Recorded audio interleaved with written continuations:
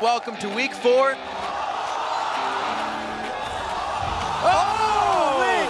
Wow, the Dress Express monthly pass coming in for Link there. Very good win by CLG. There's the headbutt into the wall, and the pulverize, knowing that the wall would stun him up a little bit. Here comes the teleport in. It's going to be Groot. No, that is not going to happen for you, Kruz. That headbutt. St. Vicious's return comes in victory. Can pull out the chase. Whoa! Wow! Wait a minute! Back and forth! What just happened? I have no idea. That was awesome. But they are able to pressure through, push through, and persevere. Clean game by TSM. 31 kills, 36 minutes, and a victory. Cruiser goes down immediately. Xmithy's big there with a double kill. Dig, why did you go for Baron? XDG was able to grab a huge advantage here, but they get the victory, and that's all that matters.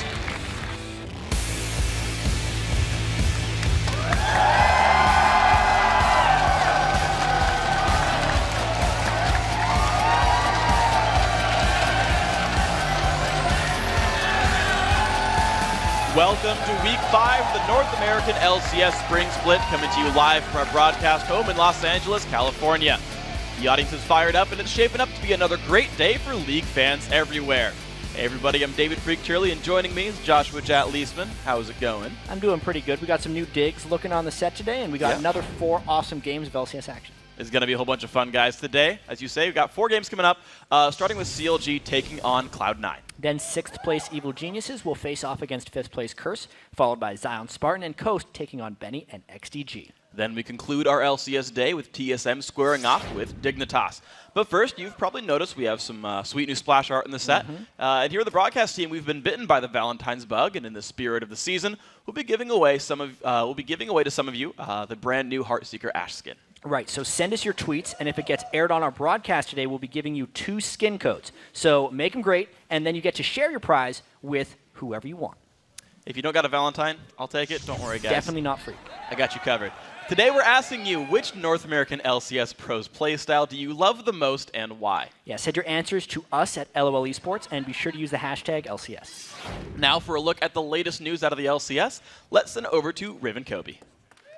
Thank you very much, Freak. Hello, everyone. I am Rivington Bislin III. With me is Sam Kobe Hartman Kensler. How are you doing this week? Great. I'm happy to be back, Riv. The audience is excited, as am I. We are 5 weeks in, and week 5 of the EU LCS belongs to the history books now. We'll check the standings out in just a minute. First, let's take a look at the most tweet-worthy highlight you hit at hashtag LCS Big Plays. All right, so Chan Ah Win says Millennium J-Ree MVP in that match. Mad Life hook onto Reckless, followed by a flay onto 3, catching Fnatic out, and it led to a Baron and a decisive win. That's right. Let's take a look at your number 1. Now Kevin again in amongst the team doing damage. All the barrel rolls back there. Kratos making sure he doesn't run into a pillar of ice. Going to lock up Yellowstar. He's going to get caught out there. Try to turn it back around on towards Peke. The hook on Reckless. They're going to follow through. The flame comes through. Brilliant. No, Kratos off the side. He's just taking them down one by one. A triple kill comes from Kratos. But what a setup from J-Ree. Sometimes when everything's looking bad, somebody still has to make that one play. And everybody there, I think, was about 600 combined health coming off of Millennium. It was a pretty crazy play. Be sure to keep sending us your favorite moments as you watch today's games. Yeah, hit us up at LOL Esports, and be sure to use the hashtag LCS Big Plays to see all the hooks, the skyfalls, and other assorted carnage on tomorrow's broadcast. So with that, you've seen the play, so let's see how it affected the EU standings. In the first is Rocat. They are going to look to continue now having first place, and they are the team to beat over the EU LCS. Then Fnatic continues to struggle, dropping to 3rd place with 5 losses now. Super Hot Crew hooked MVP for Migza, who went 0-0-19 as Thresh in their win over Alliance. Very good job for these guys. Turning to the latest out of the NALCS, we find that TSM is still going strong and inching closer to the record for the longest winning streak in the North American LCS. That's right. They're at 9 wins now. I mean, currently the record is held by Cloud9, who won 13 in the 2013 Summer Split, so they've got a ways to go. Absolutely. While TSM's building their streak, we saw Dignitas' heavy 3-game schedule end with 2 losses, breaking their 6-game run. Yeah, what can we say? They made a lot of mistakes, and they kind of fell back into some bad habits against XDG. While Dignitas managed to hold on to third, Curse moved up in the standings to end the week in 5th place, however. Yeah, since St. Vicious came on board as support, we've seen mixed results. Yeah. He brings an aggressive play style and has been tagged as the team's new shot caller, but they weren't able to put up much of a resistance against the TSM juggernaut. We'll see how his style of play fares against a veteran support like Crepo when they face off in our second game. That's right. Now let's take a look at the North American League standings. In first place with a 9-game run, we have Team Solo Mid. In second place, it's Week 4 MVP Meteos and Cloud9. Then Team Dignitas sits in third, but they lost 2 of their last 3 games, so they're kind of on a downward trend. Looking to get back on the up. In fourth, we have a surging Link and Counterlogic Gaming who finally have their roster in place, and Curse has climbed to 5th with 4 wins. In 6th place, it's a tie between Evil Geniuses and XDG. Then in 8th place, we have Coast looking to snap a 6-game losing streak. And now that you see how the teams stack up, let's break down the ones we're going to be watching this weekend. Starting off with I'm a Cutie Pie. Being undefeated on Jinx so far, he's now picking Lucian twice and has not had the same success. We'll have to see if the loose cannon makes her return today in the hands of Cutie Pie. And then we've got XDG mid laner ManCloud. He's still on watch because he led the North American LCS in kills in 2013, but he struggled to get any momentum since that Zuna Smithy lane swap. Also, we're going to be continuing to look on to Dexter, another player that is coming to the light. We've been waiting for him to come over. CLG did get a win out of that with their debut in him in the LCS, but we're still looking for him to do some big things. It was not the strongest performance, and we'll have to see how he does against Meteos today in their first game. And then in the top lane for TSM, we've got Dyrus. He had a couple of monster games, and he leads the NA LCS in KDA with a 12.0 KDA, and he's ended the week without a single death. And then we'll be watching to see how legendary Xiao Wei Xiao fares against Prowley in Sunday's North American Challenger Series final. LMQ is currently undefeated in their 6 games, while Prowley has only died once in 4 games. For more on the NA Challenger Series, head over to lolesports.com and check out our closer look at Sunday's finals. While you're there, let us know who you think will win today's games. Click on the matches at the top right. Go to Week 5, lock in your vote, and then remember to reserve your spot to attend one of our upcoming game day recordings, and we're going to get the full immersive LCS experience to all the fans. That's right. All you have to do is click on the tickets link for all the details. Now we're going to send it across to Freak and Jat at the analyst desk. Thank you very much, Riv, and we turn our attention now to a story where basketballs and Summoner Spells collide. Hey, Freak Basketball and League of Legends share a lot of similarities. They're both 5-on-5. You play 5 different positions. Communication is vital, and there's dunks. There definitely are. And a lot of kids grow up with NBA players as their heroes, but here's a story of an NBA star whose hero is a mid laner. Right. Utah Jazz forward Gordon Hayward called the 22nd timeout during a recent trip to LA to stop by the Curse House and meet his favorite LCS pro. Hey, what's up, man? How you doing? I'm good. My name is Gordon Hayward. I am a professional basketball player for the Utah Jazz. This is my 4th season in the NBA. Good to officially meet you. Joe Dat. That's my real name. What is it? Joe Dat. Yeah, I'm just gonna call you boy. Yeah, that's fine. I was always an avid video game player. I'm just a competitor, and video games is another outlet for that. We got a nice little setup for you here. We're gonna play some? If you're down. Yeah, I'm down. I knew of Gordon Hayward. I knew he was a player for the Utah Jazz. He was streaming League of Legends. I was like, hey, what's up, man? And he's like, oh, what's up, boy? I watch you all the time. And I was like, oh, that's awesome. He actually came on the stream, and he doesn't probably know this, but all my friends in the background were freaking out. I play a lot. Usually I bring my laptop so I can play on the road, just depending on the internet. And some of my friends are gold. They rub it in so much. Dude, I'm gonna get there, just wait. Yeah. Should we do ranked or normal? This is my D5 account. Yeah, we should definitely do normal.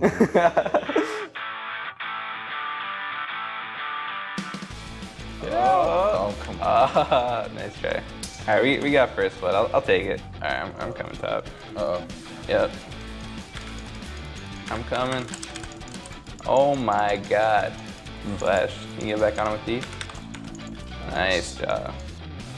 Yeah, you one-shot the Kazakhs. There's actually a lot of similarities between competitive video games and competitive sports, basketball and League of Legends in particular. Obviously there's the 5-on-5 aspect, but everyone kind of has a role. When you watch the LCS games, the teams that are the best at communication usually, do the best, and that's exactly how it is in basketball. When you have a team of 5 people, They just mesh well together, they know their plays, they know the strategies together, and you can find success on the fields of justice or the basketball court. So when you're playing, do you get like nervous up there? Yeah. Playoffs, Worlds, or like even like the recent relegation that we played, there's just so much pressure. Like, I want to do well. Right. It's like this huge crowd. I feel like everyone's counting on me. Yeah. I mean, I imagine you go through a lot of the same stuff. Because it sucks when everybody's watching you and you know you don't play well. Yeah, it feels. You do kind of feel like you let people down. Yeah. And then I didn't ever think I would leave like school early. Yeah. You were in That college, was- right? And you got drafted. I left after my second year. Yeah. How old are you? 19. 19, and so I mean you're like on your own. Where are you from originally?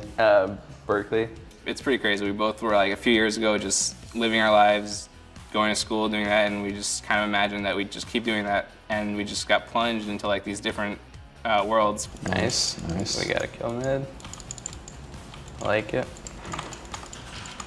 So on Random, do you think you should build the armor part first or the health part first? On Wukong, you want to get the health because his passive is like pretty ridiculous in team fights. Just playing with them, it's amazing, you know, all the details that he knows about the game. He probably doesn't think about when he's playing League, but it's just like I don't think about when I'm playing basketball. Man, 0 for 2. I'm too heavy. Nah, you did good that game. We had a lot of fun, and we did make some plays together. We did. We got some first bloods. In both games, actually, we got first blood. We didn't really turn that into victory for us, but it was a good start, I guess. So you had to work on your autograph? I just do whatever. I do the boy. I don't really practice. Wait, so you don't have like a certain one? I don't know. I just kind of do boy. Like I'm gonna have to get your autograph before we leave. All right, I'll get yours too. So let's see this boy signature here. All right, we got the whole team on here. Cool. Thank There you, you go. man. Appreciate it. No problem. Hang this thing up. Where's that basketball, Mark? Not only League of Legends, but esports in general is getting very big, and there's a very big community. Selling out Staples Center was pretty impressive for one, and you know, I'd sit at home and watch, and I'll have friends come over and say, "What are you doing?" And I'm like, "Well, I'm just watching this." Like, how do you sit there and watch it? And it's like, well, how do you watch a football game? You know, it's the same exact thing. A different venue of where guys are competing. And joining us to talk about his dual lane partnership with Hayward is Curse's Boy. How's it going? I'm doing well, thank you. So like, I'm like kind of at a loss for words. Like, I like the package. What were like your thoughts overall? Like, seeing him hanging out for the day. Like, what was that like? Yeah, so when I started talking to Gordon, we were just kind of messing around. It was like, oh, like we played some games online. It was like, all right, now you gotta like come play me in basketball. Like, I'll show you what's up. And then I was like, all right. And then finally we met up. We got to play some duo queue and just actually hung out in real life for once. And it was really cool. Like, he was awesome, very down to earth. Like, pretty much exactly as I imagined, and it was a great experience for sure. Yeah, and he said 0 for 2 at some point in that video. How did the games actually go outside of first blood? First game we duo queued bot. He played Lucian and I played Thresh. We were just like, all right, we're just gonna like go off and like carry this game, and we like got first blood. I think we double killed their bot lane, and then our mid laner just died a bunch of times, and they kept roaming down, killing us. So that was kind of a bummer. And then second game we're like, all right. You just play like you're one of your best champions. I'll just play one of mine. He played top lane Wukong, which is like one of his specialties, and I played jungle Lee Sin. So the strategy was just that I just like gank his lane, like get him fed, and Gordon would go off. And then so we killed their top lane in their jungle a bunch of times, and we had like a massive advantage. And then I mean, just like League games go, It all fell apart. Yeah, it's sometimes you just throw. I think it was a Baron throw, and that was kind of the end of us. But Ouch. yeah. So that first game is because the support didn't ward, right? Basically. Yep. And that was my fault. Okay. So then, how'd the basketball games go, though? We actually didn't get to play. He had to play the next day. He was playing the Lakers, which they actually won that game, and so he had to get back. And we wanted to play a little bit of hoops, but we didn't have time. But I think we could all imagine how that would go. Yeah, you Got a bit of a height edge on him. Yeah, I feel like a little bit. you'd be more agile though. You get around him. Just put the layups over there. Like, I wish. just the micromanagement, the mouse moves. Okay. Let's actually start talking about the games today. So, how you feeling about your matches coming into the week? So we're playing EG again. It's a rematch. Last time we played them, I wasn't feeling too good, and I kind of let my team down. But hopefully, going to today's game, we're going to do a lot better, and hopefully we can do that. Yeah, what's it been like now that Saintfish is a little bit more established as a support player and Z Camp more in that coach role? Yeah, so Saints just started to play support, I think, about a month and a half ago. So he's still sort of learning the ropes on the role. But from like a shot calling perspective and stuff, he's bringing like a more directive voice to the team that is something that I guess we kind of lacked for a little bit. And not every game goes spectacularly, but I think we're like actually looking to make a lot more plays. And I think that's pretty important because we might fall down a bit more, but I think the successes that we have are a bit more dynamic, and we actually like see ourselves improving, I guess, which is I think a good thing. Are there any differences playing with Saint compared to last season? Has he changed as a shot caller? I think that he's gained a little bit more perspective. I think he's a bit more of a like, I guess, balanced person. So I think if something doesn't go well, we're all a little bit more open to just trying to evaluate it for like what it is. And I think that he's changed for the better. I think that there's a lot more room to grow as a team since last season. All right, Voy, thank you very much. Good luck on your games this weekend. We've got some games to play, so later on we're going to take a closer look at Voyboy and Gordon Hayward playing some games together, but we've got to take a quick break. When we come back, we'll jump into our first game of the day when Dexter challenges the King of the Jungle. It's Counterlogic Gaming versus Cloud9. Don't go anywhere.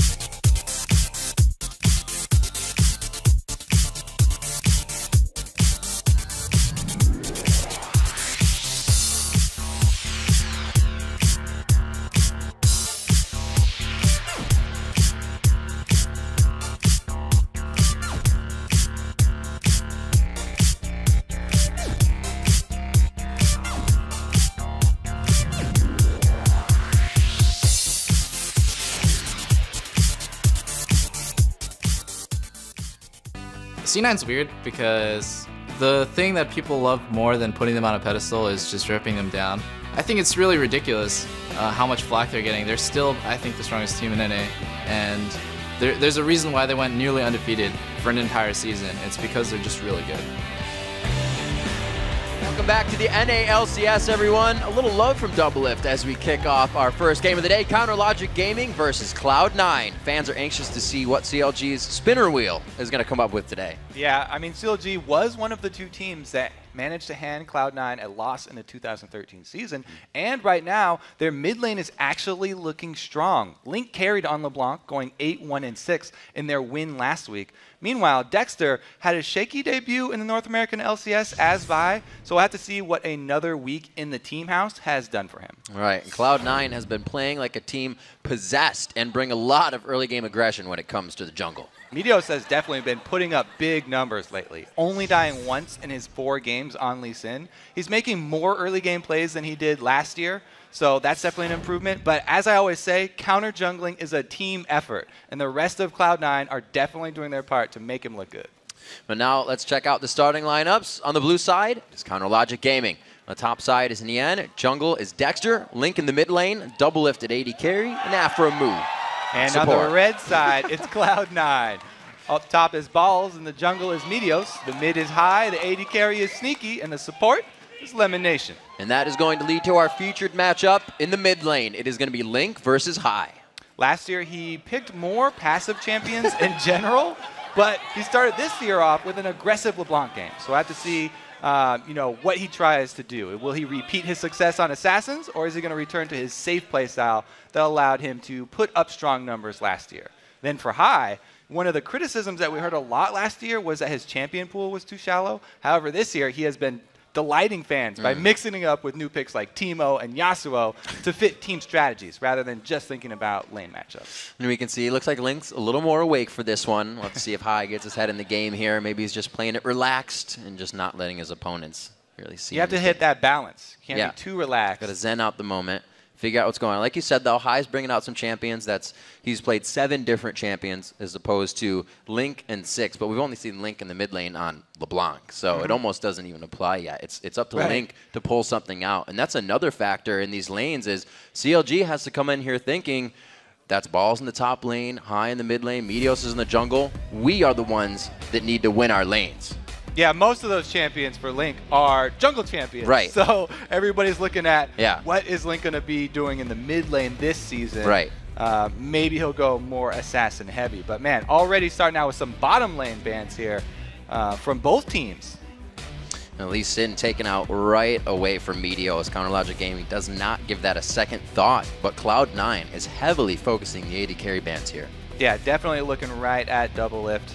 Pretty much the heart of CLG, I guess. Man, so that takes out a lot of the spinner wheel. It's very obvious what their strategy is, yeah. So hopefully that spinner wheel did not land on solo push AD carry, because the AD carry that Doublelift likes to push on is Vayne, and she's already off the board. And a quick ban coming in for Annie. Lemon Nation has only played Thresh and Leona, and obviously strong enough to play the Annie, but yeah, it makes me think that they're going to be looking at first picking away that Thresh, because man, Cloud9 have had so much success on that Thresh. He's undefeated. They've talked about in interviews even how there's no reason not to take that champion. So yeah, it's a pretty obvious pick for Cloud9. He's undefeated on turn. it. Exactly. 5 games with Thresh, completely undefeated for Lemon Nation. That might force him onto his Leona. We'll have to see. We got a little bit of time for that. We're still just finishing the bans now. These guys definitely thinking it out, and Link will not see the LeBlanc he used in his first mid-game appearance. So at this point, they have to think about the Thresh, but they also have to think about what type of champion Link is going to go back to, because that really the mid laners nowadays are determining a lot of the overall strategy for a whole team. Are they going to get someone like Ziggs, who's great for pushing and tower sieging, or are they going to go with a different assassin? Because Link has a very wide champion pool. As we said, half of those champions he's done already have been junglers, so he can do, the short-range AD assassins in mid lane just as easy. Very interesting pickup coming in from Doublelift. Maybe it has something to do with the composition that we're going to see here from CLG. That gives Cloud9, Elise, and Thresh, two of their favorites. So they definitely pick up the Thresh, instant reaction there. But I think CLG might have switched a little bit of their game plan coming into this, seeing how there were 2 AD carry bans. which is a little bit unusual, and so they wanted to grab that AD carry that's 4 double lift just as quickly as possible. And Sivir actually, as a first pick, gives away a lot about your team because that's looking for late game Zerging. She's going to be looking to add a lot more bruisers onto her team to take advantage of that on the hunt in the late game and just swarm into the backline of Cloud9. We see the Vi being picked up. That was Dexter's first victory. Remember, eyes on Dexter here. He is one of the players we are watching this week. CLG did find a win there, but his performance wasn't the strongest. Looking on the other side, Sneaky picks up that Draven again. Yeah, you know, he's got 1 win on it. He's got 100% win rate with Draven, so it's a good pick for him. He spread it out, too. I was back in week 2. So. And I love the combo. I've always loved the combo of Draven and Thresh. It's right after both the champions came out. Like, they work so well together because they can continually shove the lane, and they both benefit from it so much. He can stack up Adoration, and Thresh can collect all the souls that he wants as long as they have command of that lane. They're constantly increasing the potential to really run away with it. It's very snowbally. If they get one jungle gank and get that kill for the first time they can catch an Adoration, then he really jumps out. I'm waiting for Chronologic here to hover over the last few picks. We did see the Renekton going to the top lane for balls. This is going to be his 5th pickup on Renekton.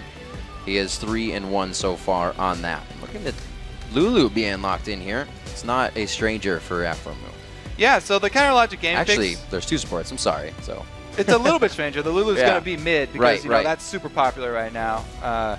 Started actually a long time ago as Zamfira in North America, but didn't really catch on until people saw high-ranked Koreans using her in the mid lane with the Lich Bane for the late game scaling. Like usually her late game damage wasn't that great. Then when you add the Lich Bane onto that, you're adding on more AP scaling. But anyway, the rest of the picks from CLG here are pretty much what we expected. As soon as you see that Sivir lock-in, like I talked about, kind of tells what the rest of your team is going to go for. And they've added some pretty good extra bruisers onto that. You know, they've got the long-range engage with Leona, and then they've got the Vi and the Shyvana combo. So I do like what kind of Logic Game is going for here. Pretty much tip their hat that they were going to go for team fights pretty early. They've synced up, and we see what they got. Lemonation speaking to the team here. He's growing himself a pretty fantastic beard as well as he discusses this last pick. The facial hair is pretty much as thick as the hair on top of his head now. Yeah. It's like pretty even there. I like it. Very smooth looking. I like this pick as well. That was a win for High on his first Orianna grab. Looks like he's going to go for it again, so they synergize a little bit of team fight for themselves as well. So when you're facing a team like CLG has that are all going to be swarming into you and trying to dive on you, and they're very melee heavy, as we expect with the early Sivir first pick, Cloud9 are immediately looking to have answers for that because they know what the playstyle is going to be. So they're looking for AoE CC, which is going to be Thresh Box and Orianna ult. Like those two are very good for slowing down and trying to control this melee Zerg for at least long enough for Sneaky to be able to get out of danger and to continue to do damage. They're hoping that the Thresh and Orianna is going to be enough to keep that AD carry alive because this team, CLG team here, is got very high dive potential, and they're going to be looking straight at Draven. Well, we saw that CLG, we'll get to that in a second. The game's about to get underway. We first have to check with the voting at lolesports.com, see who guys is going to be victorious in this matchup. And with the voting, 73% of you think Cloud9 is going to start the weekend with a win. Now, to go off what we were just saying, with Monty in town recently, CLG showed a lot more communication, better strategy in their play, and they did find the win with Dexter. So coming into this one, hopefully they can keep using Dexter. A little bit stronger this time. He's one of the guys we need to watch this game. 1-3-8 coming in his first match of a CLG win, but he didn't have much of an impact, so eyes on him. Yeah, I'd say most of that credit for that first win from CLG with him being back is Link. Yeah. He just went off in that game. And my eyes are still going to be on Link here, but it's Lulu, so it's a little bit different. Right. He really relies on controlling the tempo of the game. Lulu's very tempo-based champion. She benefits from slowing down you in lane and also using her speed buff on herself to go in and out and really get burst damage when you're not expecting it. Yep. That's really the trademark of Lulu. Here we are, ladies and gentlemen, a rematch between these two teams. Cloud9 having the first game. They are 8-2 on the season. CLG at 500 right now, 5-5. And it's somewhere Counter Logic Gaming has usually been, right in the middle of the pack up until the end of the split. What we'll see with Dexter now being on the team with that roster locked in solid. Can they start forcing into that top 3 earlier than midseason? All right, so mostly Dorans, but we have 2 flasks for both mid laners here, trying to sustain through the early game and the early harass that's going to come out. Orianna also can start shield if he feels like he's getting a lot of pressure from that Lulu early. So both of these mid laners can play pretty safe early. And usually when I see an Elise, I think there's going to be a lot of ganks mid, but this is definitely one of the safer mid lane matchups. So I think more jungle pressure will be concentrated on the other 2 sides of the map, right. And maybe more moves will be made towards just stealing away camps. Which lane, if it's going to be the outer lanes, would get more focus? So whenever there's a Leona, you're always looking at bottom lane. Like the potential is there. I love as jungler when you have a Leona in the lane because she can set up ganks so well. And I think the bottom lane is going to be definitely a point of contention for both these teams. Everybody knows Double Lift is a huge power point for CLG, so Cloud9 will probably want to get him behind earlier. And Thresh, again, is just like Leona, very popular for setting up ganks because of the Lantern. As long as he lands his hooks. And Lemon, man, does he have a really good hit rate with his hooks. He is on point the last few weeks with that champion. See what they can produce in the early part of the game here. Wards have gone down, as usual, across the map. And we'll see Dexter starting on red as Meteos is as well. Yeah, so this is very, very common now in the tournament play where junglers will no longer be receiving any help from their bottom lanes because bottom lane early level 2 is such a big, big power point. Really determines the rest couple minutes of the game after that. And both of them want to be in the lane, trying to battle over those first minions. So as we see, Dexter has to do his by himself. Meteos opts to start on his red on the opposite side, though, so he can get a little bit of extra help from Balls. Always interesting watching Sneaky play with the axes. One of the very, very top Draven players that we see in the LCS. Cop's the other one that's tried it. Sneaky having quite a good reputation so far. Still very early in the game, and it's only been a few auto attacks between this bottom lane that we hope to see a lot of aggression in. And it already starts right at the level 2s. There's one for Double Lift as well. They start going tit for tat back and forth, but it's just to say hello. That right there is why everyone's starting their bottom lanes in the lane with the first creep waves. You can see they battled over the experience and both hit level 2, so it was a pretty even trade. Very, very exciting, though. Now the next big point is when they hit level 6, because that's really where the large amount of CC comes in with the extra ultimates from both supports, and usually you'll see junglers called down there. I love it when the CS between the AD carries is always by 1. It's the I can do anything and you can do better. They're just kind of like looking at each other in the eye, going back and forth. Lemonation here is thinking he's got a huge lead over Aframu with his 1 CS. Yeah, that too. Just dominating him. These lanes are swinging. 4.5. See, look at the 500 and 5,000 rather. See the top lane Balls doing what Renekton does, getting that turret. They're getting that turret pressure up with the minions. And it doesn't look like that's going to draw anything from Dexter. He knows Nien is safe, and it looks like he's going to get a ward down in mid lane for Link. Yeah. Now, Nien, the big point there is that will he be able to last in under the turret? It looked like they were primed pretty well for him to do so. So I expect him to catch up decently in CS. And the discrepancy right there wasn't too big. Right. Double Lift. Not quite under the turret yet. He's got some pretty easy farming here. Sneaky not exactly in poke range, but they are not letting CLG breathe too much. Keeping him suffocated right up against that turret. And they're just going to keep trying to get those souls collected and auto attacks in when possible. We got backing by Meteos here. We'll see if he tries to make anything happen when he comes back out of base. Yeah, let's definitely note also how Aframu is helping Double Lift CS a lot there. That comes with playing with each other a lot because there's not time to be like, oh, hit this one, don't hit that melee, yes, hit that one. They just kind of have to both use their best judgment and work together on it. It seems like they got a lot of those done pretty well. Now that you're talking about Meteos coming out of the base, he's actually picked up a pink ward on top of a regular ward for him. So he's going for very early vision control.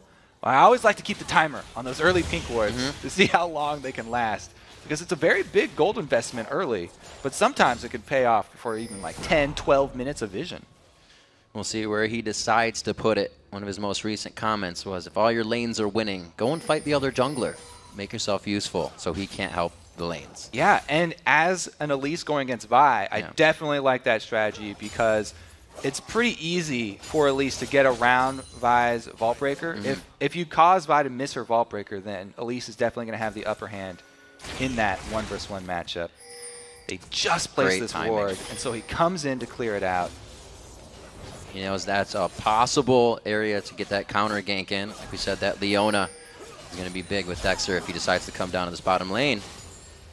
And what that ward really does for the bottom lane here is going to sort of cause Lemonation and Sneaky to have an easier time, because Doublelift and Afro have to play a bit more conservatively until they can call in reinforcements, which is actually very quickly. Yeah, Dexter's like, I'll be down there in a second. We'll get a little bit of gold on this.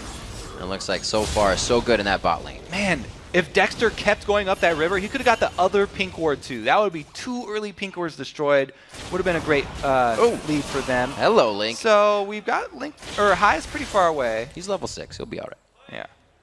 But man, they got one of the pink wards down. The other one's still standing strong in that tiny little river bush. We'll have to see how long that one lasts. Doublelift and Afro now find the wave in their favor for a few moves. And it looks like they get a bit of auto attack harass onto Lemonation. Level 4 and level 5 on that side. So it's pretty mirrored here. They're both working with the same thing. That level 6 is going to be pretty big. We'll see if the junglers have anything to say about it as well. Still 400 gold up on the side of Cloud9. Nobody's really got a huge lead though. Yeah, and looking really back up at the top lane, you kind of forget about top lane sometimes, but Balls is doing a great job on Renekton, increasing that CS lead. He's kept Nian under his turret here, and he's doing exactly what you need to on Renekton. If you go even in CS on Renekton, then you start to get a little antsy, because you know that you're going to be falling off later. And he's doing a good job at least making the most of his power curve. Causing Nian to have to farm with Flame Breath up there in top lane. See how he continues to do. He should still be able to have an impact on the team. Nobody's running teleport in this game. It's something we haven't seen for a while. Yeah, both the top laners going combat summoners because they want to be able to fight each other. Shyvana should be close to Renekton in that early game power.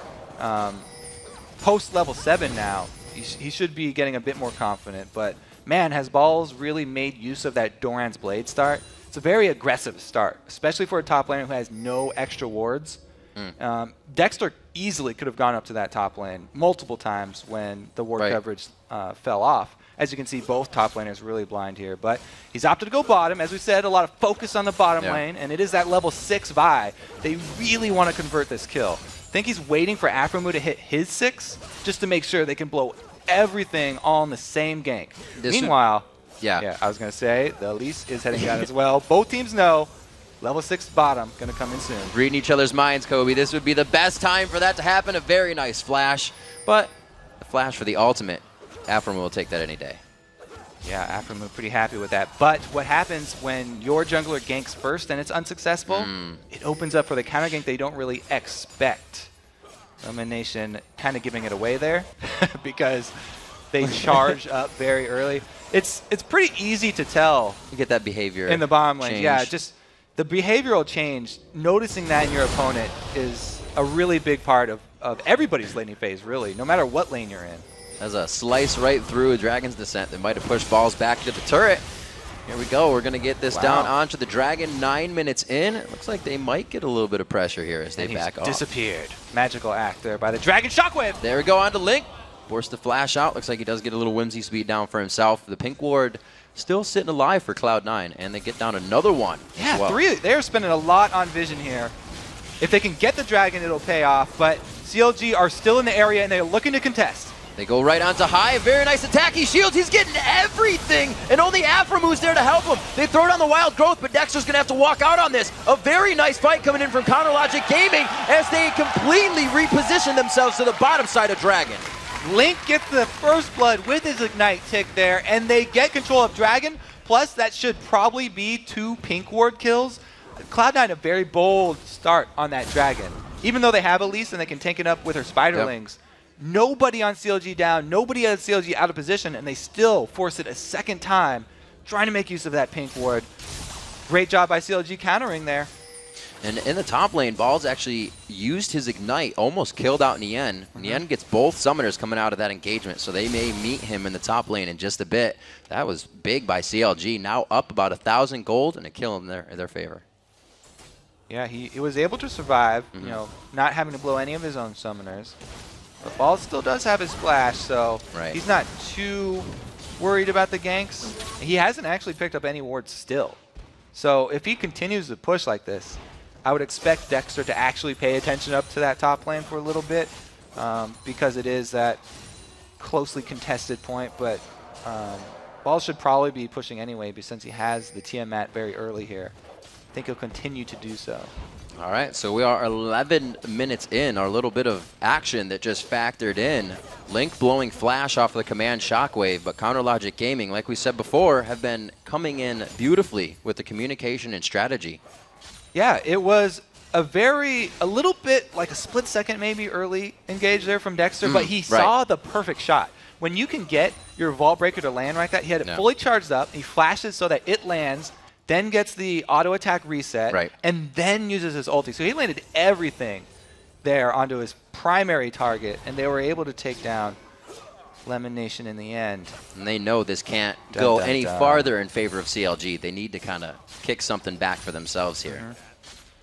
Bottom lane, definitely going to be focused here. High actually making a roam too, so this will be a 4-man. It looks like they'll even go for a dive here. Yeah, this is what they need. Shockwave is back up for High. He's waltzing around the side. He knows that's free of any Dexters, except for the Golem area. And they're going to push Alpha and Double Lift right off of the turret. I don't even know if this is going to come in as turret gold. They don't have a good push going here. That wave clear from Sivir is so strong right now. Defending 3 versus 4 is possible when you can do that to a backline wave. Very rare that you see a Cloud9 gank just be forced off and nothing come of it. Both of their moves so far, the 2 calls that they've made, Force Dragon, even though CLG are not out of position. Okay, here we go. The counter gank. He just put the box up to make the Solar Flare look pretty on that one. Lemon Nation gets taken out. Yeah, that was a circle right inside of that Pentagon. Perfectly placed. But Lemon Nation, since his flash was down from the earlier engages, a really good call by CLG. It looks like they're making really all of the right counter moves here. Even though Cloud9 are getting the first step, they're able to answer and then retaliate very quickly. Don't get too much ahead of yourselves.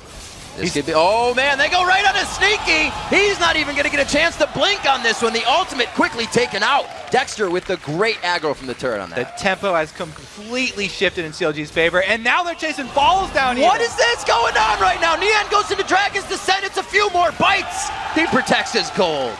So it wasn't Dexter to make the move top, it was Link to move up there. Yeah. And Lulu's actually really good at roaming because she can boost her speed up. Shove the wave in with Glitter Lance and then make a move to try and take down this Renekton who's constantly split pushing. Meanwhile, in the bottom lane, they also use the Dexter ultimate. It looks like just all areas of the map here, CLG, are really taking command. Such communication there. Link not having to follow High down, goes in the top lane, gets a kill for himself along with Nian. Everything is working in favor of Counter Logic Gaming here, and they made it start quick. Right from the Dragon on, they've been in the driver's seat now. 4 kills, about 3,000 gold. And without any counter jungling or whatnot, they've just been working off Cloud9 mistakes. Yeah, and they're, I mean, especially, I mean, the whole team, actually. I'm not even going to call out one person. All of CLG are really working well right now. Absolutely. The communication to answer the moves from Cloud9 and then go aggressive when appropriate has been impressive here. And talking about the junglers, you know, they're both going sort of defensively here, starting out with the Spirit of the Ancient Golem as opposed to Lizard or the Wraith. And I like that move because Vi doesn't want to be too squishy. He can get the Brutalizer next, just for the great cooldown reduction, armor penetration, and all of that jazz. But he started out with a very early tenacity too, so that will help him a lot in this very dive-heavy comp. A little bit of a grab, not much happening onto that. Both junglers are circling around the bottom, looking to make something happen, but it is going to be difficult because both bottom lanes have stepped up their vision control too. Yeah. Man, so those jungle items, by the way, the gold from conservation stacks is if you use every single conservation stack, like on, you never let it get to 80 and you never let it sit there in your pocket. It's about 6.6 gold per 10, which is kind of halfway between a tier 1 and tier 2 gold item for supports. Okay. So getting that very early is a huge boost to the income of both of those guys. Now, if we actually saw Vi going for the Lizard Elder, would that have to be kind of matched by the Wraith on Meteos' side for damage, or can they still do whatever? Yeah, you don't have to match the damage for damage. Especially Elise doesn't have to build that item. Oh, here we go. Dexter coming in with the ult. Oh, Nien wants to party too. The shockwave keeps him in a bit. The shield, no, he does not. Able to pull it back. Great job by CLG once again. Okay, so they call a lot of resources towards mid for that. Both top laner and jungler down for the kill. They get the kill, but can they get a turret or any objective off of this? Because they're giving up top lane. Dragon respawns. It's just in time. Yep, like you said, giving up top lane. Balls will do what he can, but that gank, Nien was already moving to know Dragon would be up the second they got there. The mid lane gank happened perfectly. Dragon, once again, happens perfectly. 25,000 gold pretty much. 5 kills. CLG is in the lead. And a lot of the times, the time to make that call is when your top laner, 1 versus 1, is sort of the weaker top laner. And since Renekton is going to be pushing Nien in anyway, it makes a lot of sense to trade the Dragon for the turret at that point, since his turret's already low, and they're probably going to lose it anyway. Very good timing there from CLG. Again, it seems like they're really on point all day today. A lot of Cloud9 here is just walking themselves into these engagements. Obviously, CLG can get out of this, but Cloud9 wants the turret. They want to start getting that map pressure back. They were buying the pink wards early, but it doesn't seem to have done anything. Yeah, all those pink wards, CLG have found them pretty quickly. There was just that one sticking around in the small bush for a while. But yeah, I mean, Cloud9 invested a lot of gold into that, and the early moves that they wanted to make off of those both sort of failed. So they've gone to try and lick their wounds here, and Cloud9 have gone into a little bit more conservative mode, and they're really going to have to focus on cashing in those adoration stacks from Sneaky. I think that's where a big boost in their power could come from. Right now, he's only down at 24. Might not be catching too many. Not the biggest number there. It looks like he's not the crowd favorite. Not going to be calling in too many adoration stacks. High still down here. We had a bit of a roam from balls to the mid lane to clean up some experience, do some janitor duty. He returns back to top lane to stop the suffocation the end has on that top turret now. Looks like High will finally back off of this bottom. Link is still figuring out what to do with the communication. It's always on the double lift, on the hunt. They go right for Sneaky. That spread was enough for CLG to say, we want this. They get the quick kill on him. Very low onto Dexter as he goes down. Meteos forced out of the fight, but he looks to come back in. The volatile spider heading towards Link. They get a bit of damage. Can they pop him back up? They do. Cloud9 getting the fights that they want. High was in the right spot at the right time and came back down. All right, huge swing for Cloud9. They want to capitalize on this. Yes, they won the fight, but they need to get the objective afterward. They want another kill going for double lift. Oh, it's all for double lift. Forces the flash. He put the shield on too early. He goes down still. He was just surrounded. Aphromoo did what he could. 6-3, Cloud9 somehow turning this back in their favor. A 1-team fight plus 2 more turrets off of that. That's going to be a lot of global gold. Nien's trying to make an answer up top, though, because of the roam down mid from Balls. So he's trying to get the top turret there for CLG. The gold's back to even, but let's take, again, another look at this. Everything blasted onto Sneaky. Yep. Like I was saying, this Zerg comp is going to go right for that Draven. They immediately take him out. But High coming in with the shockwave, and Lemon Nation actually gets the kill. So he's going to have a blue buff, and that really adds a lot to the chase potential, as we'll see later here. He's able to take down Link, and then they don't give up on the play after that. And they even go deeper and finally get double upped as well. So a huge swing back there for Cloud9. They're only down now 1,000 gold, which is easily turned around here. So this is right back to very, very even game. And they're the ones cutting down the turrets. That was the first turret drop for CLG in that top lane. Mid's still up. Cloud9 has opened up this map like a Christmas present right now. Going down mid, they still have at least a second tier turret there. We'll see what they can do. Sneaky moving back down to the bottom lane. You just get some farming back on. Yeah, and again, since they killed Sneaky, they went straight for him. Yeah. Chopped down those stacks again. So it's not going to be impressive when he gets his next kill. The crowd is not amused because he's only been dying here. No kills for him. And he's going to have to spend a while farming if he wants to get that back up. Both of these AD carries are looking to tarnish champion records. Sneaky has one on Draven. Mid. Oh, Aphromoo on the High. Oh, wait, got bounced out. The shockwave was nice, but the obliteration was better. So CLG grouping up first. They force the fight in mid, get one, but Balls roams down from the side. This would only be a 4 vs 4 since they already took out High, and Nien is up top trying to answer back. Having that Lulu, so easy. You just polymorph for wild growth and you disengage out of anything. Balls now. Turret is going to be done to this top lane as he was caught roaming there for a second. In the end, can easily just split push this, burn himself out to safety. Yeah, CLG really, really would love to get an additional turret down. With this team, where they've got Sivir and then these brawly melees that can engage on you, they love to have more open territory on the map where they can catch Cloud9 and chase them down. Meanwhile, Cloud9 want to do everything they can to defend these turrets for the exact opposite reasons. They need to be able to defend at them. And you can see them. Now it's Cloud9 being reactive. They're coming down to defend. Turret may go down in this instance. It's very low. High doing what he can, but they got a little too close. Aphromu's in the middle of the fight here. Doublelift is on the outside, getting in some good damage. They're trying to focus down onto Dexter, but he is the tank here in this situation. Lemon Nation's going to go down next, and they go for a one-on-one with Doublelift and Aphromu. Because CLG shoved the mid lane in before prepping that bottom lane push, Meteos was stuck at the mid lane farming minions, and it was a 3 versus 4 down bottom in CLG's favor. Another win in the team fight for CLG, and Cloud9 tried to defend this turret the last hit. And even though Sneaky is able to get off a lot of good damage here, 4 versus 3, they can't fight the numbers. Good stun, back-to-back stuns landed by Aphromu, enabling them to grab 2 kills on top of the turret. CLG is doing amazing at having things happen as a team. Everybody's there getting assists on these. The kill participation is through the roof for Counterlogic Gaming right now. I mean, they got another one of those very important turrets down, but this should be another fight here. Cloud9 are contesting all the way into the Dragon Pit. That's Dexter. His ball's a little too close here. He's going to be going on to Nien. The only thing on the front line is the health bars. CLG is perfectly positioned, and they're crushing down here. High falls. Sneaky's down. Balls gets obliterated. The double kill comes in. Lemon Nation is now the focus, and they've completely aced Cloud9. The exact area CLG want to fight in.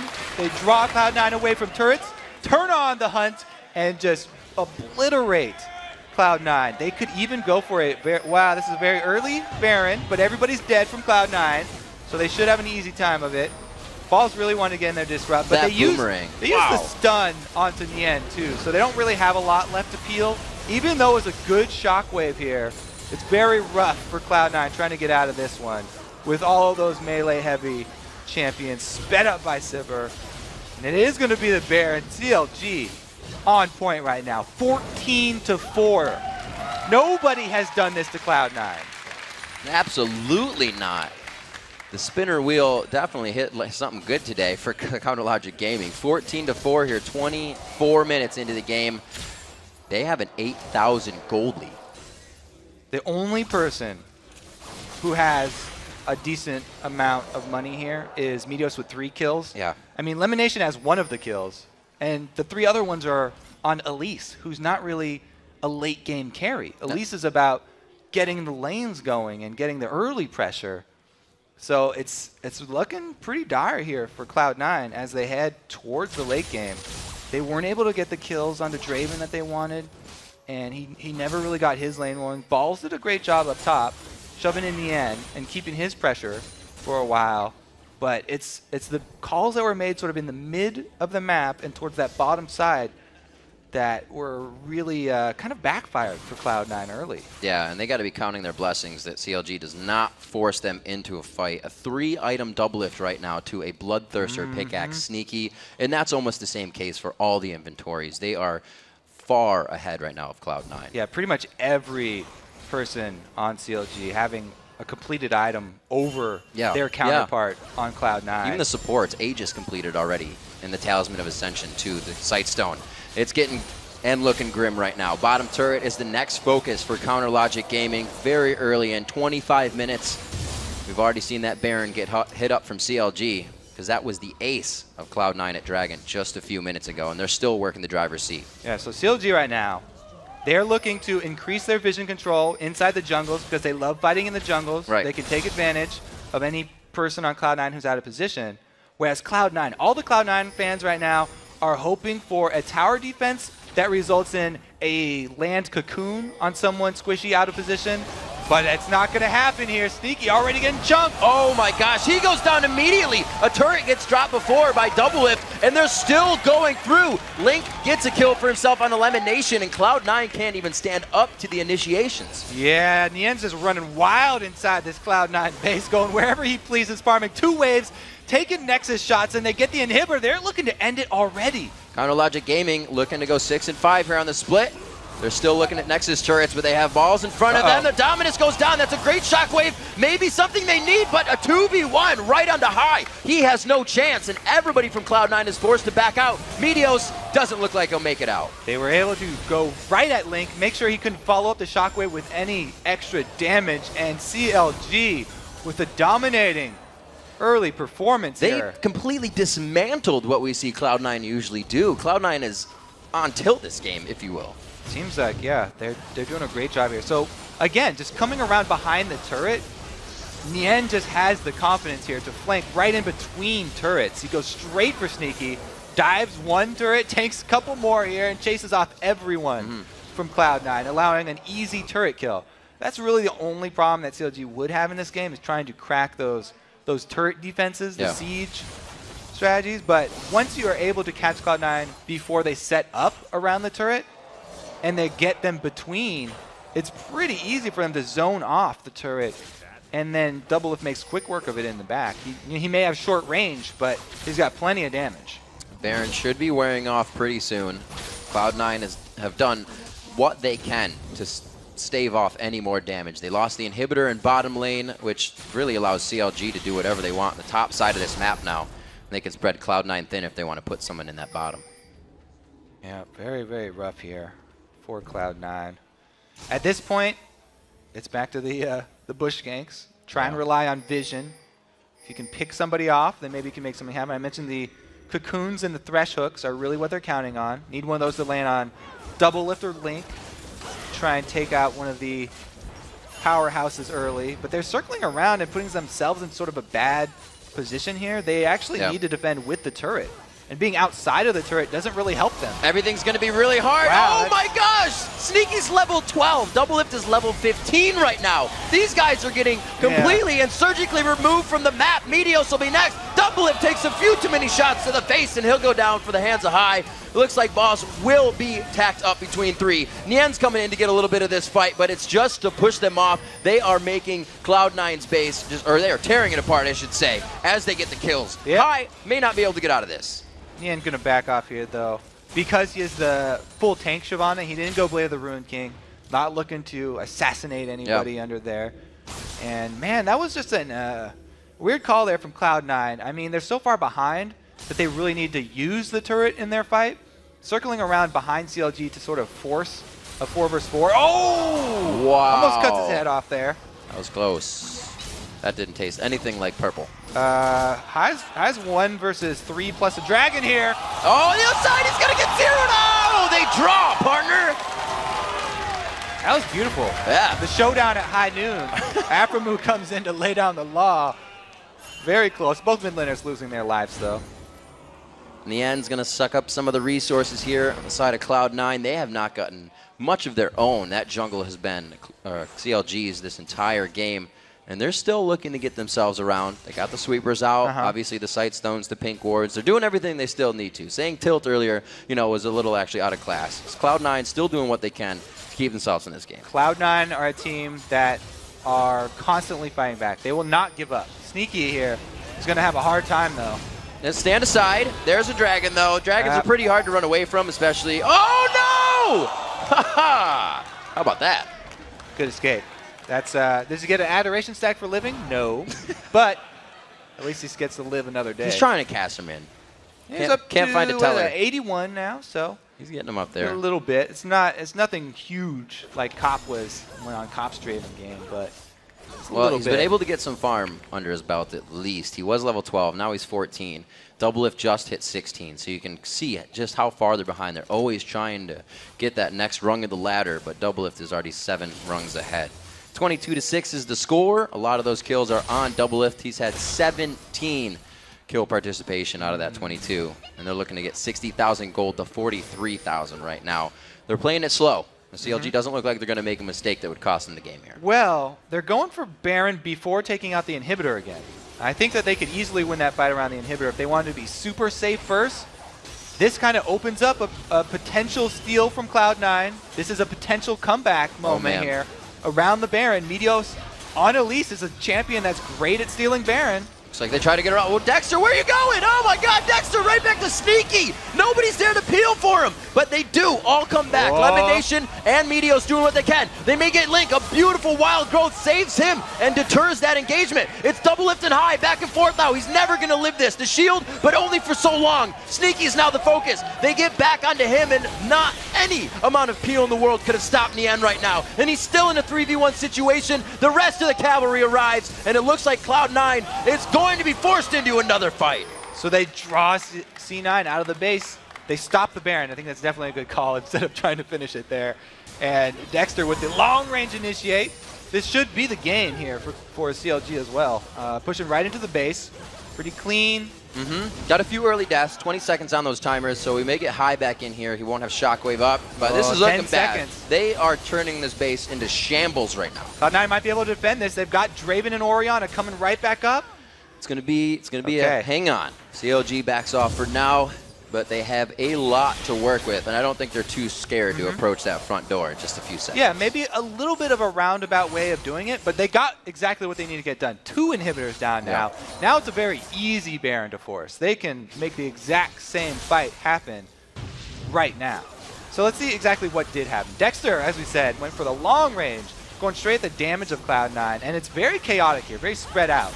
Since Nien went around the other way, Sneak actually lives a bit longer, and High getting chased down to the bottom side by double lift. It's just such a chaotic fight. CLG are carried pretty much by their purses at this point. They're so far ahead that the extra items they've been able to purchase can carry them in all these 1v1s and 2v2s that are spread out around that red side jungle.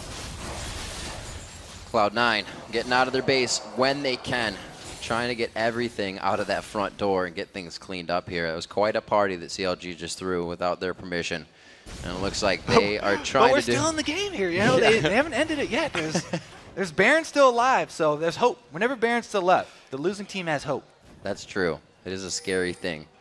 Not out of the woods yet for Counter Logic Gaming. They have 2 inhibitors that they can pretty much look at when they come back up. No reason to push them now, so that top lane really gives them everything to dictate here. Cloud9 has to adapt to CLG.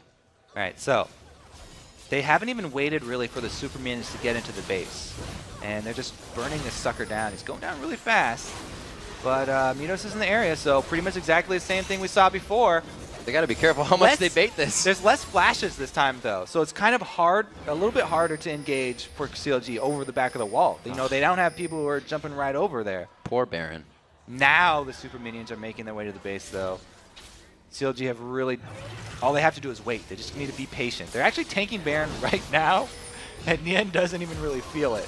Oh, on the hunt. Dexter going in. The Vault Breaker, Assault Battery. Who's it on? It's High in the back. Oh, he gets the airborne Shockwave. That was very nice, but he still goes down in the end. It's a pop-up, double pop-up Vault Breaker coming in. A nice boomerang coming in from double lift, and it looks like they're able to lock it. They get the Thresh Lantern, but the base is going to be wide open. Yeah, Super Minion's probably going to be able to get a Nexus turret here, and Meteos going down to regular Minions. Minions OP! All right, that should be it. CLG running into the base here. Only 1 Nexus turret. Wow! And Link is gigantic. What a fantastic game. A surrender from Cloud9 and Counter Logic Gaming goes 6-5 with the win. Wow.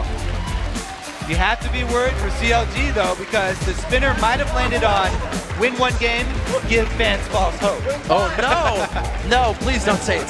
They're pretty happy, though. That was a very clean game from CLG.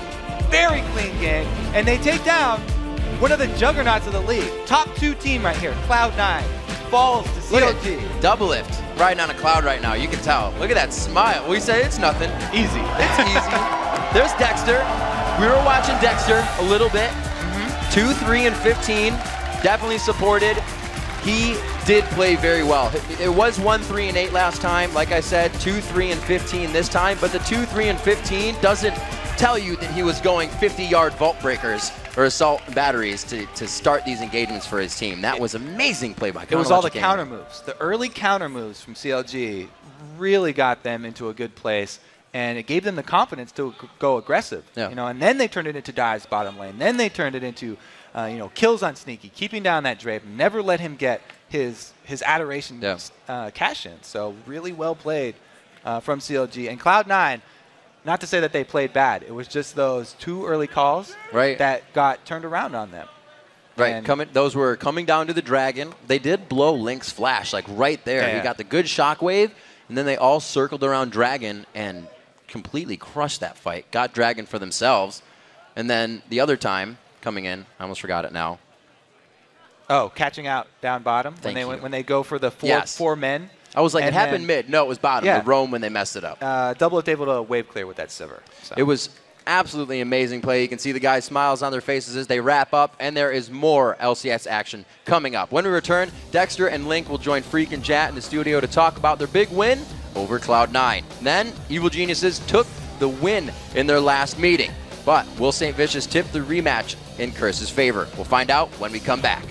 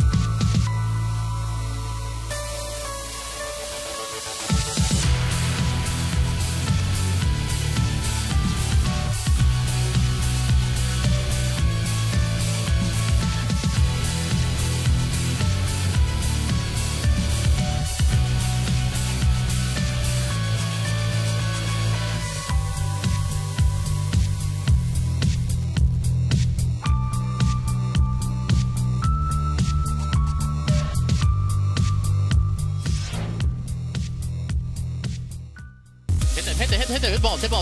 Kill him. Killing balls. Yo, I'm on the back line. You see Ori? Yo. We can do this. Ori. I'm going. I stun Ori. Kill Ori. And then Draven. Balls. Lemon. Come on, Lemon. Good job. Go, Lemon. Burn. Good job.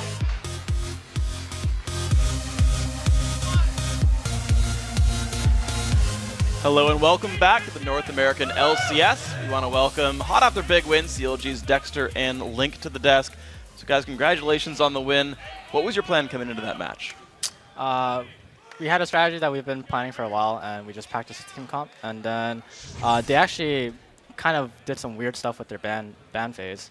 And they banned out Caitlyn and Vayne, and that caught us off surprise. And we had to kind of adapt and change our strategy. Yeah, well, talk to us about the Sivir first pick, because that's not a very common first pick in the LCS, but your composition was probably based around it. Yes, so Sivir right now is one of the most OP heroes, I think.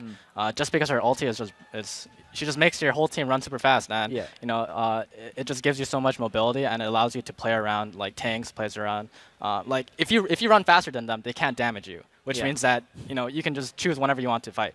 Yeah, and you guys had a whole team around move speed. Lulu was giving move speed as well. I do want to ask you, though, one thing I noticed about that game, Cloud9 never had more people in a fight than you guys did. And Dexter, was that a plan coming in? How did you pull that off?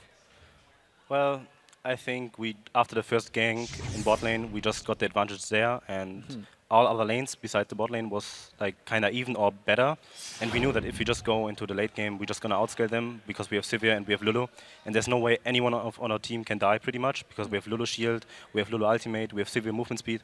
And yeah, Sivir just provides to create picks, and every time we just saw someone out of position, we just pressed the ultimate, run at them, and caught them off guard. That's how it went. So Dexter, I have a follow-up for you then, because you talked about sort of paying a lot of attention bottom lane. It seems like you got way more and way better ganks off than Meteos, even though he got Elise, which seems to be the jungle, like the champion every jungler wants. So how'd you outgank him so well? Well, I wanted Elise for myself this game, but I was like, okay, if we have to first pick Sivir no matter what, because how the bans went. And I was like, okay, I'm just going to go Vi, and I'm going to play the early game safe, get level 6, and then I'm going to try to create picks and get my ultimate off. But we knew that if Elise doesn't get any ganks off and we just played safe until I'm level 6, then we just win the game automatically. And we had Sivir ultimate and Leona ultimate, and there's no way anyone can like run out of range or something. We just throw ultimate on 1k range on Leona and then follow up. And that's how the plan was of the game. Just focus on bot lane with Leona and Vi, and then snowball the game through that with Dragon Control. And we actually have a clip up here of a big dragon fight that really turned the game around. We saw it in Sounds of the Game. We heard what you were saying in the game. But talk to me how it was such a landslide victory, because the gold right now was only about 3,000 away. Link, could you take me through what your team's mindset was when you forced this fight so decisively? So right now, we're really ahead right now, and we know that we can fight 100%. And we got the dragon for free, and Renekton is really up ahead for no reason, so we're just getting free damage on him. And he's going to kite backwards, and at this point, we're just telling Nian to go in because I'm just going to ulti him, and Vi can initiate on the flashless Draven, I believe, or Orianna. And then we instantly kill him. And then afterwards, it's just like a slaughter fest, because like Shyvana and Vi and Leona in the back line with Lulu speed and ulti and Q, it's just like they can't do anything. And then afterwards, we just kill off whoever's remaining, and then after residual damage, they're all dead. And you had the Leona ult at the very end just to pick off the Straggler, so yeah, exactly. Big team fight win for you guys. So I want to kind of redress then, after this point in the game, you guys have taken Baron. You guys are very far ahead. It seems like it took you guys a good 10 minutes after that point to finally close the game out and kill the Nexus. Was it a really good resistance by C9? What kept you from winning the game outright? Well, Orianna is really good at defending the base, and we just know that we're so far ahead, we just have to play it safe and wait for them to come Baron. That we didn't want to risk anything. We just wanted to play it down, play our team comp, and we know that if they ever come to Baron, we just pop Sivir ultimate, run at them, and there's no way they can do anything. But if we do this under their tower, there might be a chance that the wrong targets get focused by the tower, or we lose our carries, and that could like maybe turn the game around, and that's why we just decided to play it safe this game. One thing I have to touch on, though, Link, you're 2 games back in the mid lane. You've absolutely crushed in both of them. Do you feel any resentment of playing jungle for so long? Do you think you should have been in mid lane the entire time? I actually don't mind playing jungle because it actually helped me get better, in fact, as a mid laner, because it allowed me to realize like how much more you have to communicate as a jungler. And not only that, it's like it's how much more important vision control is. And I realized like how, as a mid laner, I can carry that over into the mid game with vision control. And I'm trying to coordinate with Dexter in terms of getting vision control, because vision control is really an objective. And if you get vision control, you can really just control the game. So do you think as CLG should convert more people to other lanes constantly to learn more? Has that been the tactic the entire time for you guys? Honestly, like the more roles you learn, the more better you will get at the game. Because I think an ideal player, a perfect, like the best player in the world, should be able to play every single role perfectly. And like the only way you'll get better is to know how to play that lane. And I feel like everyone should try to do it. Okay. Well, we've heard so much about CLG's potential as well. Tomorrow, you guys have a match against TSM, who is the hottest team in North America right now. How do you see that matchup playing out now that you guys are all playing in position? Well, it can go either way, I think. It all depends on the early game and how mid lane goes. I think mid lane has like the biggest focus of this game, and I think Link can take on Bjergsen pretty easily, maybe. Like, stay in lane at least, one-on-one him. And I think if we get the game and communication going, like in this game, I think we might beat them. But it's like too hard to tell because we didn't really scrim them. We don't know how good they are. And yeah, it's just depends on the early game and mid lane, I think. Of course. All right, guys, well, that's going to be a fun match to watch. Congratulations on your win. We'll see you tomorrow. We got more games today, though. Let's throw it across the studio to Riv and Kobe. Thank you very much, Freak. Earlier, we saw NBA star Gordon Hayward's visit to the Curse House, and now we take a closer look at him playing with his favorite NALCS pro, Voyboy. In basketball, I'm a playmaker. You know, I like to set up my teammates, and I kind of do a little bit of everything. In League of Legends, I kind of like to be more of the scorer, the go-to guy.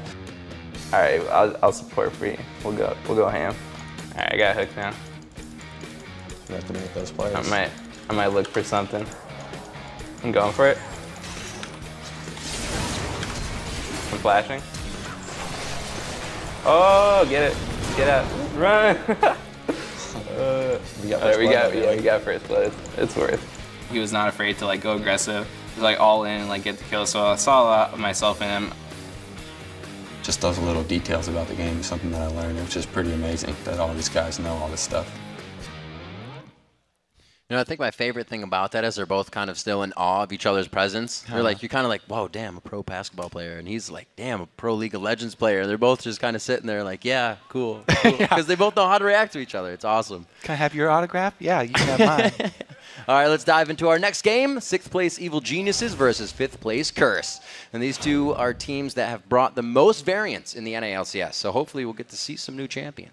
Yeah, so EG are the only team to run that Soraka and Urgot combination. And Evil Genius have actually drawn bot lane bans for Soraka, even though the bot lane hasn't put up the greatest of numbers. Meanwhile, Curse have been very unpredictable in the picks and ban phase because you don't know where their champions are going to go.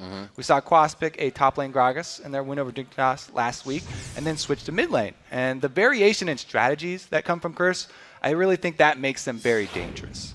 Yeah, they can try to pull out the surprises, but Curse is a team that Pole Belter is very familiar with. You're right. Pole Belter was on Curse Academy last year, so he's practiced a ton against Curse and against Voyboy specifically. The last time that these two teams played, Pole Belter killed Voyboy for first blood and then just took over the entire game from there. So with that, let's check out the starting lineups. On the blue side, it is Evil Geniuses. In the top lane is Inox, Snoopy in the jungle, Pole Belter in mid, Yellow Pete at AD carry, and Crepo there on support. And on the red side, it's Curse. Up top is Quas. In the jungle, I will dominate. Mid is Voyboy, AD carry Cop. And supporting is none other than Saint Vicious. So we know Voyboy kind of coming off that sickness of last week. We'll have to see if he does give up the first blood or not again. It definitely played into his style, what he was doing, his engages. He tweeted out after that wasn't feeling well. And definitely going to see a different Voyboy this week. Yeah, well, he got to meet Gordon Hayward, play around with him. Maybe that's giving him some confidence, playing with an aggressive AD carry like Gordon. That's true. As he said. Kind of seeing a little bit of myself in him. We always knew Voyboy when he took to the top lane, and now he's in mid. The 2v1s were always something that got him in trouble because Voyboy loves to go aggressive. And we can see that on, Akali picks coming out already from him and such of the like. Yeah, and that's really has a hand in why I think that these strategies that Curse employ are so important to their team. Like, they have so many resources. They have a coach, they have a manager, they have an analyst. They come up with strategies that they bring before they get to this game. Yep. And we saw that where, reactively, they haven't even picked champs like Kassadin Like when they played CLG, Kassadin was on the table. They didn't even pick Kassadin because they already had their fast pushing strategy, and that didn't play into their strategy, so they're not going to take that champion. Meanwhile, EG are a very reactive team. They've picked a lot of different champions, but they make those changes during champion select. Yeah, that's a good point. Pobelter's played 9 different champions in 10 games. They're very flexible, and they're definitely willing to switch up their strategies during champion select on the go. Oh, alley-oop. That didn't seem like it worked. That's why mid and support don't have much synergy. And he's going to stick to League, not switching to basketball anytime soon. Getting what they can, make sure the hand warmers are in the right spot, getting the switches in. So with that, like you said, 9 different champions for Pobelter, and you gotta think that opens up the diversity for the composition for the team too. That helps everybody out a little bit. Yeah, it does. And they talked about it in their interview after a couple of their successful games. The game where they ran Jungle Mundo, they didn't plan on running Jungle Mundo. Snoopy hadn't played that in months. Yep. And they pick the strong champions and then decide where they're going after that, which is why Pobelter kind of always ends up with whatever's left. And that's why he's played so many different champions, because he's very flexible like that. And as I said, Curse has so many resources. EG have very few resources. I haven't heard anything about a coach for them. They barely even have their players full-time. Pobelter's in school. Yeah. They've only have their players like half-time. He has to go to school, and then they can come practice much later. So they have to be a bit more reactive, and they have definitely less prepared strategies, as opposed to Curse. Kind of be able to think on your feet and make it happen. We see EG in the line. They all look pretty happy about this. They are in the head-to-head versus Curse, up and 1. They've won this matchup before, so the rematch, Curse is looking to come out big here. We see St. Vicious on the end, the newest addition to the playing roster from the coaching status for Z-Kent now. And that's be interesting to see what he picks this time. We've already had an Alistar. We've had a Thresh. Let's see if he goes. We can't make fun of him anymore for smite stealing, but we can still make fun of him for the shot calling, because now he's the shot caller. If they decide to go for Baron and flub it, it's still sort of his fault. If you want to just blame him, the aggression has worked out for them. The level 3 or level 2 Alistar gank coming middle when he played that was wholly not something we've seen in a very long time. His first game back, he made a lot of very strong plays, made a case for himself, and everybody's pretty happy with him staying on the team, on the current roster, and the starting lineup. Expecting to see a Pantheon ban come out from the Evil Geniuses side. Unless that's there it is. All right, cool. So that's because Dominate has continued success on Pantheon. A lot of other junglers in the LCS have been using it, but Dominate keeps winning with Pantheon. Meanwhile, his Wukong, which is the other champion that he's been very, very heavily favoring, he's lost 3 times on that all champion. 3 picks. So yeah, 0% win rate for that Wukong for him. So if you just target that Pantheon and get him off onto one of the other junglers, according to the numbers, you've got a better strat. And we see that Olaf getting banned out. Mundo and Olaf are the wins that Snoopy has found his wins on in jungle. So that gets banned out. We'll see what the last one coming in from Curse is. Yeah, the classic Kassadin ban. It looks like the bans from EG are fairly static bans. Like those are just, okay, we're against Curse, we ban Pantheon. And then what else do we ban? Right. 2 very strong champions at the moment. Yeah. Yasuo in the hands of Void, but he's already been able to perform on that. And then Elise is a generic jungle ban. So they're kind of spread out on their bans. But as we said, they're a reactive team. They decide what they're going to go with in Champion Select a lot of the time. I mean, they definitely prepare coming in, but they're able to make those changes. Looking, Elise is actually one of those champions that Snoopy played as well, so he's kind of reaching into his pocket of junglers as we see a LeBlanc is going to be the first pickup, and this makes it number 10 for Pobelter in different champions played. Yeah, expecting the Gragas, just because Gragas is the champion that he was able to run away with the game on before. It's a strong all-around first pick. LeBlanc is a champion that many different mid laners have had success in the LCS. Link's return to mid lane. Exactly. That's definitely highly prioritized among all mid laners at this moment. So not really a surprise there, but yet another page in his book, more diversity here from EG. And we do see that St. Vicious goes for a third and different support. Leona this time with Dominate picking up Vi. Back in week 3, he actually had a loss on Vi, so we'll see if he can get a win here. I like this combo because they're both very aggressive players and they're both very aggressive champions. Very long range engages.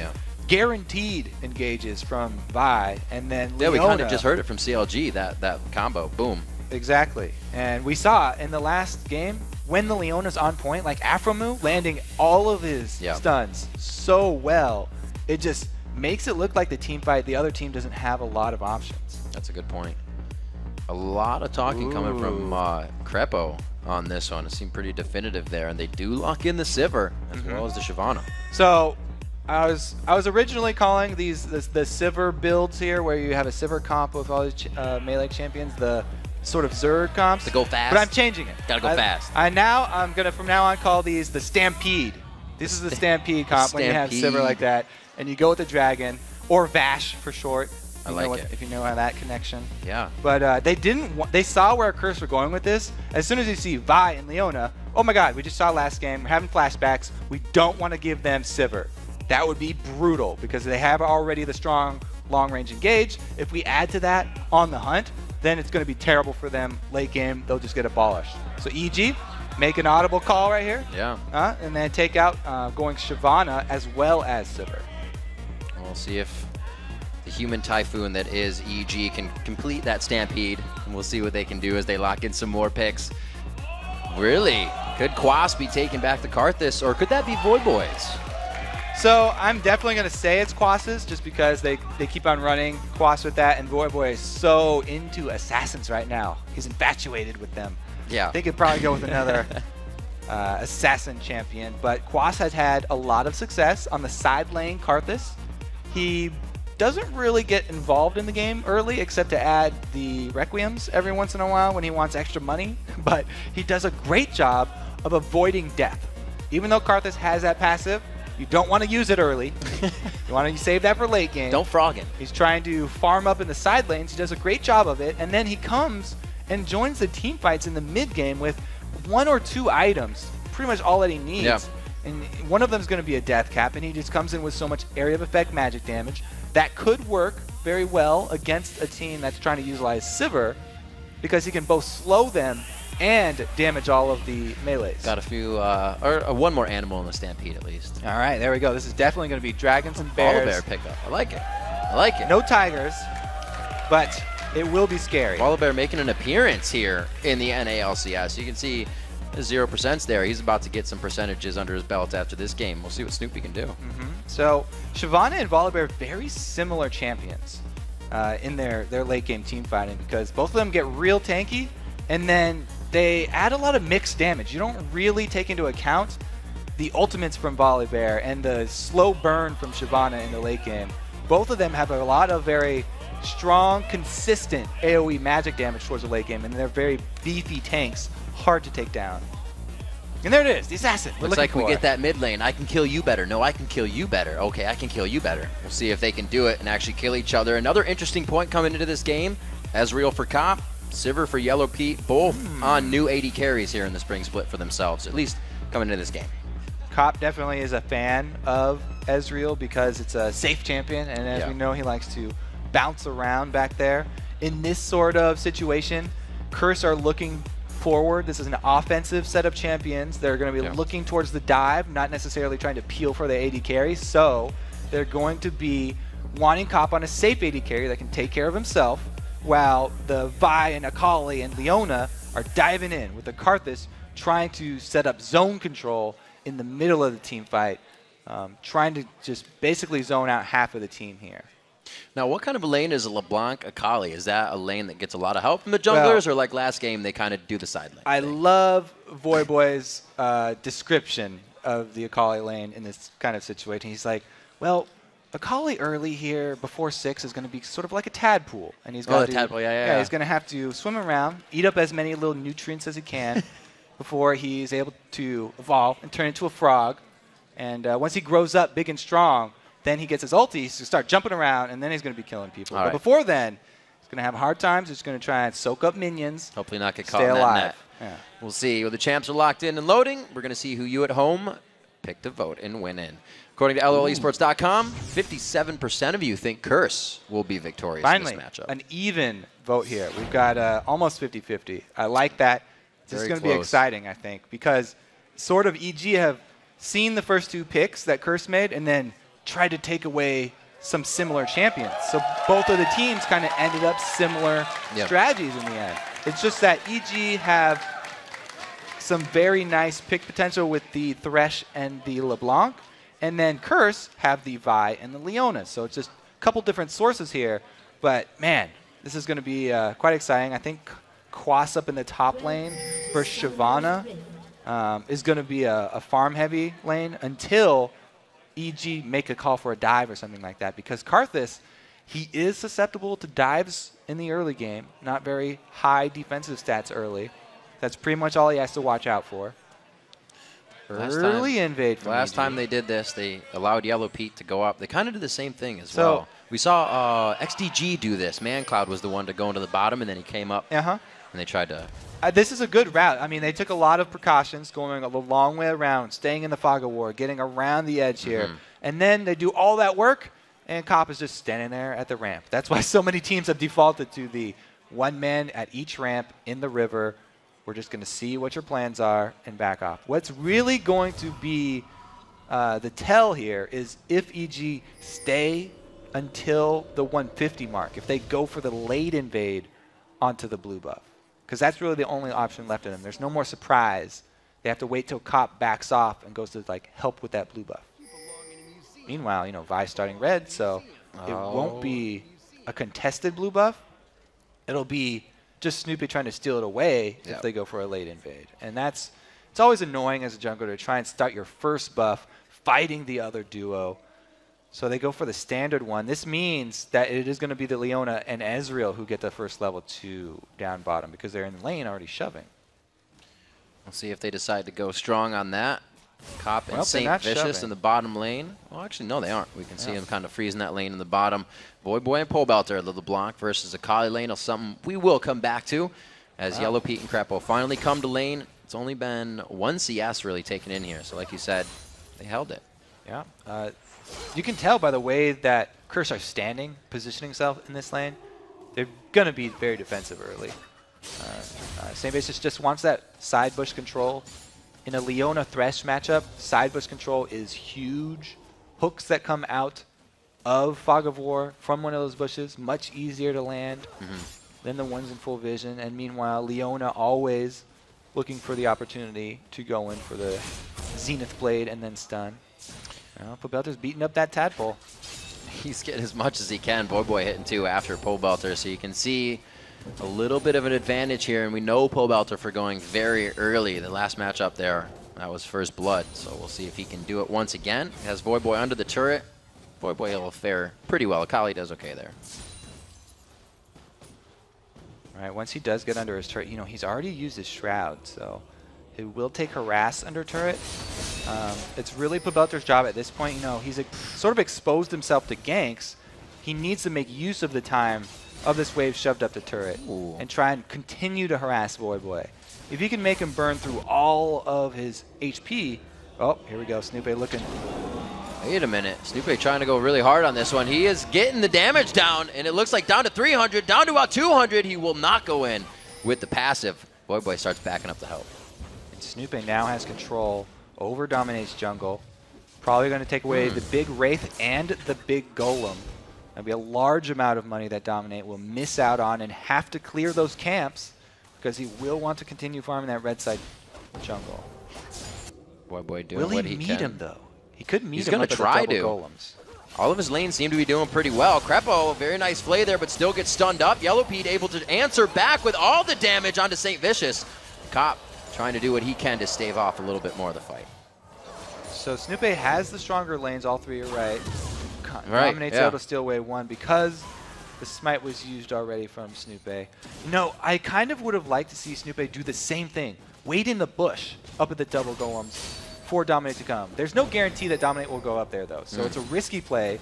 But if you force the other jungler, if you get to jump on him twice and force him back twice, then it's a huge win, and he would put him really far behind. But Dominate is able to get his golem back, and so they're pretty much back to even. Yeah, he's up in CS right now since Snoopy was trying to do the counter jungling. So we'll see if it really hurts Dominate all that much. Still in this bottom lane, 26 to 24 in CS. no real action really came out of the level 2 here. We saw a bit of aggression from St. Vicious, but it's just flayed away, and Yellow Pete's really able to come up with the double damage back onto Cop and St. Vicious. So they're considering their engagements. 600 gold down. EG in the lead. Those engagements, there they are. Not so good. That was a great move from Crepo. Most of the plays early in the duo lanes come from supports because the ADs are consistently concentrating on the last hitting, and the supports have so many more tools at their disposal. Crepo definitely doing a good job, taking the opportunity with his Thresh. Very nice flay play there. We saw, definitely reminded of X Special during the All-Star tournament there. Just always interrupting St. Vicious on Jarvan with his combos. Oh. Now St. Vicious again, having nightmares. A Thresh interrupting his combos. This time he's on support. Same old problem. Still the flag cautious play. We'll see if they can get it back in. He has the Solar Flare coming up in just 2 levels. Voidboy looking to hit level 6 as well. He's halfway up to 6. And right now, Pobelter is only a few minions away. We're going to see if they try to go on this. Snoopy sitting in the wing. And he's got a pink ward too. That could make the gank. Oh, flashes for the chain! Too early. The Q comes in, they flip it back. Voidboy doesn't have the shroud, and he's going to go down for first blood to Pobelter. Yeah, you're right. Saved the pink ward. Didn't even have to use it there. Shroud already down. And Pobelter able to capitalize. Snoopy with another gank here. Very strong start for him. And he needs to make those ganks successful because Dominate is just hard farming the jungle, and he's getting that CS up there. Snoopy coming in on these champions he hasn't played in a while, at least, or he may say for Volibear as well. Really showing impressive stuff. We have 1,000 gold lead for EG now after that gank. Pobelter getting going is not what Curse needed. Yeah, was pretty much the story of the last time these two met. Pobelter, once he got a foothold in that mid lane, he was able to use that money and that confidence to consistently not only outplay mid lane, but also outplay the jungle. So, you know, sort of increasing his influence from just his lane to affect the entire game. Pobelter going back in the Fiendish Codex along with 2 rings, so he's quite ahead of Voidboy here as he just went back for the tomb. Or really Tome rather, and the boots. Voidboy level 6, could be looking for Dominate to come in here. Assault and Battery is up. Yeah, he's all grown up here, but he doesn't have a lot of damage added. Right. He still has to play a little cautiously, and you do have to wait for your charges on your ulti to stack up before you go real aggressive. He'll definitely want to combo with Dominate, who is level 6 now. So his next gank will be a lot stronger.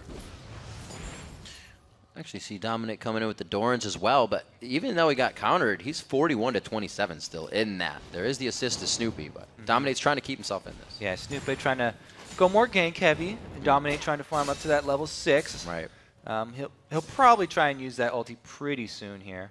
And the best thing for him, since he's got a mid laner who is manaless, he has to take the blue for himself. Every jungler likes that. Vi especially benefits so much from cooldown reduction. He's going to be very happy taking that one away. But I kind of want to turn my eyes towards the top lane because there's been a lot of discussion about AP top laners now in the tank heavy meta. Quas has been constantly having success with this Karthus up top.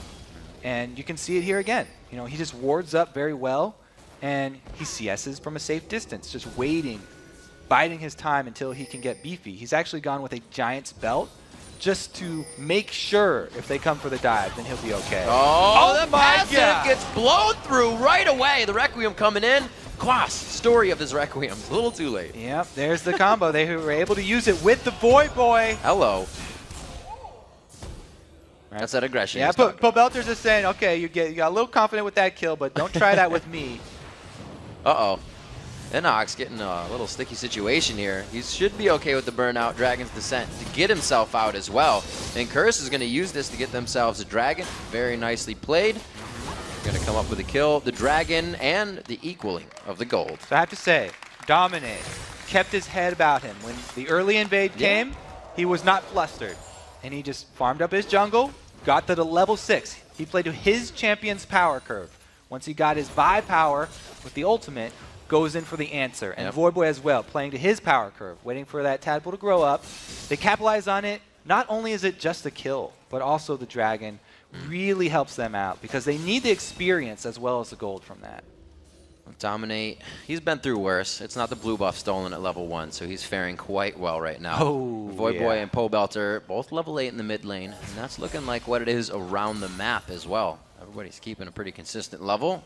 Crepo and Yellow Pete, almost a bit of the same matchup we saw last game, but a lot less aggression between the two compositions here in the bot lane. Yeah, especially from the curse lane. They've constantly positioned themselves back in the lane, playing very, very defensively. Snoop is just barely able to see that ward, just out of vision. They're trying to gain as much control as possible right now. Nobody has a definitive lead. We saw the dragon just being pressured out by Curse, so they have that timer quite nicely to themselves. And it looks like Snoopy may be in the bottom side of the jungle here for the next few minutes. They could try to work on something, but keep saying over and over, bottom lane is not getting any attention this game. Now, I'm really curious as to what's going to happen with the mid lane, because both of those assassins like to roam when they get a little ahead. Once they shove a lane, they would love to get side lane kills here, but you can look at the ward coverage. It's EG all the way. They're just dominating the map right now as far as vision is controlled. Both defensive pink wards already placed. As I said, I love those defensive ones because they're easy to defend. 5 hits is a long time for an enemy to stay there, and you can call your team down to react. Meanwhile, Curse have been saving money on not purchasing quite as many wards, and they've been farming up extremely effectively, trying to get to that late game where they have fed Akali, fed Karthus. Right. Well, hopefully all of them being fed in that wall of pain from Karthus can stop the stampede we have yet to see here.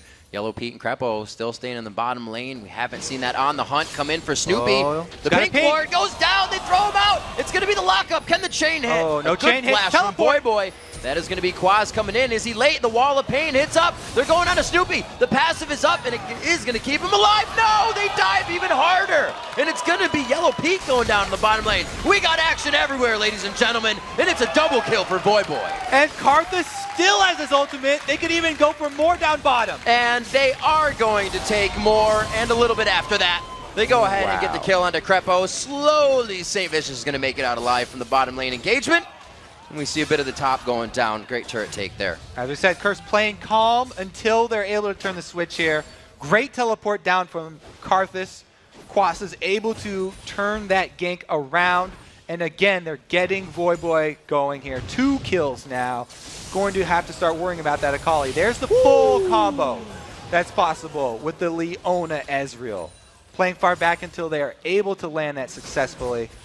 The full burst, and then Crepo stays around at the turret by himself. Boop. A pretty easy finish there from the 2 versus 1 situation. Now NACS is deep in the jungle. Got a good wall there. We'll have the ability to kite. Looking to get some Skittles down on the feet of NACS, but he backs out. It looks like he's got himself a red buff off of that last engagement, or stealing it away during the replay. Boy back to mid lane. It looks like he is not in a safe spot, though. He's got enemies on both sides of him right now. Yeah, you can really tell everyone on Curse is very confident in the scaling of their champions. They're just very, very, very cool and collected with the plays, reacting to EG's moves and turning pretty much everything around. And Pobelter definitely into the playmaking today. He home guards right away on those boots. Going to get back to lane, get some kills in his team's favor. He's already got one for himself. We saw that first blood come in with the help of Snoopy, and they've tried a second time. And now they just keep hovering the top side of this jungle. Pobelter is trying to get up there and kill Quas. Yeah, he's actually wasted a lot of time. Pobelter with another roam. Ineffective this time.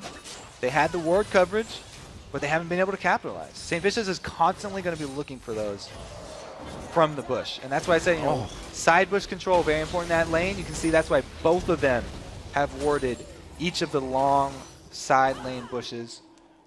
Makes it much easier to dodge those skill shot CCs.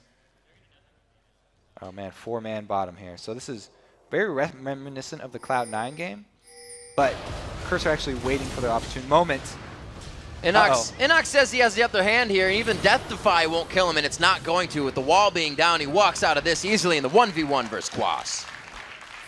Shaping up to be a 4-on-4 down bottom. Voyboy a little bit late though. Oh, they know the Requiem's not here to fight this. Beautiful job going in, but I think they may have thought this one wrong. A kill going in, it is going to be on to Snoopy. They turn it, no, Cop goes down now, and it is back and forth. Yeah, Voyboy goes Gets on two. there. The assist comes in with the reset. Going for the third one. A little too hypey on that one. No, they can't get the kill. It's going to be Saint going down as he tries to tank up the turret. What a bloodbath down bottom, but meanwhile, all that action, Inox capitalizing on his solo kill, gets half of the inhibitor turret health. Remember, inhibitor turrets do regenerate though.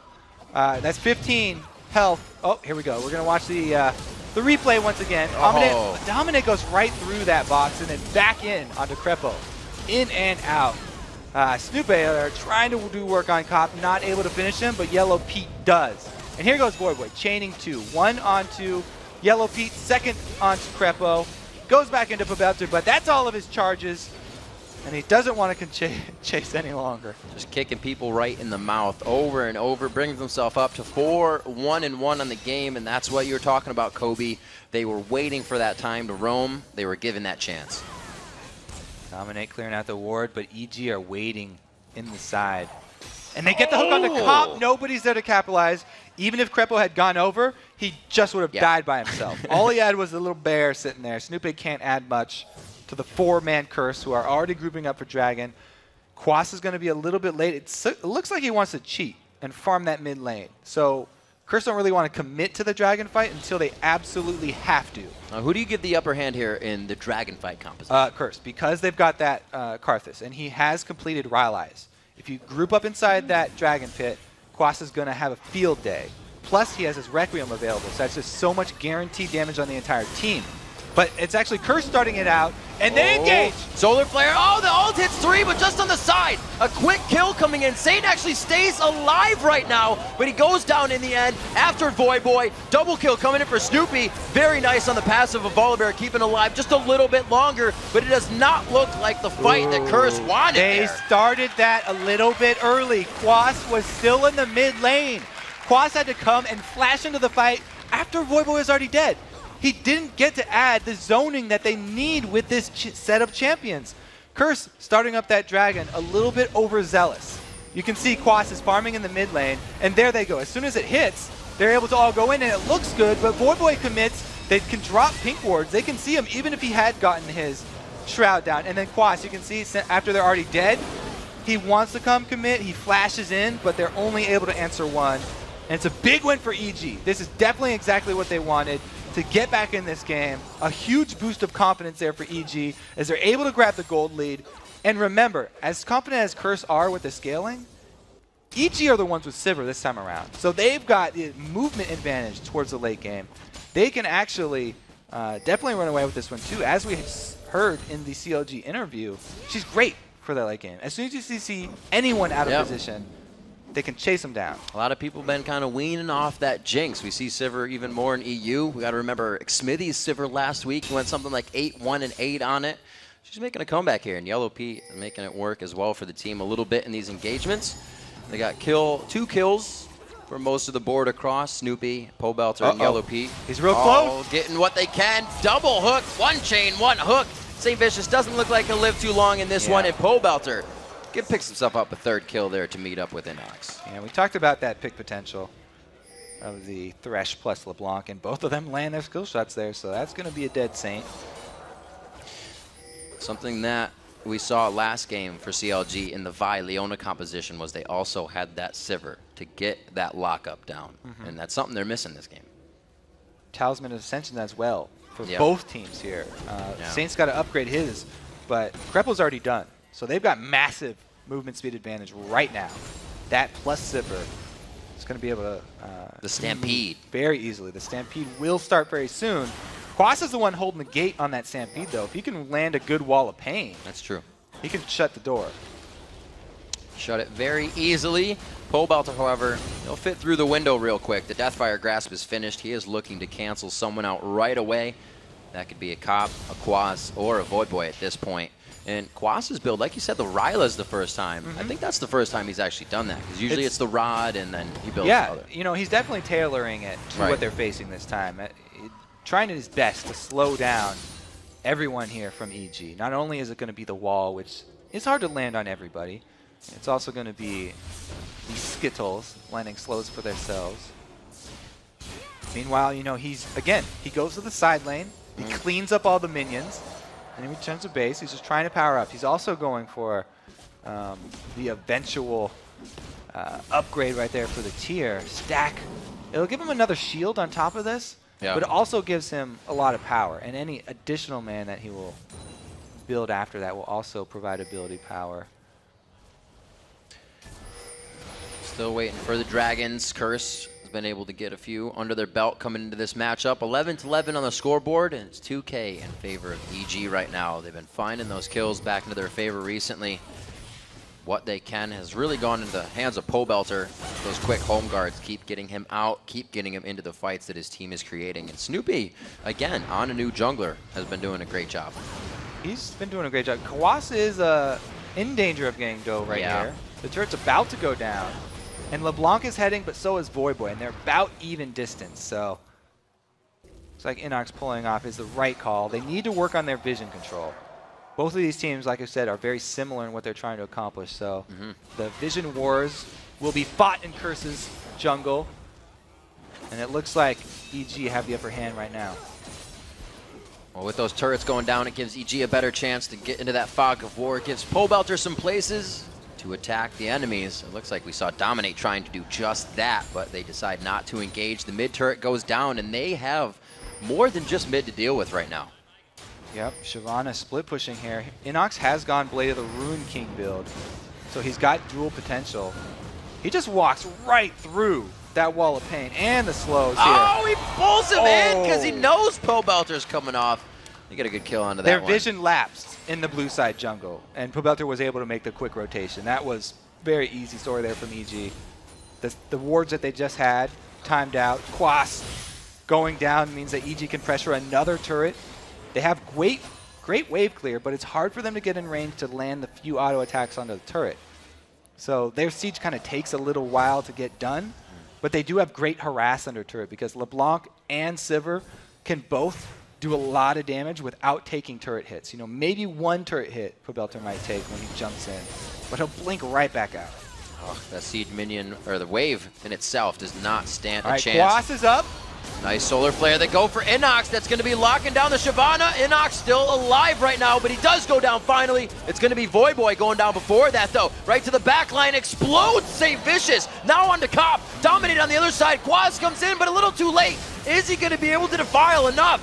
Going down. Dominate cannot help the team there. They waited until Quas revived, but not till he joined the team fight. They were okay with him just adding Requiem damage, but that was definitely not going to be enough for them to win the team fight, and now he gets changed. There, they got the Deathfire back up. It's a 1-2 punch, and they come out with the kill. EG feeling so on top right now, goes for everything and a little extra. So Curse, a little antsy there with the engage, I think. They saw EG trying to get away, and they want to capitalize since Quas is up. They all dive onto Inox, one of the tanks. And you can see Yellow Pete and Pobelter, the only damage that they take is from Requiem. Both of those members, the damage dealers from the back, have full reign. Yellow Pete and Pobelter is dealing damage the entire time. Meanwhile, the counter engage from Dominate doesn't turn out well. And then Quas is left by himself. He does fall prey to the skill shot CC. And it's another turret there for EG. But Curse are able to answer back in Dragon and keep the game close. Close indeed. They aren't back more than 5,000 gold right now. They are, however, down 4 turrets right now. That's a lot of potential gold that sits on the map for them. If they can get that in one quick influx, they really may have a chance to swing things and take EG by surprise. But as it stands, EG knows they have the upper hand, and with all the outer turrets fallen, it's hard for Curse to be even in their own jungle. Yeah, I mean, those turrets are standing there. That's basically global gold that Curse want to pick up. But you have to actually kill it to get that gold. And it's very hard for them to get outside of their side of the map. Once your vision control lapses for a split second, it's hard to get it back because now they're going into uncharted territory every time they want to place those new wards, and they have to have multiple people. You can't just send one person. You can't just send someone like Crepo or St. Vicious over there by himself with a sight zone because he'll get picked off. Yeah. Once Curse makes that fight happen, it's an Dominic gets picked up. There it is. The play first, waiting for the hook. He kind of gets out of that one, but I don't think he's going to get out of everything as the team just buckles down and locks him in for a kill. You see somebody pop on the hunt, and then you get another person. The Solar Flare coming out. NACS actually able to get on the other side of that. Very nicely done. One person on the hunt's down. Wow, look, St. Vicious wandered a little too close. Stampede continues. They can find another target and run him down. Quas is at the bottom, but he's got teleport. It's a fairly early Baron, but Karthus is a great answer for turning this around. Let's see if Curse actually try and commit. Dangerous, actually, for both teams here. They are going for broke on this one. They are getting the teleport, and Voyboy almost gets shredded completely out of the fight. He's sitting with 1/3 health now. That was not the most ideal spot to come in, but it is going to be the Requiem. There's one. Can he keep going? Whoa, they focus on it beautifully. Pole Belter was waiting for that. Yeah, Azakali jumping in. They're fighting near pink wards already. There's already pink wards set up, so it's very hard for him. Akali really relies on that Shroud after jumping in like that, so it's a great call by EG, jumping in, or blowing him up when he does jump in there. Have to say, EG are doing a really good job capitalizing on their lead. Knowing they could force Curse into this was they drop the perfect. pink ward down. You know, he runs out of the Shroud. That's why they drop it down. But once he does go back in here, he's got no Shroud left even to use since it had already timed out. He just gets annihilated. Yeah, he'd already tried to use the Shroud. Jump down, double pink wards. So EG, again, they're probably just going to continue to look for those fights, make use of On the Hunt to catch people out, and run over multiple members of Curse. Yeah, why not? Don't fix it if it's not broken. Continue to proceed with the kills. 20-13. In fact, we got 33 kills here in a 27-minute game so far. 47,500 for EG. They got a nice lead on Curse, and a lot more teams in North America and Europe have been playing like they have the lead. They're not waiting back and saying, do we have it? Can we do this? A lot more sure play coming out of these teams. Yeah, and EG are a team that's been struggling, so it's nice to see them with this confidence to go for those Barons to bait Curse over and to make the starts of the play so they can finish this game strong. They're doing a good job so far, and they've been fairly well coordinated. It's just, will Curse be able to pull it back together? Because, as we said, they gave up vision on that side of the map, and they are not having an easy time getting it back.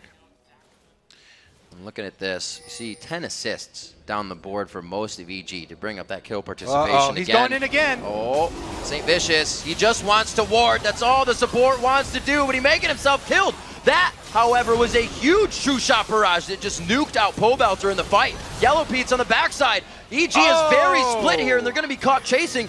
With they tunnel into something bad. Oh, he gets it on the end of the boomerang. Yellow Pete with the blaze. He's got it. He's got it, and he gets out. Wow, he survives in the end.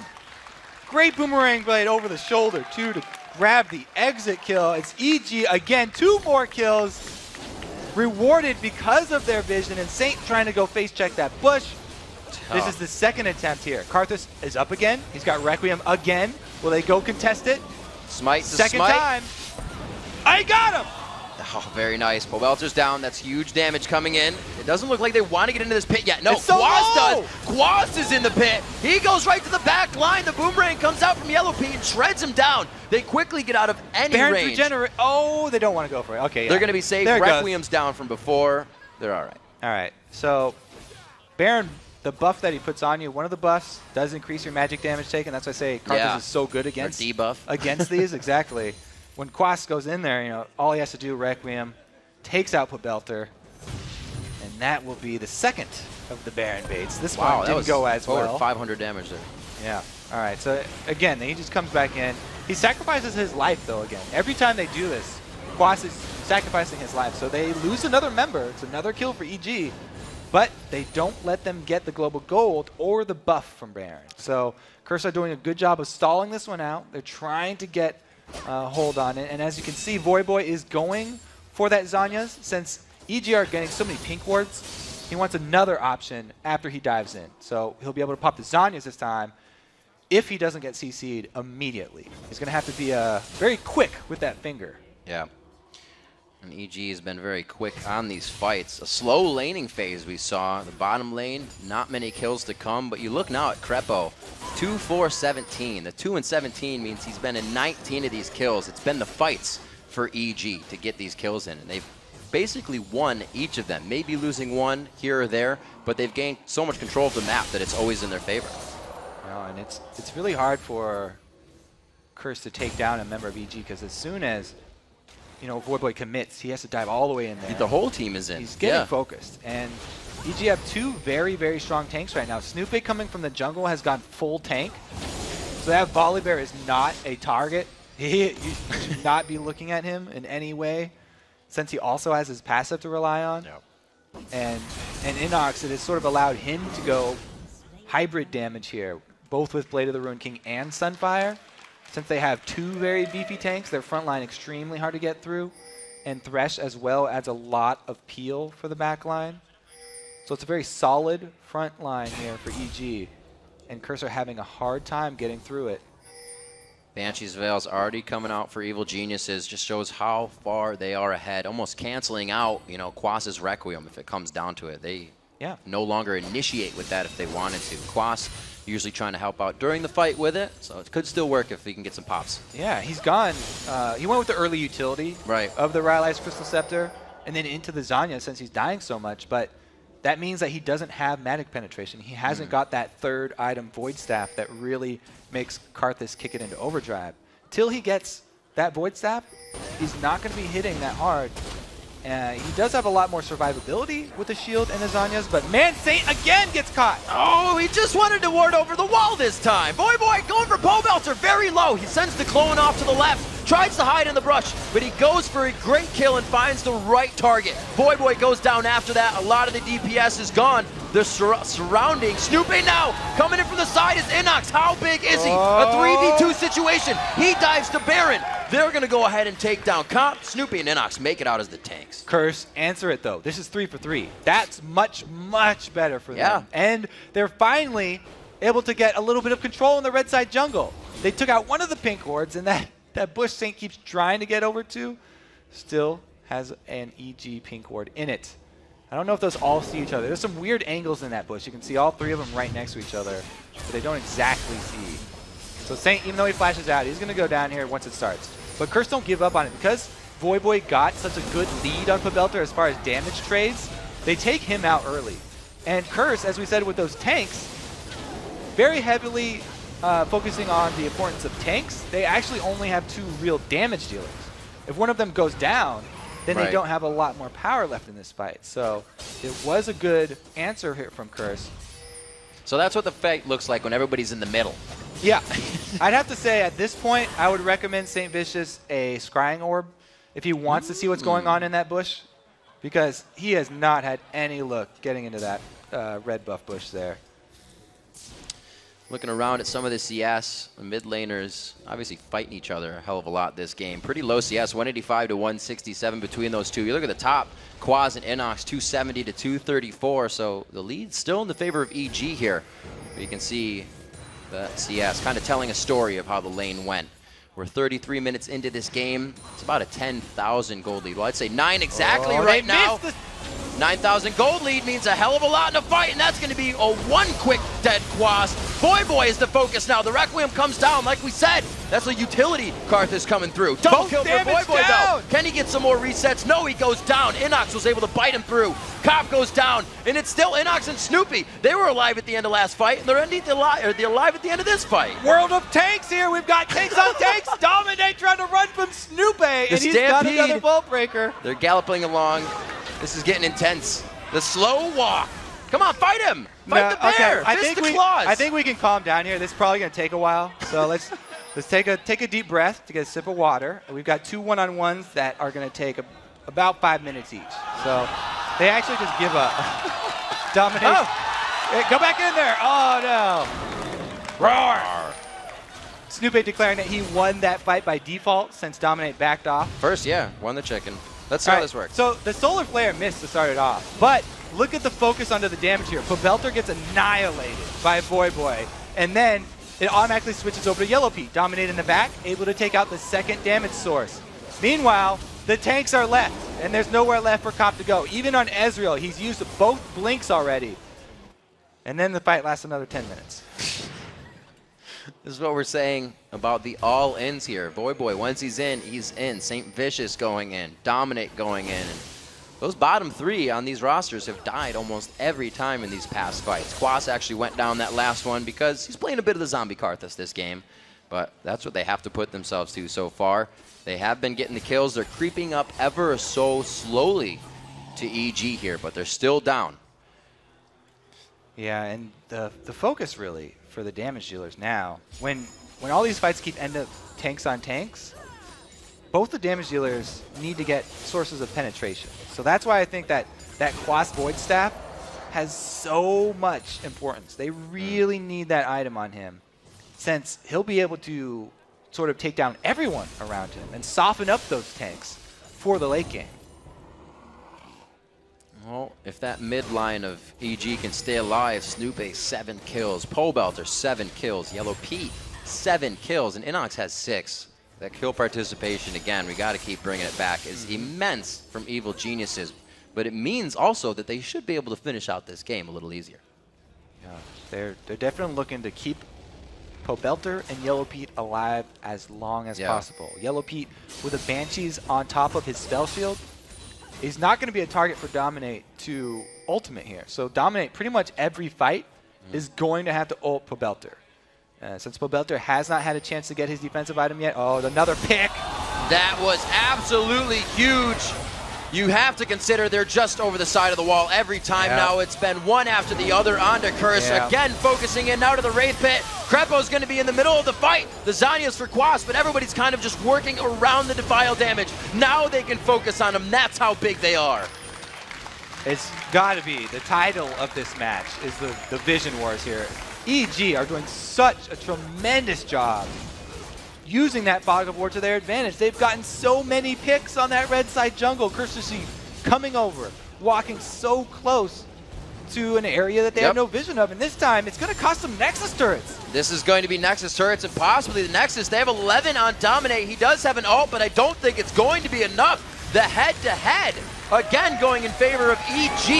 Now 2-0 versus Curse. In the spring split, the Nexus is going to go down here in a 37-minute matchup. 33-21 kills as EG takes the win. Got to be excited about this one. EG finally able to come out with a really strong performance, controlling the map. They had ridiculous map control there. Yeah, Krepo always keeping it civil. Everybody keeping it real on EG's side. Great picks coming through. Sivir seemingly being a big pickup here, coming all the way from EU to NA. A little more play for her. And another big story, a kind of title that's being put on every game from NA to EU is anybody can win now. The top teams aren't always beating the bottom teams, and the bottom teams, they're making some moves. In the beginning, I was pointing out that both teams have the potential to make those sorts of picks, With the LeBlanc and the Thresh, that's always a possibility. But man, did they land every single chain and hook they needed to. Meanwhile, on Curse, where the picks were going to come from the roaming and the Leona plus Vi, they weren't able to get in position to use those. And as soon as they lapsed vision on the red side of the jungle, man, was it dangerous. It seemed like a replay after replay going towards that bush. He was so curious what was going on in there. He never got to find out because he always died first. It's a little interesting that nobody else was sent with Saint. They wouldn't consider that this is going to happen again and again and again. So maybe opt for somebody to get a scrying orb there because it definitely cost them. That was pretty much the story of this game. And using that Sivir to catch people who are coming to look in the different bushes. Right. EG played it really, really well. They used that Sivir exactly what she's meant to be used for. And you have to tip your hats. I like the fact that we saw the Sivir alone work as a composition, and then CLG used it just previously with the Vi and the Leona. So Sivir in that is a huge factor. I mean, really, really big. I guess once again we do have to say Korea had a big hand in this. Sometimes we don't like to in the play styles. Sometimes we don't like to admit it, but everybody's watching them for for little tips. And Sivir being really big over there for such a long time. Picked up now. Right. But you got to get the game going somehow.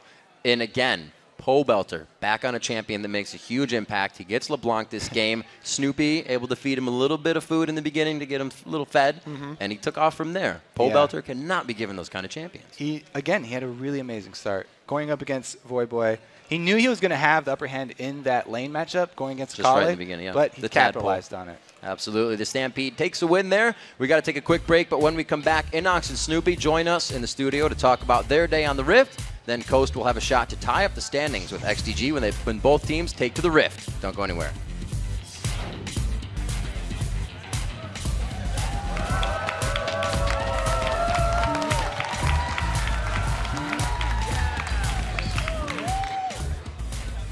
Focus boy when he goes in.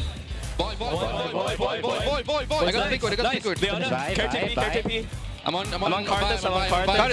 Disengage. Okay, Ezreal. He's the last one. I flash after him. Okay. Nice! We can go push him in. Fuck yeah.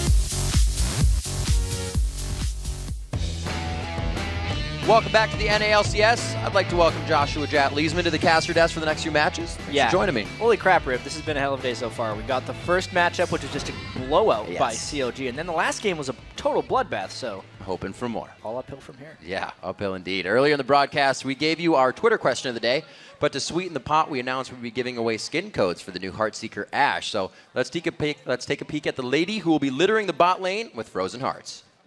Here she is, Heartseeker Ashe. No doubt it will be love at first blood. Yeah, we haven't seen much Ashe in the LCS so far this split, but what's something is interesting, you know, Cloud9 played her last split. Whenever there's a really popular skin, sometimes that actually makes the skin go into competitive play a little bit, just because players play the champion because they want to try out the skin, realize it's still viable, realize the Ashe arrow is still good for initiations. It looks different. It does more damage. Yeah. Now to refresh you, we asked, which NALCS Pros playstyle do you love the most and why? Here's what you wrote in. Stab7. I love Wild Turtle's playstyle because he doesn't stop fighting till the whole team is dead. Aggressive AD carries. Yeah, sometimes it gets him in a little bit of trouble. He'll have those bad games where TSM isn't doing so well, but when they're doing well, it works great. Yeah, he definitely comes out of his shell. Disinfector says, definitely high. His aggressive mid play style and ability to respond well to any situation. Other pro players say they learned from him. Well, aside from the game he had this morning, which was not very successful, High has done an amazing job to diversify his champion pool. I think he's brought out many more champions. His biggest criticism, he's remedied so far, so it's only uphill for him. All right, we got the next one. VY Toxian says, Crepo, his Leona and Thresh can set up so many kills. He knows when to play aggressive or passive. He is the playmaker of Evil Geniuses. Yeah, in that last game, he basically would have forced Curse to build a scrying orb because every time they tried to ward a position, they get hooked, and that was literally what decided the game for them. Oh, that became a scary There's his game. play style. Yeah. We appreciate all the responses, and for the lucky tweeters who had their answers aired on our broadcast, soon you will be able to string along foes in the bottom lane. For now, let's send it over to Freak at the analyst desk. Thank you very much, guys. I'm happy now to welcome two Evil Geniuses, Inox and Snoopy, to the desk. Guys, congrats on the win. What were your thoughts coming into that game?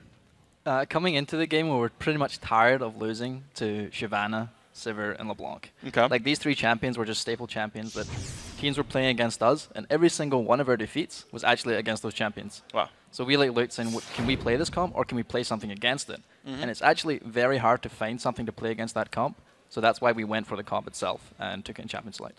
Inox, how did you feel about playing Shyvana up there? Seemed like a pretty good matchup for you. I was actually surprised. That was my first time playing the matchup versus Karthus, but he hurts. I'd try to run up to him, I'd eat a few Qs and be like, okay, well, I'm not doing that again. So walk me through your whole thought process. So you come into it blind. What's your first instinct on the lane? I don't want to fall behind in CS. I want to go even at most and hope that I can get Snoopy or Welter to come up, get a roam off, dive him, push him off towers, and take the towers. How'd the adaptations go as you go into the lane? Pretty well. I don't know how that lane's supposed to go, but I think I played it pretty well. So. Good. We actually, during this game, I said at the start of the game, I'm going to try and loot to gank top more, because like Karthus is a relatively easy kill in the lane. Yeah. Even though Shyvana has no CC, it should be a relatively easy kill. Turned out I didn't go top, and what it ended up being is like a stale fest in top, which is actually quite bad for us. If Karthus is just free farming the whole time, it's kind of bad, especially when he has TP, and he's got a summoner for his team, plus the global. I felt we should have applied more pressure top, and it's kind of my fault for not applying that pressure. But then I looked mid, and it was like a couple of free kills mid, which we didn't convert all of them. There was one specifically where we dropped the pink, he had no flash. Yeah. We went in mid and tried to pick up the kill on Boy, and I got counter-ganked. Like, we knew Karthus had teleport then, we knew we were wary of him turning, but we felt we could burst the Kali, but we didn't quite manage to do that. So, yeah, the matchup top, I think you need to watch. If you're against the Karthus top, you need to not let him free farm the entire time, because it's pretty bad. So you just dissed you on the desk. Well, I'm sorry. I had a good game, I guess. Yeah, you did actually amazingly. 7, 1, and 12 on Shyvana, one of the only two level 18s. The two of you actually tended to carry the game. Did you guys expect that with your bruisers there? Kind of expected our teammates to die. When before the game, we were talking about it, and they're like, okay, they're going to be diving us, going for the dive with the Akali, the Vi and Leona ults. And then I said, I'm just going to dive right back at them. Tended to work out for you guys, Snoopy? That's the biggest thing with this team we were against, is they're a very heavy dive. Yeah. You have to keep your eye on Akali. It's so hard in a team fight when 5 people are running at you to keep your eye on that one champion. And it was Akali for most of the mid game and then even into the late game. Yeah. So you saw a lot of times we're dropping pinks like frantically in team fights. I don't know how many pinks I bought that game, probably like 12 or like 13 pinks at least. Nice. For team fights. And keeping our eye on Voyboy and Akali was like the biggest factor to winning his team fights. He had to go down. And you'll notice he started getting tanky as well. He started building the Spectre's Cowl and then into the Zhonya's, and he probably would have went Banshees after that. And then we're like deciding, do we switch our focus? But not really, because he still had a damage output to kill Paul Bettler in team fights. So we had to keep our eye on him all the time. Okay, so speaking of team fights, then we do have a replay. If we can get that up there. It's a big ace for you guys here at the Dragon Pit. 5 to 8 in kills, right? Very, very close right here. What happens in this? Basically, in team fight, you're going to notice we're constantly calling, look for Voyboy, watch for Voyboy. So they engage, Dominic comes in this side, keep your eye on Voyboy this whole time. It gets turned on instantly. Everyone's screaming Voyboy, Voyboy, and it gets insta-bursted. That's how most of these team fights have to play out. Once he's down, the team fights are relatively clear-cut. We had to watch the Karthus here. He did get a little bit of damage off, but my passive ticks and managed to tank quite a few hits. And then we're able to clean up again with Inox and Shyvana, because they didn't have the damage. Once Akali goes down, their damage output was reduced quite a bit.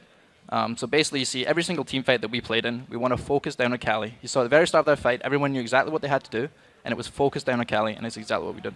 Okay, so then I want to ask you another question, because you brought out Volibear here. Why? Well, the reason for Volibear, so they banned Olaf. And traditionally with a Sivir comp, like you have Shyvana top lane, and then you want like another bruiser just to run in with Sivir. And Olaf was banned, and then Vi they'd picked, so you couldn't go in with the Vi. And then traditionally, like I just scaled to the next bruiser, which was Volibear. And even though it's not been seen in a while, it's still a very viable champion. And especially lately when you've seen a lot of jungler bans, like you've seen almost every game about 5 jungler bans or something like that. I had to expand my champion pool a little bit, and Volibear was just one of the champions that I turned to and picked it up. And it's had a lot of success in scrims, and it was nice to pull it out here today.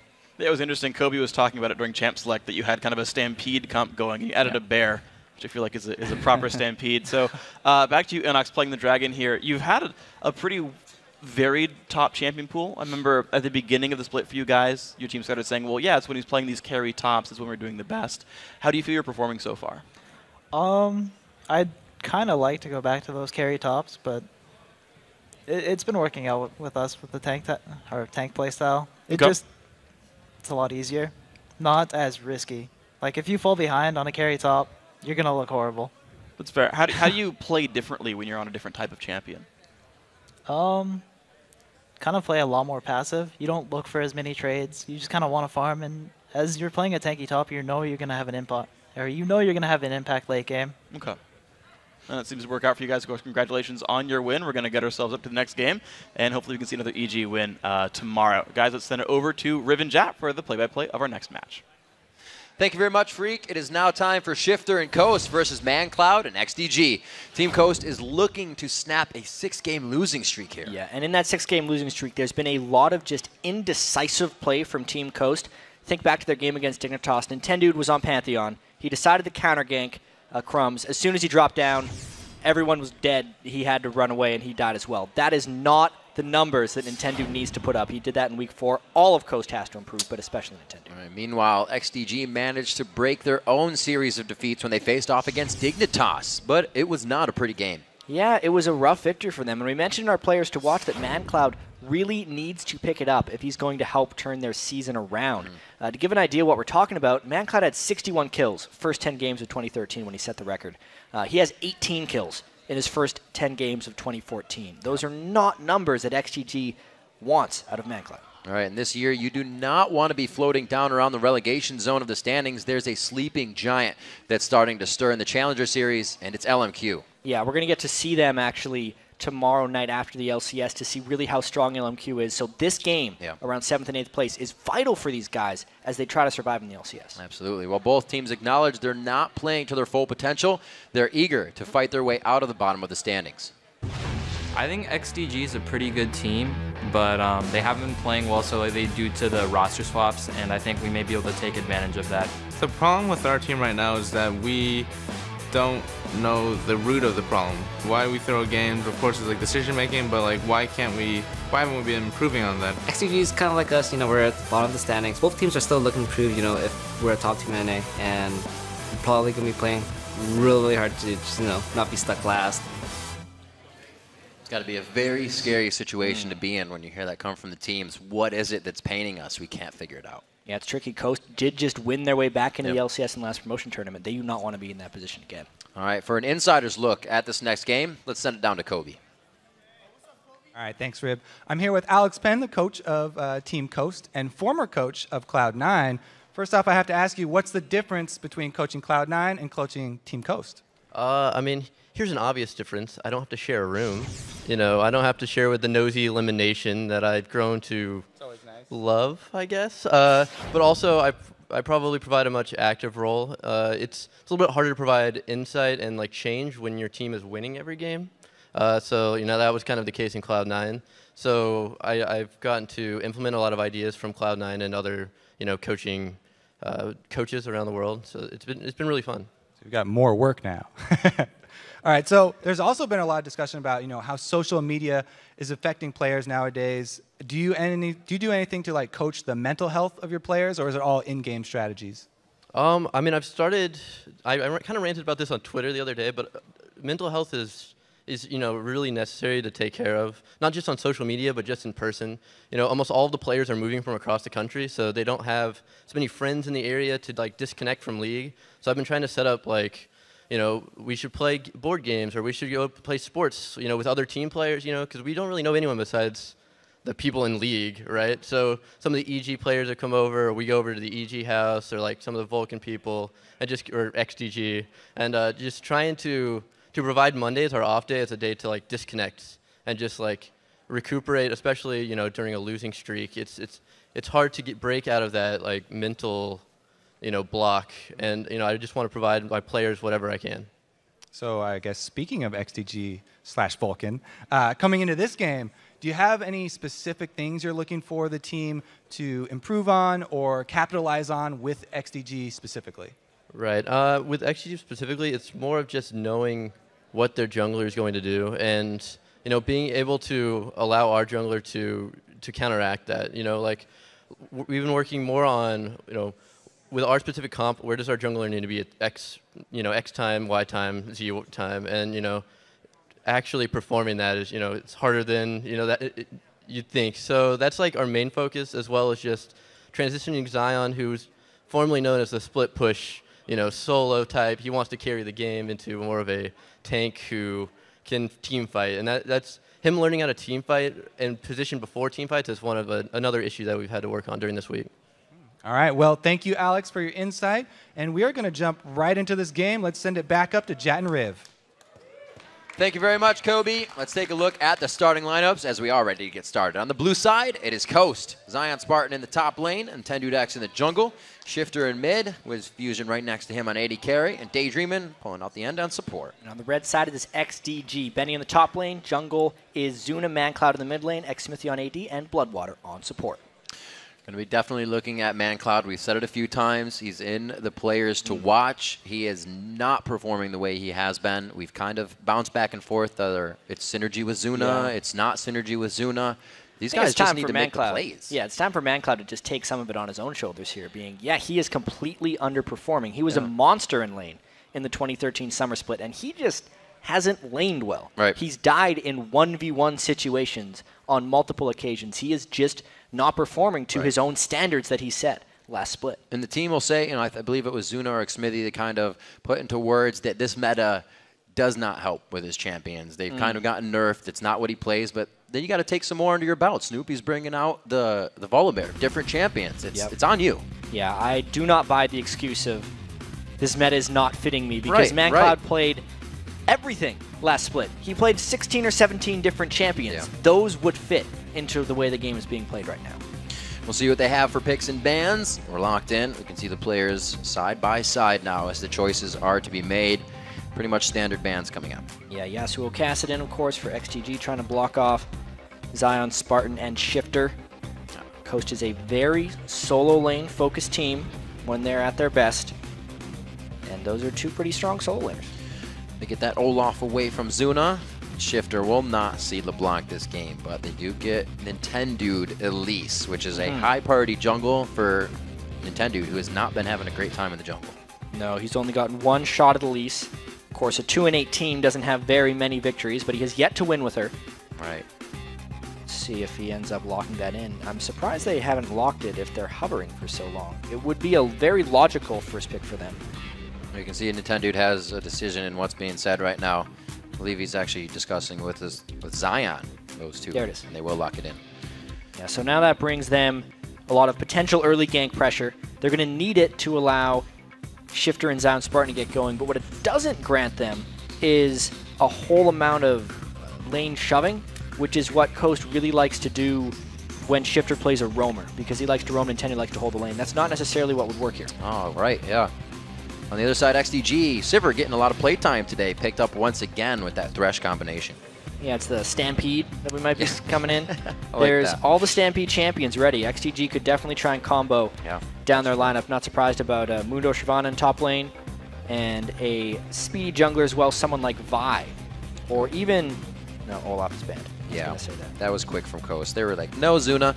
But the Lulu, that may not be the support once again. I know. It's creeping up over and over. It definitely, I want to say Zamfira started it. He does get He's some been credit playing there. it for so long. North American Challenger player. But it is so dominating lately. It is hurts. beating up on the majority of the mid lane matchups, specifically the Assassins, and he even beats Orianna in lane. It's a very, very high shove lane that provides a lot of AD carry protection as well in team fights. It's going to be very interesting to see what ManCloud plays against such a dominating laner. I like the Lulu picks because you get to see how a team plays without having a mid that's ultimate is huge damage. It's safety. You got to play it differently, and it's interesting. The Pantheon coming in for Zuna, first time there. Be interesting to see how aggressive he goes. Yeah, I can't wait to see the early ganks. It's a support Lulu. After all that. I know. Anyway, it's going to be Nidalee. That is going to be what ManCloud most likely is picking against. To talk more to your Pantheon point, XDG wants the early pressure to come through. That's something that they used to excel at in the summer split, and then they made their role swap, as they said, to get more mid and late game synergy. Right. But if they're losing in the early game, that doesn't matter. Therefore, they're kind of trying to pick a stronger early game jungler to get people going. ManCloud is going to be going on Gragas. He's actually 0 for 2 onto that, and we see that Benny will actually be taking Trundle for the first time here. So a little bit underhanded on the picks, but they're still great picks for XDG. Yeah, it's not the most Stampede team comp I can think of. Obviously, the pillar combined with Sivir makes them able to initiate from almost anywhere. But the question will really become how well can they lock down Coast? Shifter on Nidalee, even Elise being a ranged jungler, everyone being able to really fly out of team fights. It's going to be another one of those classic balances of how well XDG can initiate versus how well Coast can disengage. A game about to be started. The Pantheon pick for Zuna is going to be new. Watching a little bit of that in the jungle. First, we have to see as the teams load onto the Rift. We'll check out who you voted on to come out on top, according to LOLesports.com. Another close one. 58% of you say that XDG is going to win this. Yeah, this is, you know, the battle right now to try and survive in the LCS. So it's going to be very close. Neither of these guys have had too much success. One of Coast's victories that they have is against XDG in this head-to-head. So they may have their number. Maybe they lost it somewhere along the line. It was a few weeks ago, so. It's been a while for these guys. I really do want to see how ManCloud fares against Nidalee. Obviously, Shifter he's probably the most hyped of the mid laners we have here in North America, because everyone on Coast has been talking about how well he's going to destroy, how well he did in the Challenger scene as well on the way up here, and it hasn't really performed. And then I have to say ManCloud is probably the most underwhelming mid laner of the summer split so far, because he was probably the mid that everyone wanted to take their shot at Worlds. Remember, XG was at Worlds last year. Polar opposites colliding in the middle. And we'll see if ManCloud can really start to stand up for himself. Remember, in the previous splits, we started getting on his case, and then he became ManCloud. He became that player we were expecting him to be. Coast on blue as they enter the Rift. XDG on the red side, and we are going to get this game locked in, our third match of the day, I should say. So very early on. A lot of Doran shields for the supports.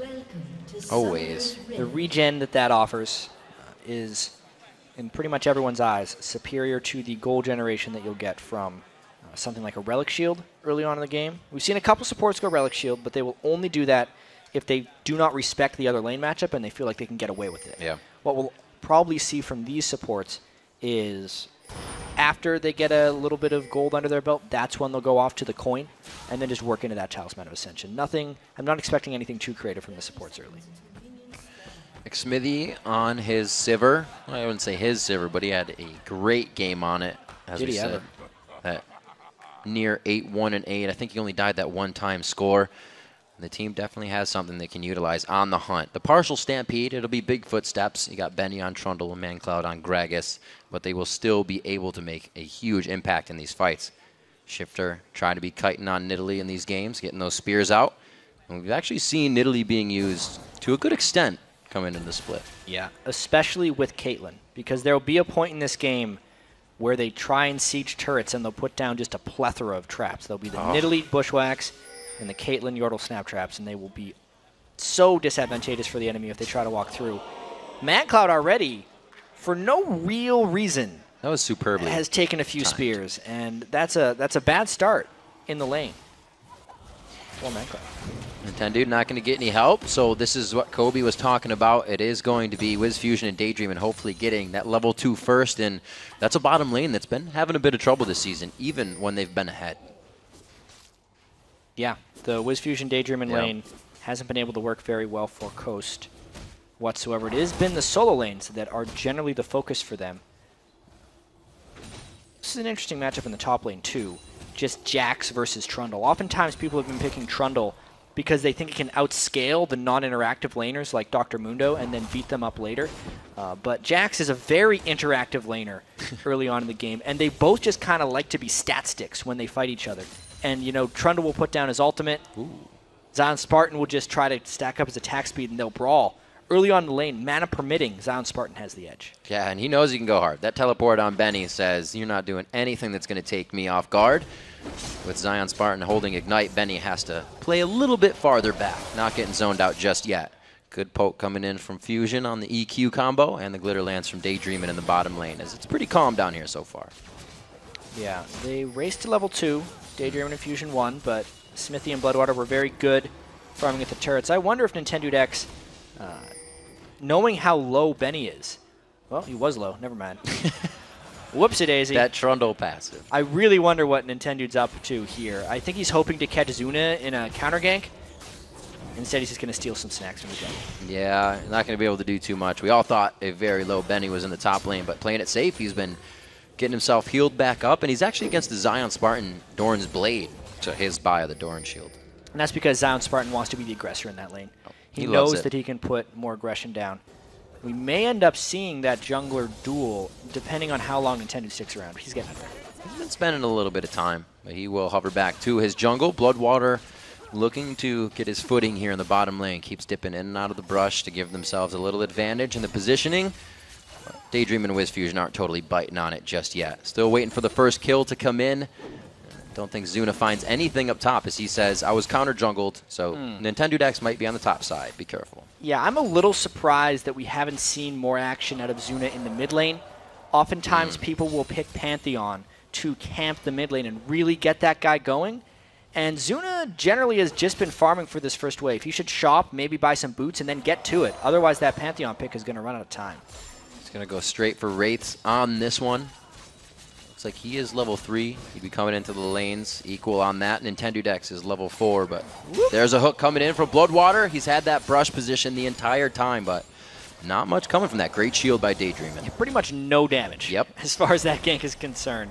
But it does allow them to shove in the lane a little bit more. Zion Spartan getting Benny to waste a few skills there. Doesn't get to punish him for it, though. Benny backs off. He doesn't want to lose that lane. It's 24-31, so he's all right in CS. As Zuna, as Benny backs, makes an entrance to the mid lane. Red buff, but it's real close to the turret. Oh, ManCloud missed his flash body slam. He needs to be able to land that if he's going to be burning all that. Now he is actually a bit of a liability in the lane because his flash is down, so very critical miss there. Shifter about halfway, coming up to 6. We may see Nintendo come in once they hit the ultimates there. We'll see what they can continue to do. ManCloud still trying to get those fingers warmed up. We've been expecting to see a lot from him coming in these games. Maybe it's to the expectations. You know, Gragas is so ridiculously strong in the lane early. Let's check out that hook, though. WizFusion, good flay. Very nice flay by Bloodwater horizontally, but got him still to go back a bit. Yeah, it definitely seems like XTG laning quite strongly across the board.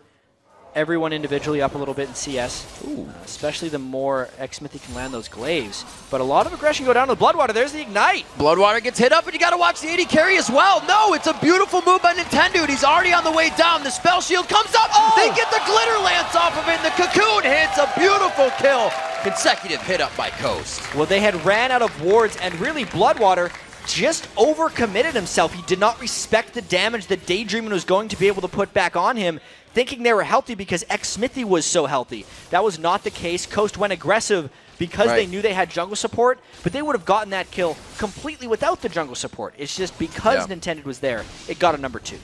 That was actually Nintendo that queued away the spell shield, not a glitter lance. So even more props to him there. Very well played. Benny comes back to lane with a bit of armor, and a Dorn's Blade of his own. He can kind of fight back now. Yeah, very interesting lane up here, knowing that Zion's went with triple Dorns.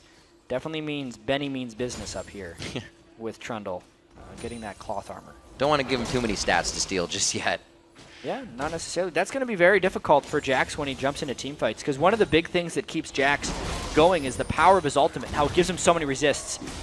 Once he pops it, we might see a Benny ult. He's going very hard here. He actually holds onto the ultimate, but gets it out of Benny. Yeah, well, that's the smart thing to do. Right. Because if Zion Spartan will use his ultimate, he gets a whole bunch of armor and MR, which will then be stolen away from him by Benny. So the ultimate is not actually that useful for Zion Spartan when he's fighting Benny. Very smart play by Zion, keeping everything in mind. Benny's not going to lose too much off of this, and he still holds the CS lead as he's pretty much just coming in, nomming these waves out. A few noms to Zion Spartan as well. Looks like we are going to see Nintendo roaming up, though. Right through a ward. Let's see if Benny can make the retreat. Good knock up. The counter strike's going to get the stun. Forces the flash. Very nicely played. Yeah, a lot of summoner spells being burned right there by XTG. No early pressure from the jungle Pantheon as of yet.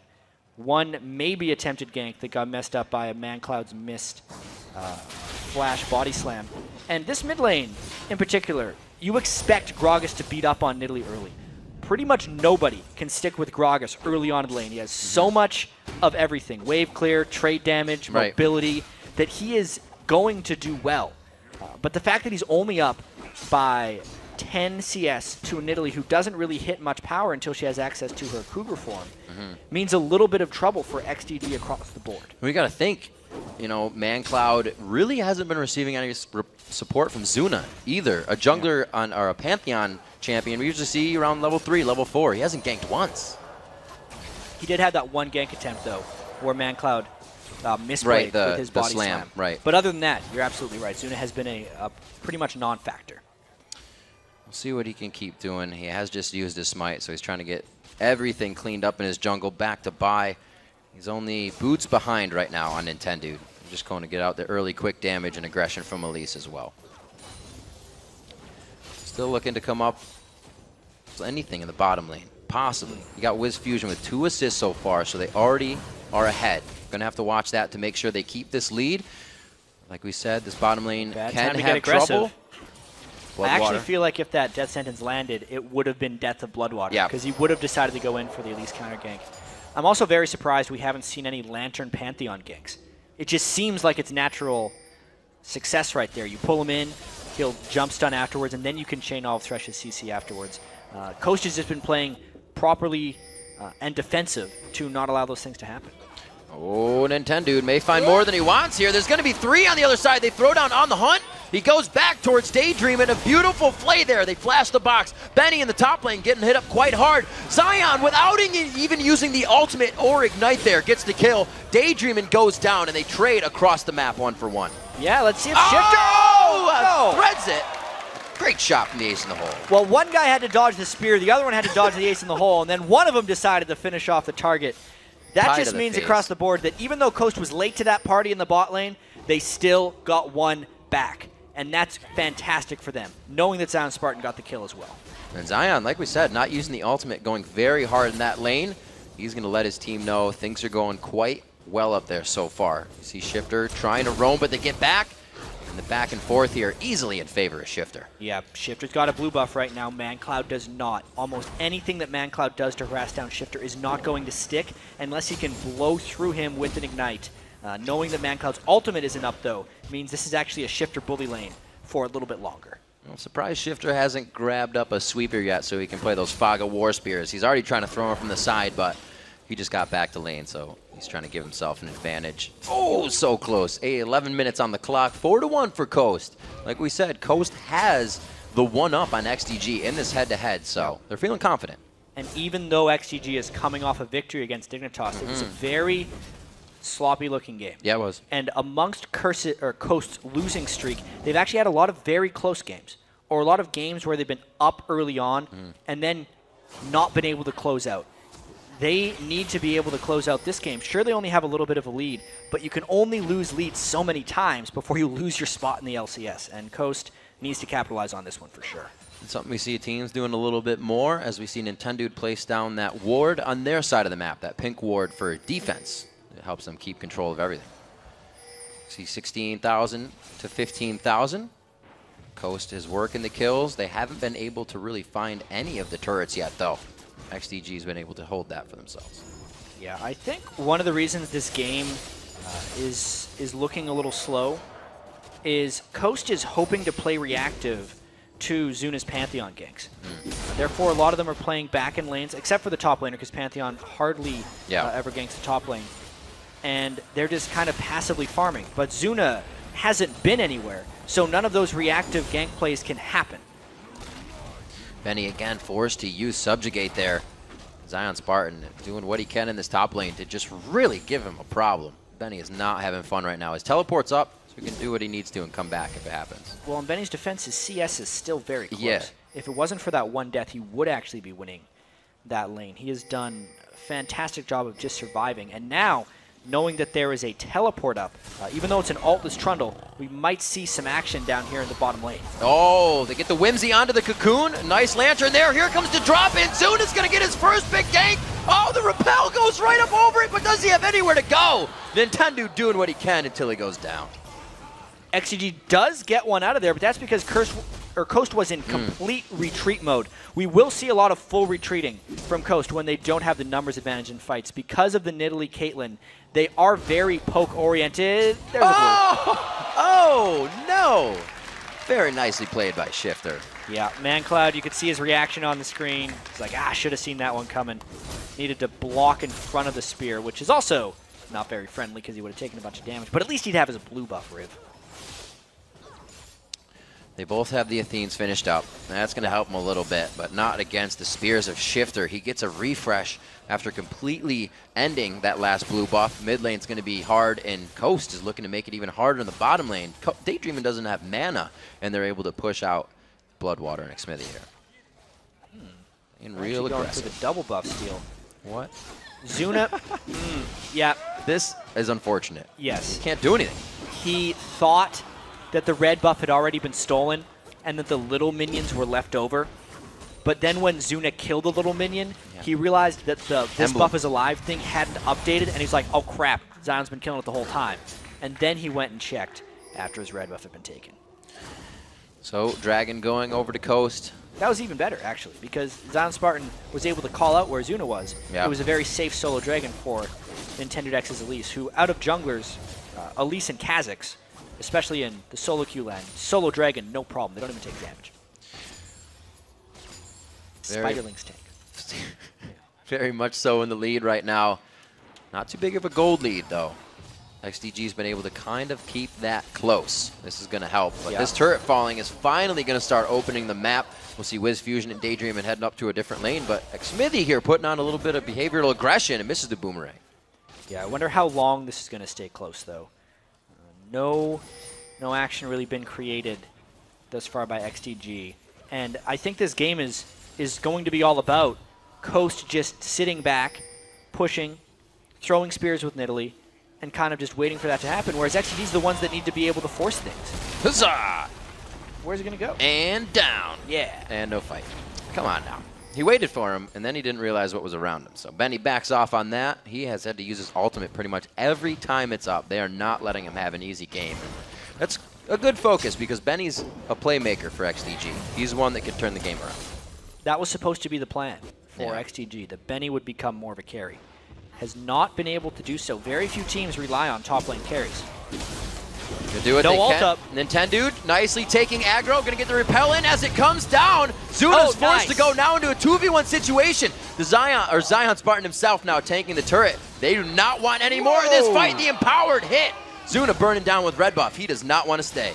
If Nintendo didn't time that repel just right, he would have been dead, but there is cavalry coming up the river right now for XDG. Zion Spartan definitely needs to make his way out. The minion wave isn't even close for him to jump to, but he does have a ward for himself. That was round 1. Round 2 is going to be big. This is going to be the explosive cast. Boom, boom! No! Not enough, and he walks out. It didn't explode. There's no explosion. You can't walk away yet. Well, that's not good for XTG.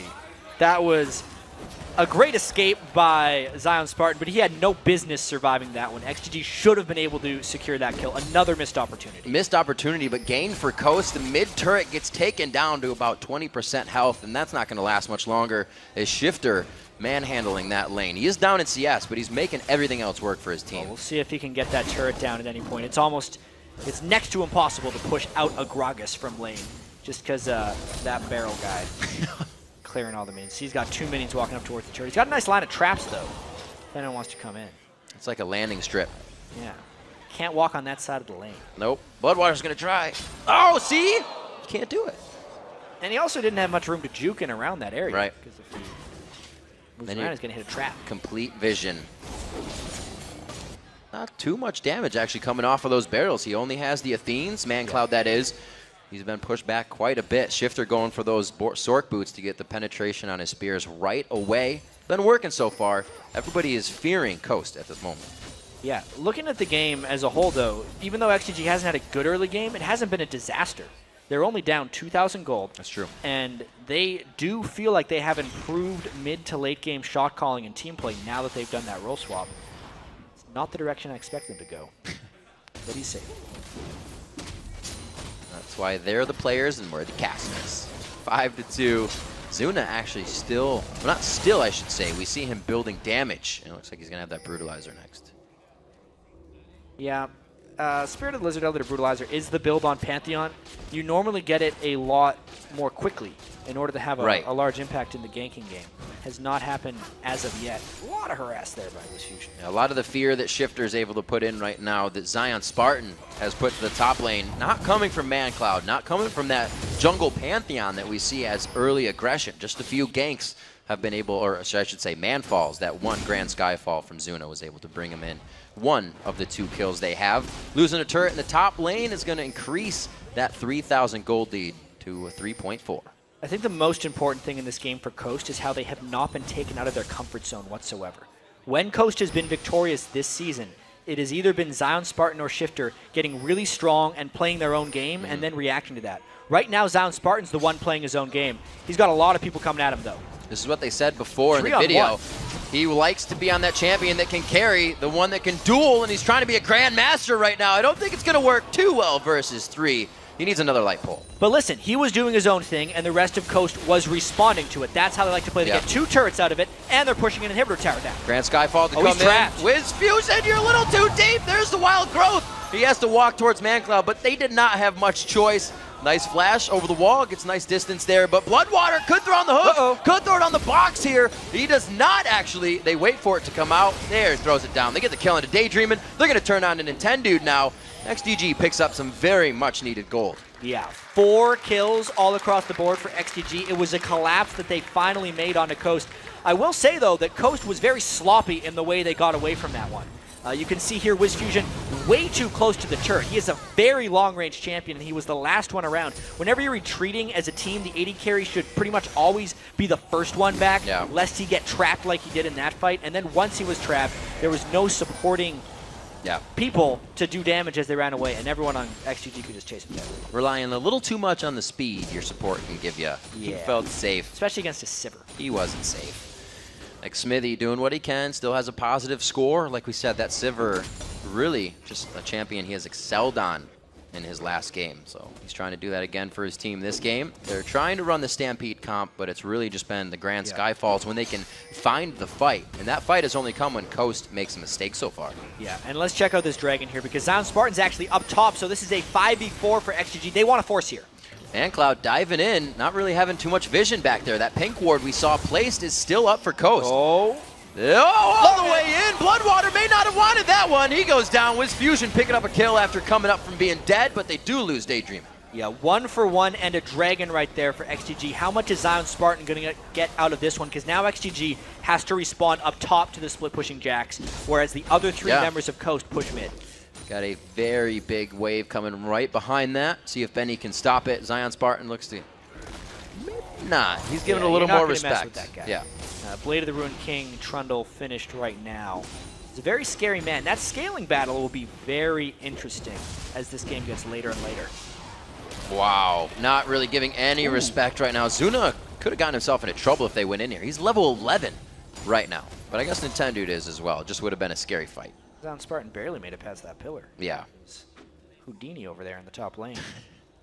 But really, Zuna, nice looking score right now. You know, he's got a fair bit of damage, and this is the moment in the game where Pantheon and Gragas really need to make their impact. They have a lot of ability to catch people out of position, and since Coast is up 4 turrets to 1, there's a lot of ground that XTG can cover and then chase whenever Coast tries to expose themselves for a next turret. See how Coast utilizes this comp. We haven't seen Shifter really put those spears into effect. Him and ManCloud have kind of been stalemated to the mid lane for the past few minutes. 7-6 is the score. And Zion Spartan's going to switch up his lanes right now. Oh, it's going to be too many people for Zion to handle, though. Let's see how he does it. I think he could still get one out of this. Smithy needs to be very careful. Zion's a big boy. There's one. This could be easily 2 and 3 for Zion Spartan. He goes back for the box. That's 2. Zuna's in the wrong spot. This could be 3. Not enough lifesteal, but that was an empowered shot for half his health. And now the rest of the team is going for Baron as well. They're peeling off of it. Let's see if they can go. Daydreaming, trying to come around with the rest of the team. Who's he going to speed up? Not enough of anyone. And they back off for now. Well, that was definitely interesting. Zion Spartan is becoming a little bit large. I believe that XTG needs to keep Benny in check with Zion, else that is going to happen on multiple occasions. Well, I don't think they knew it was going to happen. Right? The teleport was up, and they didn't have anybody pushing top lane, so he's like, we don't need to teleport bottom. 3 people will kill you. Yeah, so the red buff was really huge on this too, and Zion Spartan did a couple of things well. Obviously got a lot of damage out of the XP, stun. But watch how he flashes outside of the box just to get the last hit. Then he never really takes that much box damage. No. He only took 1 hit, able to focus the squishiest targets first as well. Couldn't quite finish off Zuna at the end. Thank God for that block on Pantheons. Yeah. That saved his life. 24 minutes, 8-8 as XTG picks up that kill to even up at least the kill score. And they're really not that far behind in gold from everything that's been happening. It seemed very grim, but we got to keep saying XTG still close. And this team composition for Coast has a couple of goals here. It's Zion Spartan distracting as much as he can, which he is doing a fantastic job. The idea is that Jax becomes so powerful that any one person can't deal with him. Then the rest of Coast, 4 ranged champions. The idea is to put a bunch of Nidalee traps down, a bunch of Caitlyn traps down, and just throw spears and peacemakers again and again until they finish off a turret. Or if XTG tries to engage with 5, they're supposed to be able to disengage very well. That hasn't, the disengage part hasn't been working so far for them, but the general theme of the composition is how they're playing. Zion's doing his part, the other 4 are sticking together as a crew. Sometimes it's very hard to do. Once they see that guy off in the split push lane, you get engaged on very fast. But like you said, Coast, keeping in mind that they need to kite and they need to play safe. They've done a great job at not letting Zuna really get anything in this early part of the game, but he's also done a great job of getting himself 3-1 and 3 in a few items. Yeah, the Black Cleaver as well will help Smithy. The question always becomes, how well can you actually disengage against Sivir?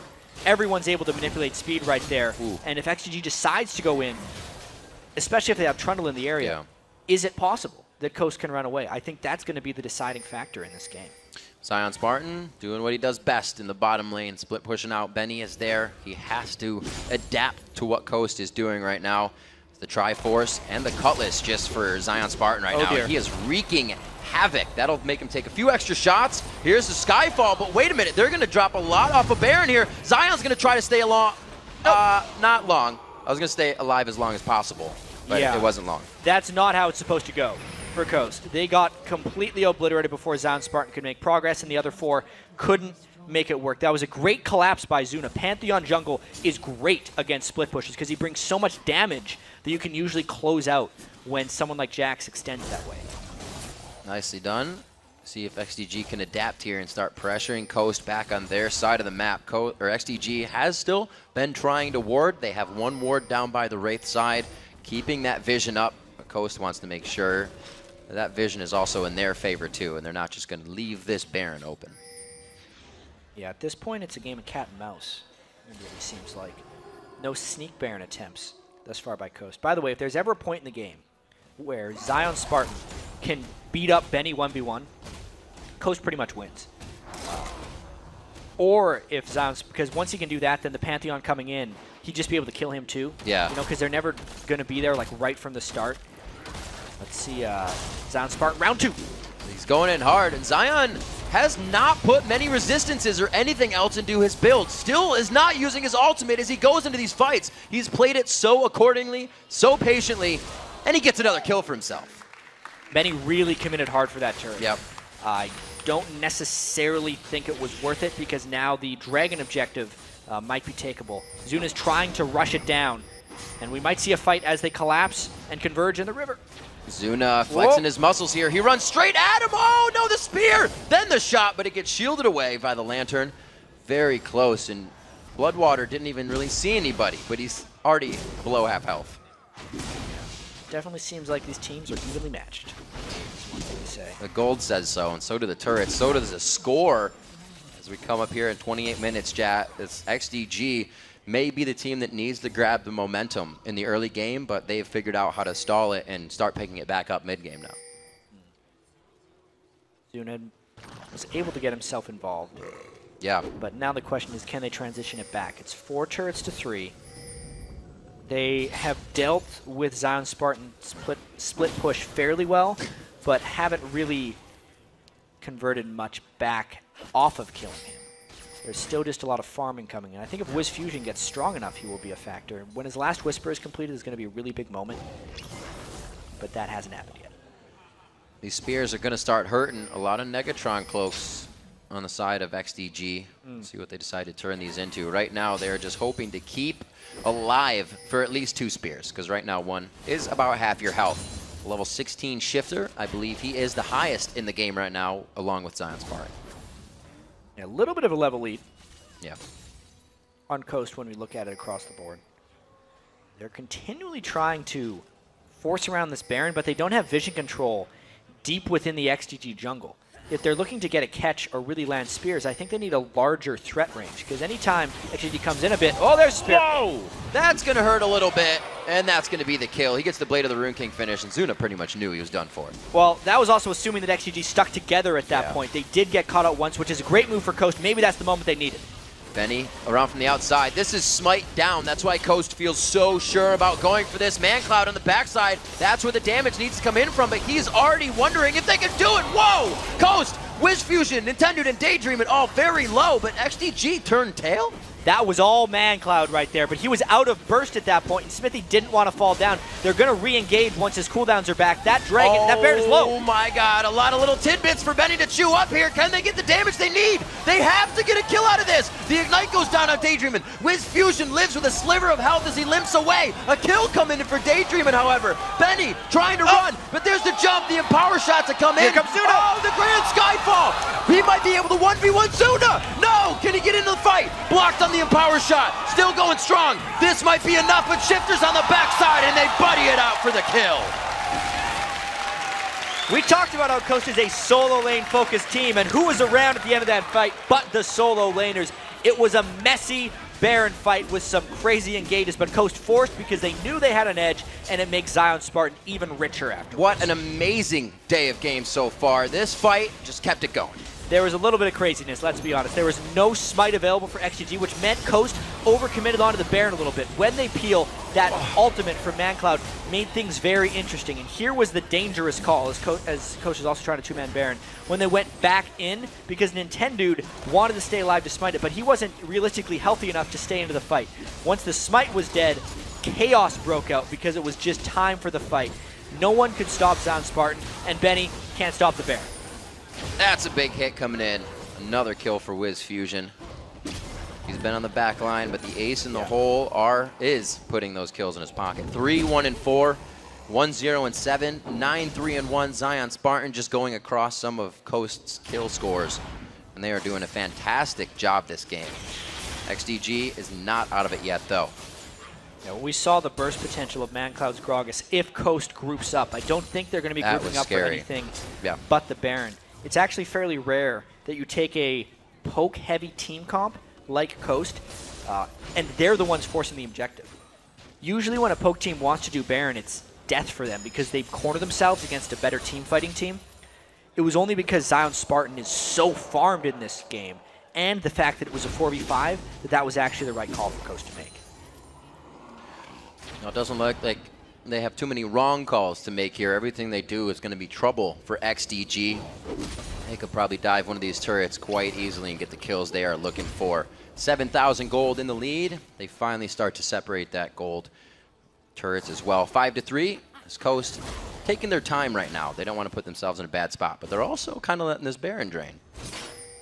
Yeah, they would need to set up a bit of a push. Zion Spartan wanted to get a little bit of extra gold so he can finish his Rand wins. I don't think he's planning on going back to base anytime soon, and they want this next Baron push to give them a lot of rewards. I think it was just because of the gold that they delayed that a bit. See what they do. Shifter checking the Fnatic rush there, making sure nobody is waiting to get a kill on the entire team. So we'll see the split push now going cross map. Let's see if they can take down an inhibitor here. With Baron down, the map is objective free. Now the next objectives are the turrets. Yep. We need to watch to see if Shifter can get any big spears down, knowing that those are doing huge amounts of damage at this point. And this is the trap field that they're finally going to be able to set up. Let's see if Coast can stick to it and siege this turret down. Separate wings of the map. Zion on one side, the other four on the other. So glorious. Great job by Zion Spartan. More gold. Grand Skyfall. They now see the no ring. waiting around. Shifter getting himself out. The spears are now going to start coming in from the outside. Looks like they won't do much. He stays in Cougar form for quite a while. They lose Wiz Fusion on this, but also up top, Zion Spartan's trying to do what he can. This fight will continue. Zuna takes the Thresh Lantern out, and we see the top fight. Benny not having a good time, and this is where XDG needs to be. He's going to jump out, possibly go right back in. I do have to say, though, that was the best thing XDG could have done in that situation. They did not wait for the poke to set up, and they fought immediately, which was able to repel the push, at least on one side. Baron buff should keep Zion pretty healthy here in this situation. He also has that Blade of the Rune King when he gets the wave to himself to heal back up. Coast still trying to pressure this advantage, but XDG, they're scrambling to stop it. Yeah, it is a scramble game. I think the fact that Wiz Fusion is down means the push is temporarily repelled. They have withstood that one Baron buff, but the gold is still going to be setting in. It's already 8,000. It's going to be about 9,500 after this Dragon is taken down, and Coast is just going to keep trying to pull off this strategy again and again. Doing a very great job at keeping everything in their favor. 3 out of 4 Dragons. That Baron in their favor as well. Just recently, we saw ticking off ManCloud. 4-1-3 is starting to have an impact on this game. We saw at the last Baron fight, it pretty much turned it around for XDG if they could have followed up on it. They have the chance. Coast, however, is looking very strong. 333 in the mid lane to that 309. So Shifter's been roaming and making himself present in all lanes. Yeah, 107. Tough to stay alive in a pretty high kill game. Yeah. That is the way of Nidalee, though. Especially in this game when Zuna and ManCloud are so heavily just going for Wiz Fusion, and Zion Spartan is such a threat to himself. Yeah. Like, in his own right. Right. Shifter, it's surprise. Ooh, a little bit of a bush hide here. They have the pink ward upper hand. As I was saying, not going to come through that way. No. Shifter, he picked the Katarina a lot because they want him on a carry. So it's interesting to see the Nidalee, but he's keeping himself alive. The longer he's on the map, the longer he can help the team carry and continue to do things like this. All right, so we saw this last time when Coast had Baron as well. They pushed up and tried to get turret damage. As soon as Coast gets to this turret and starts setting up, I expect an initiation from XGG. Let's see if Coast has switched up the way they siege the turret then, and if Wiz Fusion is a little more careful with the way he goes in, or if they try and actually kill Zion while holding off the poke. There's a couple ways to go at this. That's an inhibitor turret for pretty much nothing. A little bit of posturing in the bottom lane was able to grab him that. Zion really just keeping his eyes on that turret in the top lane. And now it's going to draw 2 over. They have to start spreading themselves thin on the side of XDG. The great thing about this for Coast is only one side has to win in order for them to find success. They're kind of splitting up their hand right here and trying to get it on both ends. Zion is definitely winning. The other 4 have not won thus far. That's going to start something, though. Right down to half. You can see all the traps there as well. If anybody steps on that, they have vision far beyond what they need, and the spears are already hitting into the fog of war. Zion Spartan again drawing 2 up to himself. He should be able to fight this out for quite a while. Seeing that turn. Oh man, Zuna could be going down here. He doesn't even care that Benny's there. He knows there's not enough crowd control to stop him. Going under the turn, he gets the whack. Benny may not even be able to stay here for this one. The Blade of the Rune King's gonna get the heal on both, but Zion has his eyes triggered and just set on the inhibitor, takes it down by himself. Zion Spartan doing his part and then some. What a man up there right now. 11-3 on Jax. Still looking for a piece of Benny after taking the inhibitor down. And he waited that lane out too. Took him forever to build up that Spectre's Cowl, that Randuin's Omen. He did not want to give Benny any upper hand if he was used Subjugate and get those kills in the lane. Now to mid lane. He feels there's still work to be done. But he's able to get a bunch of damage down. He is without an ultimate. Oh my gosh. Oh dear, but they poked down Bloodwater and got a kill there. Both sides winning now. That's 1, that's 2. Rack up the turrets and chalk up 2 more. 19-12 is the score, but right now Zion Spartan isn't worried about champions. He's getting every structure he can. Ooh, Smithy burned out the flash here. Oh, he gets the wild growth. Wait a minute. Hang on. ManCloud now in the 1v1. Doesn't get that kill, but he gets the body slam follow-up. Zuna's the focus now. Benny doing what he can to push out Coast. They may have gotten a little too antsy on this engage. Shifter gets the passive speed, and they get out. Zion had actually ran out of mana when that happened, so they were able to get one back, but I think they've lost so much from that. Knowing an inhibitor is down, knowing an inhibitor turret is down on the other side are just all bad things. Zion is just life-stealing up on the red buff. Gonna go ahead, probably jump over the wall on this one. Give his team a little hand in the second Baron of the game. Yeah, it feels like Coach is in control right here. This is the... It was a little rough for Coast getting to this point, but now it's that kind of controlled victory. No matter what XGG does or how someone on Coast gets caught off, because the overall strategy for them is so sound with an incredibly farmed Jax over in one lane and a good poke team in the other, it is hard to lose in that situation. They're doing a good job executing what they have built from their team comp right now. This was a kill we actually missed. It was just a cocoon stun onto a bunch of skill shots hitting all at once, and they're able to finish him off. That gave them turrets on both sides because XTG was really just pushed way back to their base. Almost getting impossible for XDG now to keep Coast out of their base. You can see the elixir being bought up by ManCloud, the blue buff being transferred over now. They're trying to do everything they can to get some type of power play under their belt and on their side for an advantage. Very big gold lead coming in, almost 13,000 gold. How are they going to deal with Zion? It just doesn't work out right now. He's got so much armor as well as so much damage. X-Smithy, Zuna, and Benny all rely upon physical damage to try and get him down. As long as Zion can wait out the Trundle ultimate and not engage in a 3v1 while the Trundle ultimate is running, he'll be good. This is the quick initiation from XGG. They have to go in now. Oh, he faces the ace in the hole. They go right on Wiz Fusion. Whoa, this could be a turnaround fight right here. Nintendo's way far in, and it looks like Zion Spartan actually coming from the backside. He gets flayed out of the jump. Looks like this could be a big one here, no. Coast enters the fight with Zion, and he's pushing out 3. Shifter wants to join him here in the buddy system on the bottom, or top side of this fight, I should say.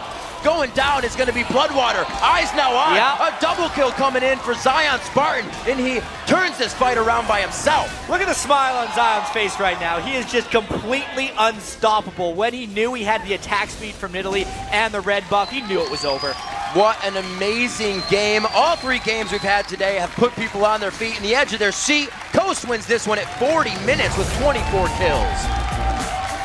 Definitely some celebration right there. Zion Spartan, a little bit of vindication right there for the 2-8 Coast, now 3-8. They needed this victory. They had been on a 5-game losing streak beforehand, and it was really Zion putting the team on his back that time. Do not play something that is a little passive against them. You need to pressure that lane, and he showed it. Yeah, it was his first game of Jax throughout the entire split, but he excels on those carry-type champions. You just give him a chance to get going, and if he does, Coast is very experienced at playing that isolationist style. Whether it's Shifter or Zion, if either one of those guys gets going, they know what to do. They just have to find that situation more frequently. And looking at ManCloud, he came in at 5-2-4. He showed up this game. He did a lot better. We've been saying, where's ManCloud? Where's the one we saw last split? But the factor that Zion Spartan was such a power that he needed 2 to 3 people to stop him, it doesn't matter how well you do in your lane. Yeah, at that point, it would have been on ManCloud and the rest of XGG with Zuna to force better. You know, you could see they tried a couple times to get good initiations, but that was kind of after the game had been decided, after Zion Spartan had gotten repetitive tries to get going again and again. And they didn't have enough at the end of the day, Riv. It's a little bit of a scary thing. Coast did win, and they won a nice game, but it wasn't from huge plays. Neither team kind of showed that they're going to definitively win the next game if it's against one of the top teams in the league. Right. These guys still clearly have a lot to work on. It's a good win in the interim for Coast, something to build off of, and XGG needs to keep trying. All right, we'll see what happens. When we come back, Zion Spartan and Nintendude will sit down with Freak and Kobe to talk about snapping the streak. Then TSM will square off against Dignitas in our final LCS game of the day. We'll see if Dig can pull off another first-place upset when we come back.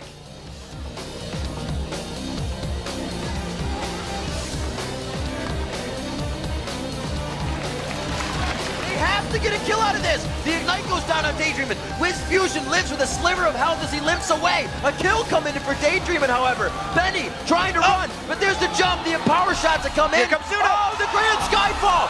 He might be able to 1v1 Zuna. No, can he get into the fight? Blocked on the Empower shot. Still going strong. This might be enough, but Shifter's on the backside, and they buddy it out for the kill. Woo! Nice job. Good game, guys. What's up, guys?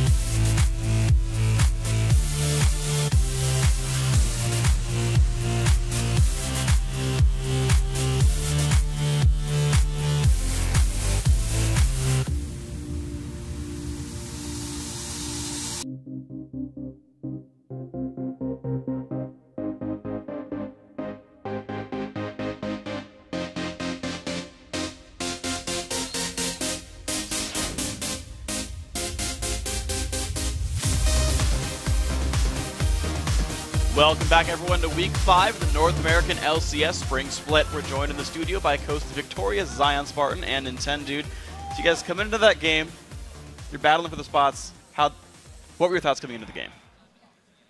You take it away, Zion. I don't know. I was like, hey, guys, maybe I should play Jax. It seems like a pretty good champion. And worked out pretty well. So I got to ask you about the Jax, because coming into the game, I was talking to your coach, Alex, and he was like, yeah, some of the things we've been working on have been like getting Zion more into the tank role, team fighting as a tank, and then you just go Jax, and you decide to carry. What specifically tipped you off to decide, oh, this game, I need to play a carry, and Jax is the man for me? Jax actually just does pretty well against Trundle, so I decided to pick him up. Jax can be a tank and a carry at the same time, which is why he's such a good pick. Like, if I go something like Yasuo, like, I'm not really that tanky, but I'm a carry. If I go Jax, I'm tanky and I'm a carry, so why not? And it wasn't only me. My lanes did really well, which allowed me to farm up. I was actually down in that lane against Benny, but I was able to pick up a solo kill. Nintendude put a lot of pressure up there so I could get ahead, and then once I got ahead, I was able to hold on to my lead and really take the game home. So why aren't more people playing Jax then, if he's so strong?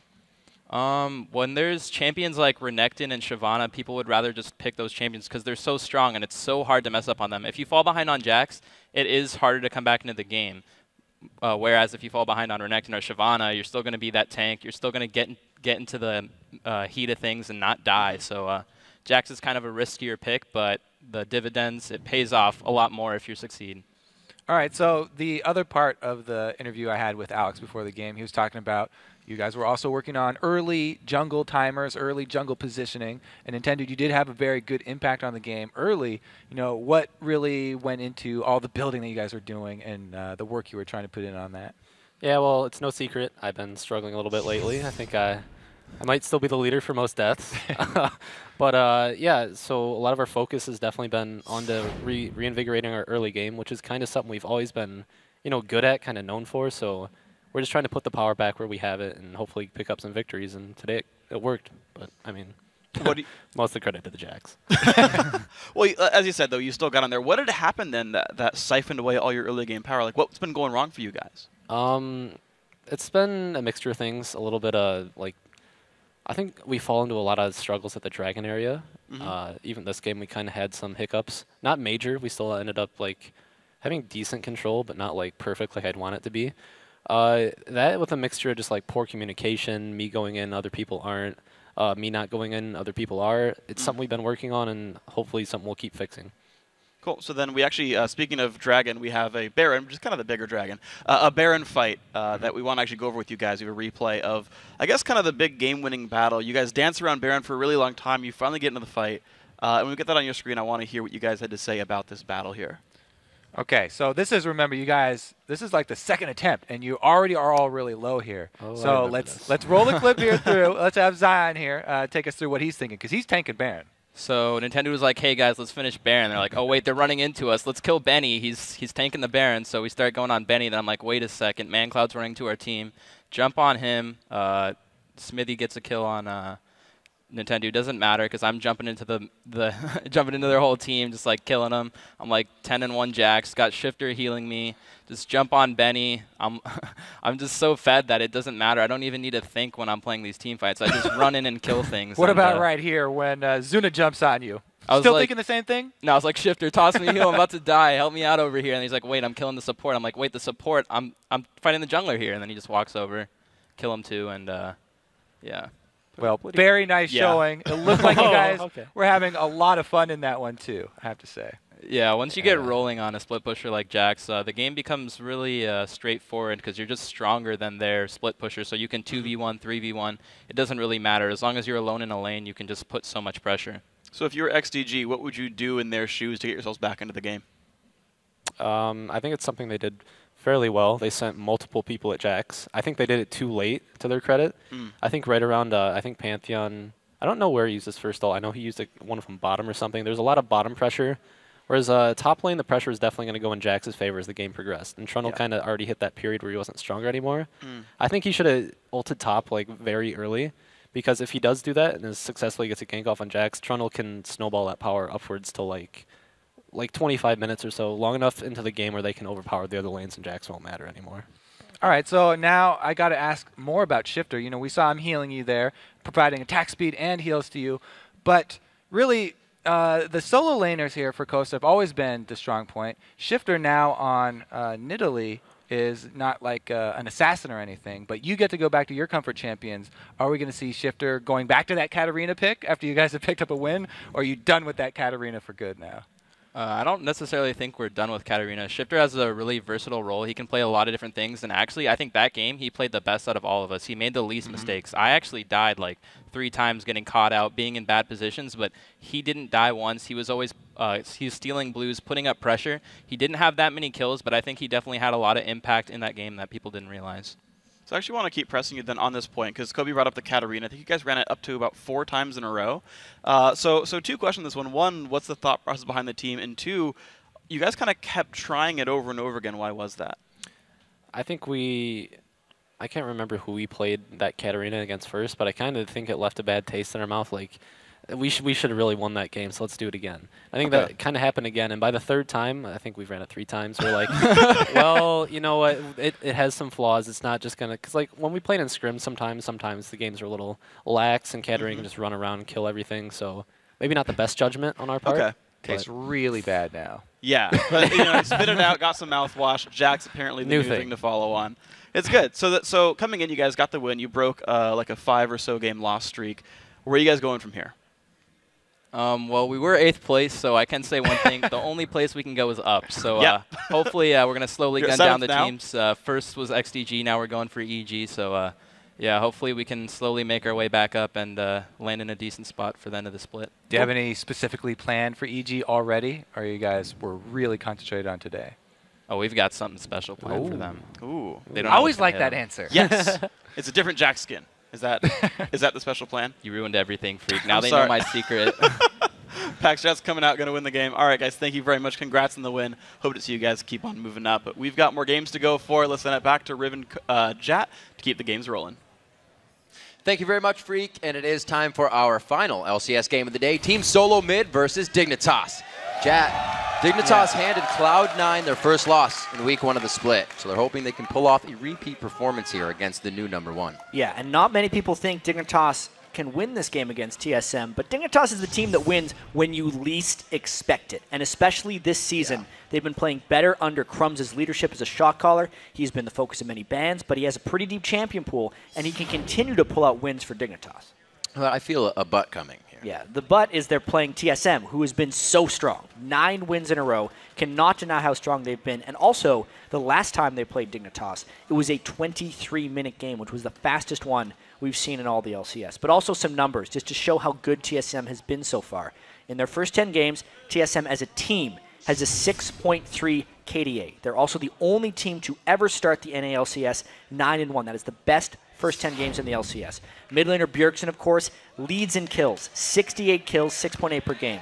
If he continues this pace, he will have 190 kills, which would be 23 more than ManCloud's all-time record for a single split.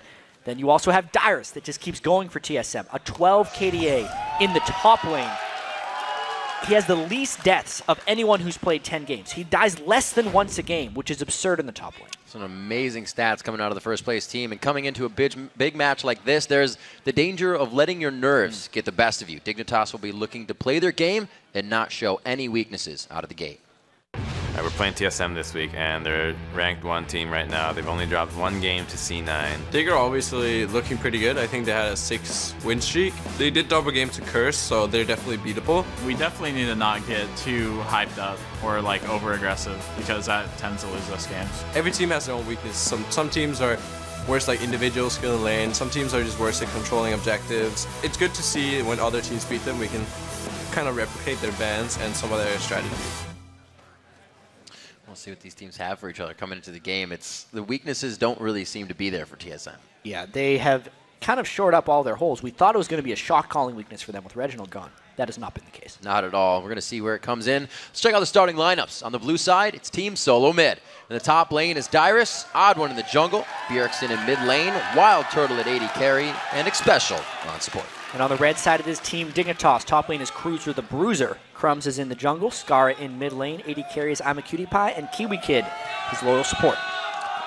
It's going to be an interesting game. We've had amazing games all day long, really keeping people on the edge of their seats, and I don't expect this one to be any different. Last week was Dignitas's 3-game week. A little bit of pressure on their shoulders. They faltered with 2 losses. They got 1 win, so they're looking to pick it back up here. Yeah, definitely have to kind of restart themselves into the winning ways, because at the very start of this split, Dignitas looked awful. Then it just kind of turned around on them. They had a pretty bad-looking defeat in their last game last week against XTG. It's time to just turn it around again. You never really know which Dignitas is going to show up to a match. That's why they're so entertaining. And something that I kind of said in the beginning of the Cloud9 CLG game was that Nien was going against Balls, and that was, you know, Balls' lane to lose. It's kind of the same way here with Dyrus. We know Dyrus is a strong one. We just said his KDA. Cruiser has a tough game ahead of him if they match up 1v1. Yeah, I do have to say that Dyrus is way more experienced than Cruiser. Right. And Cruiser hasn't necessarily been a laner who has much impact in the lane. He will transition out of team fights. He will be that tanky threat that kind of Zion Spartan was talking about. Those are the type of top laners. He's played 5 Mundo games to Dyrus's 4 Shyvana games. And I wonder if we're going to see that matchup, actually, because Dyrus likes picking Mundo into Shyvana because Dyrus thinks Mundo has the edge in that matchup. He's good enough at turtling out and stopping Shyvana from aggressing on him. It's going to be the other way around. I'm curious. Well, Picks and Bans has shown that, you know, TSM gets everything they want. They kind of try to win right out of that. A lot of teams will get okay picks and bans and then go into the game hoping to get one big impact that puts them in the snowball. But right out of picks and bans, we'll see TSM get that top-tier team for themselves. And the bans start with Lee and Gragas. It is an interesting Lee Sin ban against Dignitas because that's actually something that hasn't been banned against Dignitas yet this split. Right. But it is something that Crumbs has shown a proficiency for in the past. Maybe this was a scrim result that they've gotten intel on, or they've just been checking Crumbs' matches of late. Very interesting that they would ban it so early. Another player we're watching coming into this Champion Select is Cutie Pie. His picks of Lucian have not found victories, but he is 5-0 on that Jinx. So we'll see what they decide to go. It is left up. We've seen a lot of Sivir being focused, but Thresh is going to be the first one for TSM. If I'm Dignitas right now, or if I'm a Dignitas analyst, I tell them to pick Jinx and Annie at some point in this game. They've already picked Caitlyn. They haven't done it. Caitlyn for undefeated with Jinx, and I understand that Jinx is vulnerable in some fights, especially against a person as talented as Bjergsen to kind of get to him. But I feel like you got to play until you lose with it. Yeah, and then Crumbs going again to something he hasn't, or Crumbs, I'm sorry, Caitlyn isn't something that Cutie Pie has played within the split. I'm sure he's proficient on it. That pick is more of a denial, I think, at Wild Turtle. Wild Turtle is a fantastic Caitlyn player. He's played it 3 times, went 3-0 with it, and they're moving Turtle onto something else, making him take the Lucian. He is going to take the Lucian. He's fared all right, a 2-1 in 3 plays, so we'll see what he can do. We're going to see another Trundle this game. We'll see what Dyrus can do with that. Yeah, so he opts not to take Shyvana into Mundo because he doesn't like that matchup. Instead, first time Trundle for Dyrus. Trundle is definitely a much stronger pick against Mundo. We've seen Trundles do very well against Mundo, especially in the European LCS, not so much over here in North America. And Trundle was that guy that everybody was like, hey, let's bring back the Troll. He does well against these tanky guys. Like you said, that Annie being picked up, and we'll see another Nidalee as well as Skara locks that in. Yeah, so a lot of first-time picks for people in this game, especially Dignitas right here. Caitlyn first time, Nidalee first time for the Dignitas members. Be interesting. Skara has kind of had a passive year, I feel. He hasn't been the, I'm going aggressive, I want all the CS Just Skara. farming like really well with Gragas, waiting for the team fights and letting I'm a Cutie Pie do a lot of the killing in some of these fights. Taking down all the turrets and people with turrets. But they're going pretty poke heavy this time. Dignitas has done some good poke comps in the past, but TSM usually has the coordination to initiate really well, and these last 2 picks are most likely going to focus around being good initiators. Looking to see what the odd one picks up here. That would be new for the odd one if he were to lock that in. With Vi up. Right, yeah. Yeah. Whoa. There it is. The Kha'Zix was only been banned out once against Team Solo Mid, and now it's being picked up. Yeah, well, Kha'Zix, the bug, he's basically permanently banned in solo queue because if games ever get a little bit chaotic and everyone's killing each other, his objective control and his ability to take over slightly tilted team fights and turn them into landslides is pretty much unmatched. This could actually be Bjergsen or Odd One, and they can swap the Pantheon and Kha'Zix however they want. Ooh, yeah. It'll be very interesting to see how TSM decides to play this one. That Kha'Zix pick looks like it can wreak quite a bit of havoc right now. There's only the Annie crowd control that's really going to shut him down if he jumps in the middle of the fight. They got to bring something else. Well, Vi stands for violence, and they can maybe lock down Kha'Zix when he jumps in to these ones. This is probably going to be more violent than a normal poke composition game, only because TSM has shown so much aggressiveness in the past. And also, Dignitas doesn't really play low-kill games. They almost always have a lot of death and destruction, which is why I really like that Kha'Zix pick for Bjergsen. So which lane does Crumbs go to? Do they want to shut down Bjergsen, or is it not a point because he can come back at any time?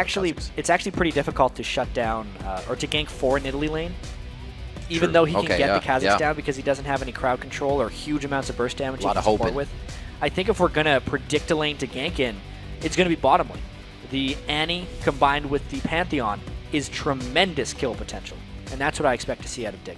Well, something we've been taking a look at is that level 2 between the AD carries and whatnot, and Annie's one of the biggest crusher of the level 2 stuns. So we'll see as the champs are locked in who you at home picked to win this last game of the day. According to LOLesports.com, 85% of you feel the Team Solo Mid is going to come out with a win here. Not giving Dig too much credit, fans. Well, that's a pretty TSM-focused vote. And crowd. I think until they lose, they're going to be close to that. There's a little bit of the catalyst to get them going for this game. It always seems like when you're in NA, you're on TSM's home turf. Seems like fans brought their Burger King hats down in the stands. They do. There's a lot of those hats around. Yeah. Supporting him, and he's really shown. He was the hype, like we said. He was the guy that everybody on social media was talking about when he got here, and he's kind of held up the end of his bargain. Oh yeah, he has been ridiculously good. He was ridiculously good in the European LCS as well. Even though everyone always talks about Peke and that, Alex, those amazing mid laners, Bjergsen was right on their level, but didn't have the same supporting cast that those guys had. So he was getting picked on almost every game. Now that he's more experienced as well, with a stronger supporting cast here in TSM, Bjergsen really found his home. We'll have to see what can be done. Skara, he's been in mid for a while as well. His home has been there since the beginning. His home's been Dignitas for a very long time. Yeah, that is true. Very true. The teams facing off against each other. There it is, TSM versus Dignitas. We are into the Rift. 44th game here in the spring split. Last game, week 5, day 1. Let's see what these teams have for each other. TSM on blue, Dig on red. I like that. 44th game in the split. Yeah. Getting up there. Getting in those numbers, yeah. Every team plays 28 games in the regular season. Obviously, TSM, their goal is Worlds, but it all starts with having a good split. We've got to remember they're pretty close as well to beating Cloud9's win streak of 13 so far. They're on a bit of a rampage themselves there, 9-1. Boom, bite him, club to the face. Oh, he bit him too. Yeah. God, you learn not to do that early, but he's still a biter.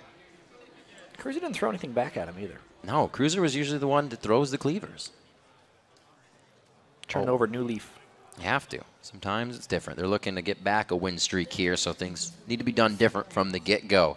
Already we got the Doran start for Dyrus with the blade up to Cruiser's shield there. Let's see how that goes as they start off the top lane. It won't be something we look at too much, but we are expecting Dyrus to be ahead. So, like we said, a lot of these lanes are for Dignitas to win. TSM's the one that's in the lead. Early ganking is obviously going to have a huge play on the way Bjergsen and Skara's lane plays out.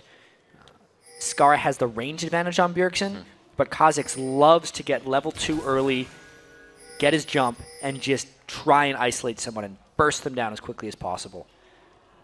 That lane is very variant as far as it turns out, and the fact that TSM has Pantheon on their side, we just got to see an XGG game with a jungle Pantheon who was not very active early on in ganking. Didn't get countered either. Yeah, we'll see if TSM can be more active early. They did just walk through a ward, however, and another. Going to hatch that one up. Neither of them really got a shot on it, but they are going to have vision. So he pulled it, I believe he's pulled it around to finish it off. in the jungle there. It's a red buff steal that Dignitas found. This is going to create a fair bit of interesting play if Crumbs decides to steal the red on the other side. Double gank mid after this? No, it's too pushed up. Thought they were going to hover. It's just taking them a little longer to get that red buff.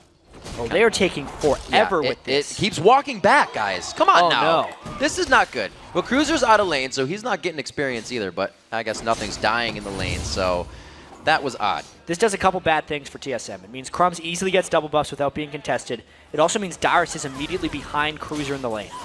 Obviously, since Mundo is a non-interactive laner, he generally just wants to farm. Dyrus should be able to come back, but the slow start from the Odd One makes him very vulnerable to counter ganks from Crumbs, because right now, Crumbs is a step ahead of him because he's already got double buffs. He's going to go ahead and take the rates as well. He knows he has a little time in the jungle to hang out, be by himself. Odd One's not going to have Smite for a bit on the blue buff, so it's only going to slow him down, not really give him too much trouble. We'll see where Dignitas decides to go with this. It looks like Vi, or Crumbs, yeah, Vi, left up some wraiths there as well, so he's giving Odd One a little bit of trouble where he can. Yep.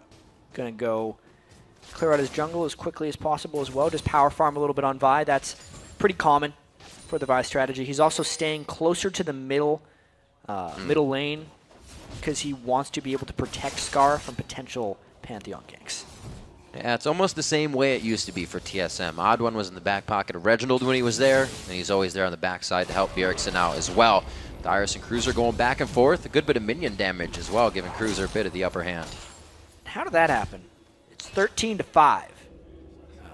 He wasn't in the lane. Missed a couple. Huzzah! Punch him in the face. Odd One getting hit up there and gets out the attack.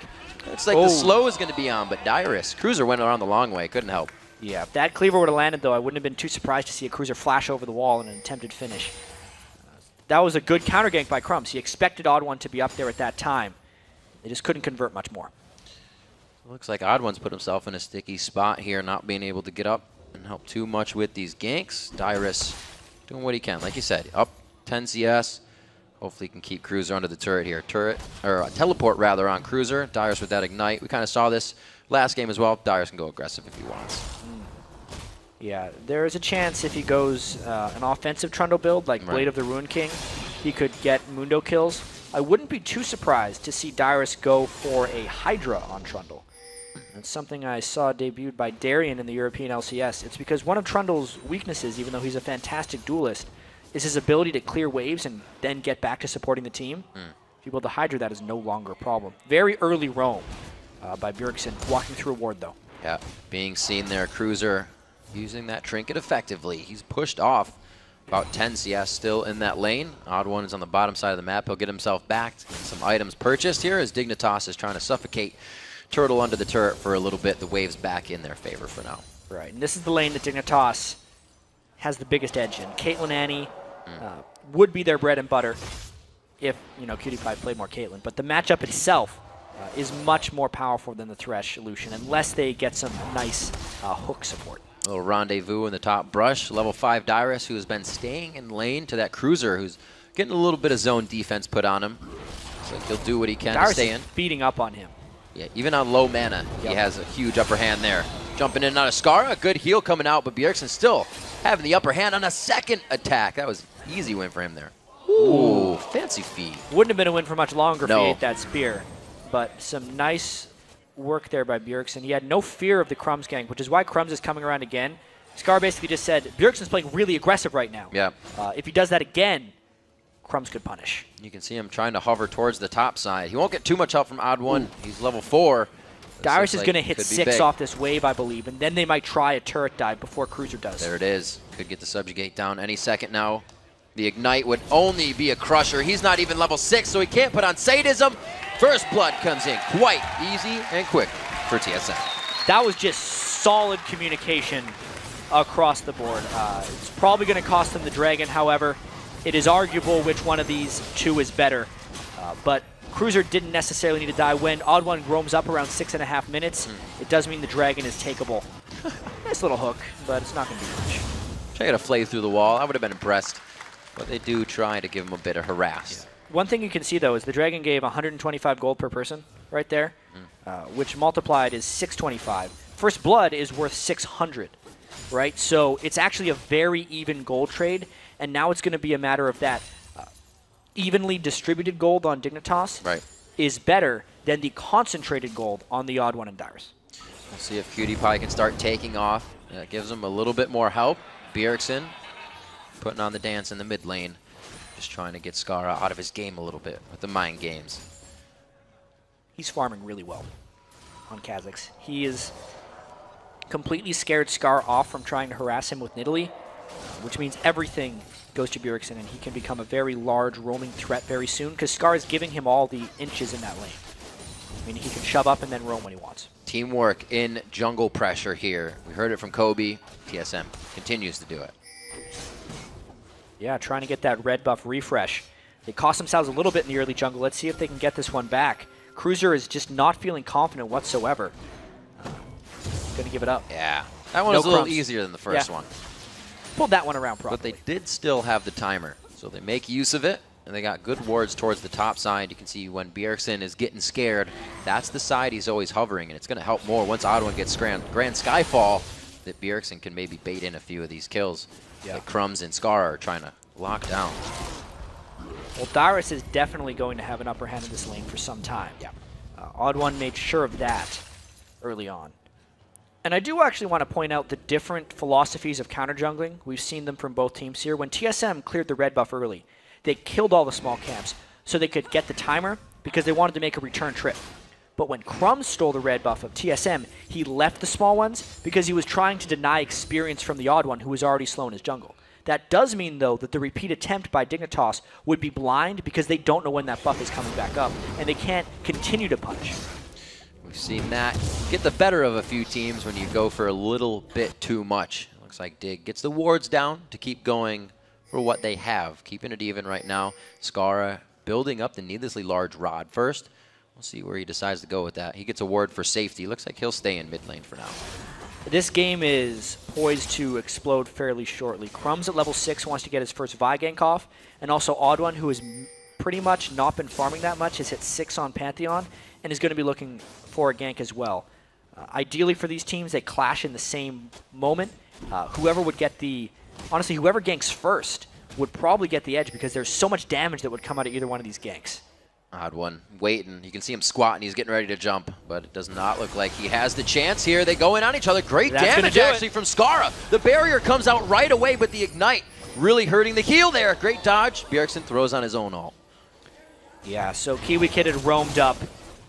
Very interesting fight there. Odd One decided not to support because he was too far back, and he saw the Annie. But Bjergsen gets out of that one pretty much unscathed. Now it's all about the damage that the turret takes. Still dodging out, so we get a little bit of roam now from Kiwi Kid. Dignitas is looking to put themselves on the map, but not just yet. Cutie Pie very, very low in the bottom lane as they just went and engaged him and Turtle back and forth. Yeah, we definitely going to see a gank top here, though. There's no Mundo ult, but Dyrus' ultimate is up. Let's see how much damage they can throw down. Oh, Crumbs is still trying to be omnipresent just in the mid lane. Now walks it up the river. Dyrus is going to be safe with the Subjugate on. Crumbs didn't even bother trying to ult. They got the Trundle ult up, and they realized he was so tanky. And also, it's not necessarily the easiest gank support with Mundo, since he never brings Ignite. They wouldn't be able to burst him down very easily. Dyrus trying to turn a little bit of aggression back around. Just going to go ahead and chomp up these minions. Already got the Cutlass on. A little bit of that passive healing, making it nice for him. He'll be okay in that lane, even with no mana. Still, like we said, or like I said earlier, rather, Dyrus... lane to lose. His lane to lose, rather. Cruiser needs to be playing good. 95 to 30, 65 with 30 CS difference. See how well Dyrus can continue to punish Mundo. People like to survive in lane on Mundo, so with just the one death, Cruiser can still recover from this. Yeah. Very well so. But overall, TSM is winning the lanes by about 600 gold. We know that Dignitas obviously took the Dragon when Cruiser died, which would equalize in that gold, meaning the other 700 farm is just TSM farming more. Pink ward's starting to come out. They know and actually ping it out on the side of Dig, so they're going to try to get that as soon as possible here. And Bjergsen, he's just being a pest in the mid lane, letting Scar know he's still there, really not taking the advantage in the push in the lane to go do other things. Yeah, he's pretty content his farming. You can see since he's got the Tiamat now, he's taken the race. I remember the jungle mid lane feature. Odd One said, I need to gank for Bjergsen, otherwise he's going to take my wraiths. I really have no choice in the matter. Odd One hasn't been ganking for Bjergsen, So Bjergsen took his rates, as they have predicted. That abusive relationship, just a vicious cycle. See what Bjergsen can hold off for himself. Like you said, farming very well. He's even over Dyrus on this, 114 to 91 in the mid lane. But Skara still that behind in CS will have an impact on his spears. So he's doing okay for now. Looking to see if Crumbs can really make an impact on any of these lanes. It's only been a death to Cruiser. That's the only action we've seen from them. Yeah, spear to the face in the mid lane. Bjergsen going to have to go get some lifesteal. But it's really interesting in the bottom lane. Look at all the wards that are in the river and TSM's jungle right there. They're waiting for Crumbs to approach so that Odd One could counter gank with Pantheon. At this point, though, since Bjergsen went back to base, it's just another dragon. And Bjergsen's actually not in position. Great call. Kiwi Kid could get locked out here. It's going to be Wild Turtle special onto Kiwi. That calls Cutie Pie back. This is going to be some good damage here. Cutie Pie, wow, he's going pretty hard on this one, but he knows the team is behind him. All the communication with the teleport from Cruiser. Ace in the hole. Did he just flash? Yep. No, he did not. He was trying to flash into a block, but Dignitas cleans that one up. A turret died in the top lane with the teleport coming down from Dignitas. They're cleaning up here. Let's see how much more they can get while TSM pressures the other solo lanes. Very nice job. Bjergsen trying to get this lockdown in the mid lane. He is going to let that crash into the turret while he does some damage. And Dyrus as well. So they're working two for this one turret. See if they can get him. Yeah, that was a little bit of an explosion. There was no Pantheon ult burned either, and there's the burst from Bjergsen as he's pushing that mid lane. It is a continuation of domination in the top lane, though, for Dyrus. And Trundle is going to be a big problem. There's the gank. Oh, he's going to be way out of the circle in time. Oh, the spear, or the spikes, rather, on the barrier. Not enough. Looks like Odd One. Woo. I got to say, really poor coordination by TSM on that gank. Odd One, his man drop was later than when Bjergsen would aggress, so Scar was running away anyway. And Odd One just opened himself up to a bunch of counterattack from the turret by the time he dropped in. So 2-1 as Dig makes a few moves to get themselves a bottom lane gank in their favor and stop one that was also coming onto them. 15 minutes into this game, the gold has been evened out again, and that's the story of the day. Each team just kind of inching back, trying to grab a lead. But once the big lead comes in, it's almost unstoppable from that point. So see who gets it first. TSM's win streak, 9 games right now. Dignitas like to be the streak breakers. They beat Cloud9, first team to beat them on the year. See if they can be the second team to beat TSM. You know, North American LCS getting closer and closer to the European LCS as far as anyone can beat anyone. Yeah. CLG destroyed Cloud9 this morning. And Dignitas sticking right with TSM here, getting some nice early siege in the mid lane as well. These spears, that one split in the uprights, the ace in the hole coming in. They have so many things to dodge right now, and the traps again. Yeah, the longer they wait here, the harder it becomes for TSM to get in. Not only do they have to take shots from the poke, more traps will get placed from Skara, meaning when they jump in, their armored magic resist would be shredded because they're going to be running over those Nidalee traps, or they just won't be able to move because they hit a Caitlyn trap. Yeah, Dignitas knows they're kind of stretching a bit here in the mid lane, but they know they're also getting a bit of a lead out of it. Cruiser with the ignite on, one more chop! He's not in range! Oh, so close, and the flash is being blown for that one. Just a pixel away. He was trying to get that Q bite off, but he wasn't quite in range because the cleaver hit him right in the face. Very close to turning another kill. Bjergsen, no jump left. He's going to try to bug out on this one. Gets hit up. Assault battery. Vault breaker. They're going to open this one up, and it's going to be full of gold. Whoop. The invisibility comes off, and he's found by AmaCutiePie. Nice collapse there by Kiwi Kid. 3 assists for 3 Dignitas kills. He's played Annie 6 times. This is his 7th time on Annie. The most comfortable champion for Kiwi Kid by far. And pretty much every time we see him on Annie, he is so involved in the team play, roaming around. Bjergsen has to be mindful of where Kiwi Kid is when he decides to split push. It's like they're trying to clean up everything they can in the jungle. You can see Tibbers kind of being a personal sentry there for Kiwi Kid as they make sure they're safe. And it looks like they will be, even just looking at the wards. 5 to 6 wards placed on the bottom side of that jungle, trying to get the pink wards out already. They're really starting to take control over what looked like was TSM's early game.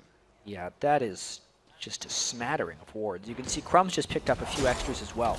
A pink and a regular sight ward. And he probably can't even put it down. That's his pink, I bet. Yeah, No. yeah, he's ward capped out. He's got to wait for his ward to die.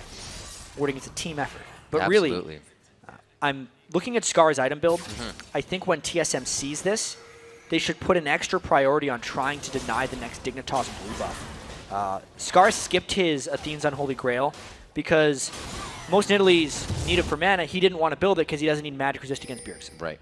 Fair enough. But that means he will really have mana problems if he doesn't have blue. If TSM can ever get that away from him, Scar will become a bit of a non-factor.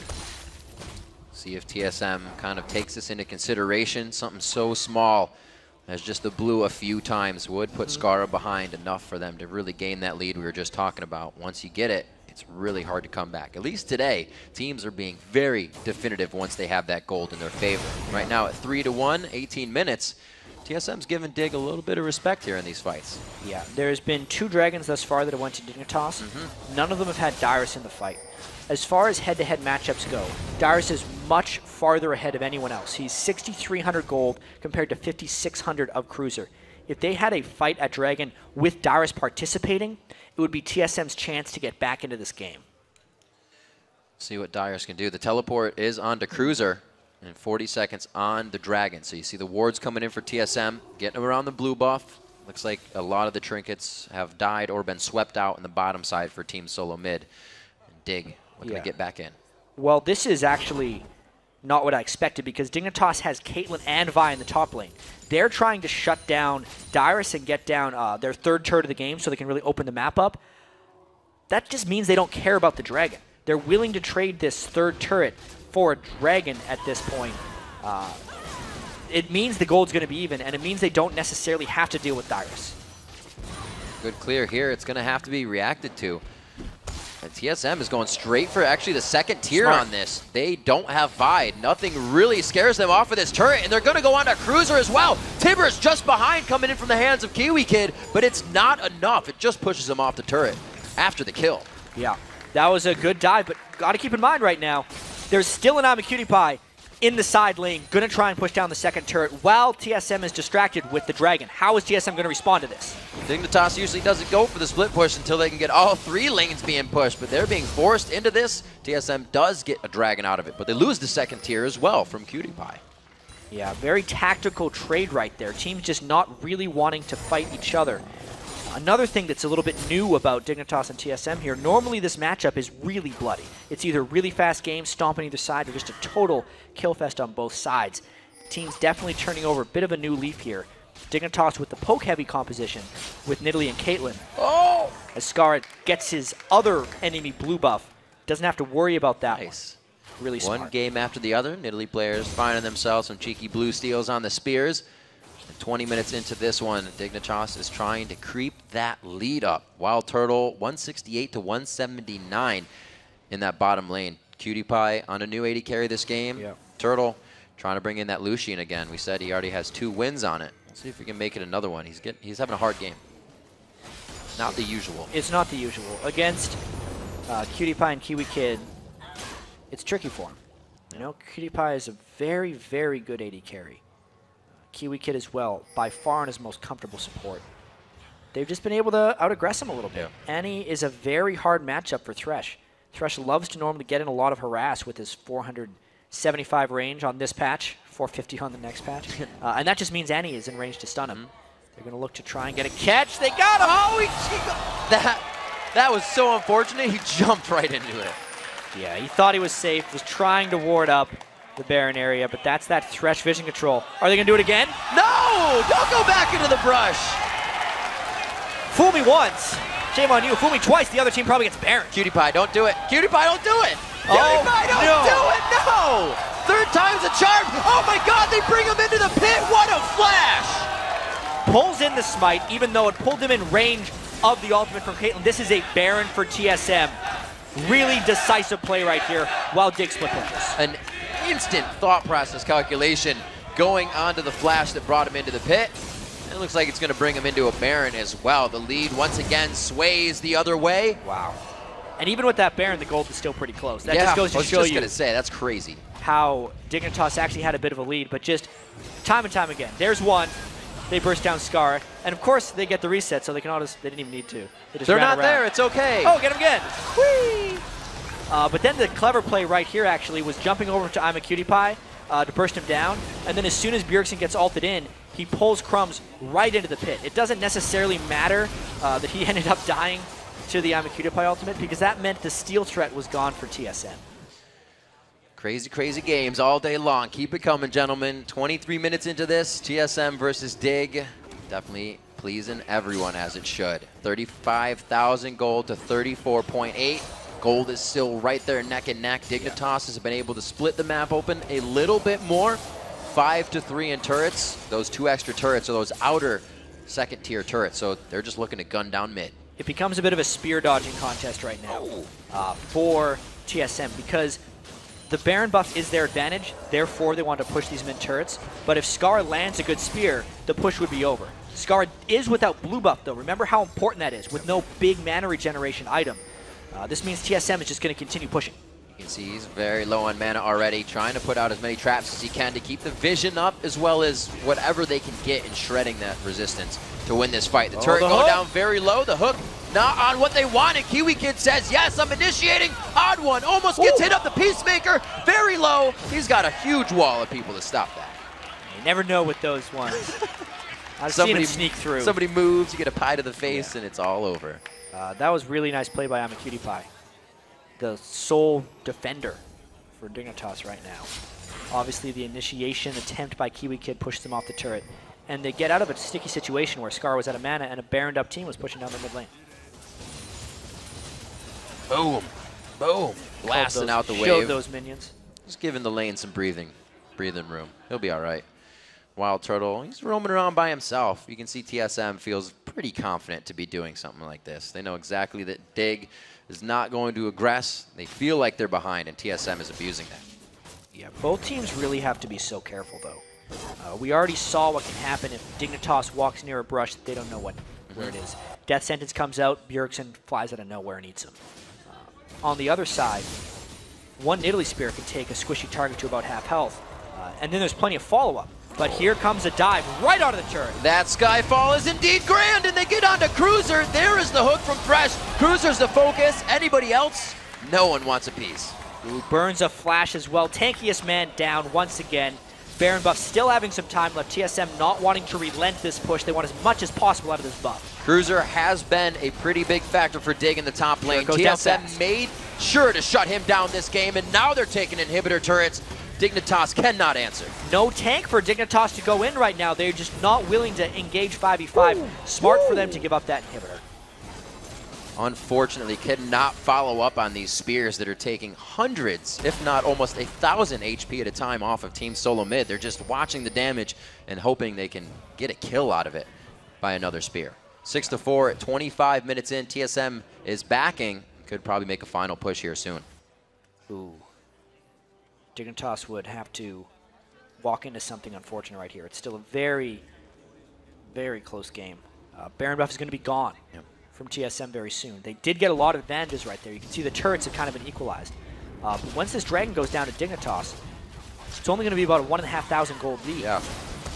A lot of good things coming out back from Dignitas here. The fact that Amacudipai is getting more and more farmed is incredibly key. Pantheon will fall off a little bit now that we've reached this 26-minute point in the game. And even though Dignitas or TSM has had a lot of success focusing down Cruiser, if they don't get that tank out of the way, it will be more difficult for them to engage cleanly. It's very hard to finish a game against a team with so much range like Dignitas has. So we see TSM now back down to the bottom lane. Quite a bit of time till Baron comes up. So this is the inhibitor they want to work. Mid will be the next one. They don't have too much of a wave here yet. It should be enough to take this one down as they've already prepped it. The last outer turret, yeah, pretty much indefensible. If they would try to defend that one, it would most likely be game. And this is the decisive moment right here for TSM. If they try and dive this without Baron buff, it could very easily go wrong. There we go, getting the traps down. Thought they were being a little lax on it, but they were just waiting for the cooldowns to come up. Not too much of a gold lead here, but Team Solo Mid is absolutely making it work on the players they do have that gold on. Odd One didn't have the strongest Pantheon game, but the whole team has been making it work. Yeah, they're trying to get a push in while Dig is defending the inhibitor turrets.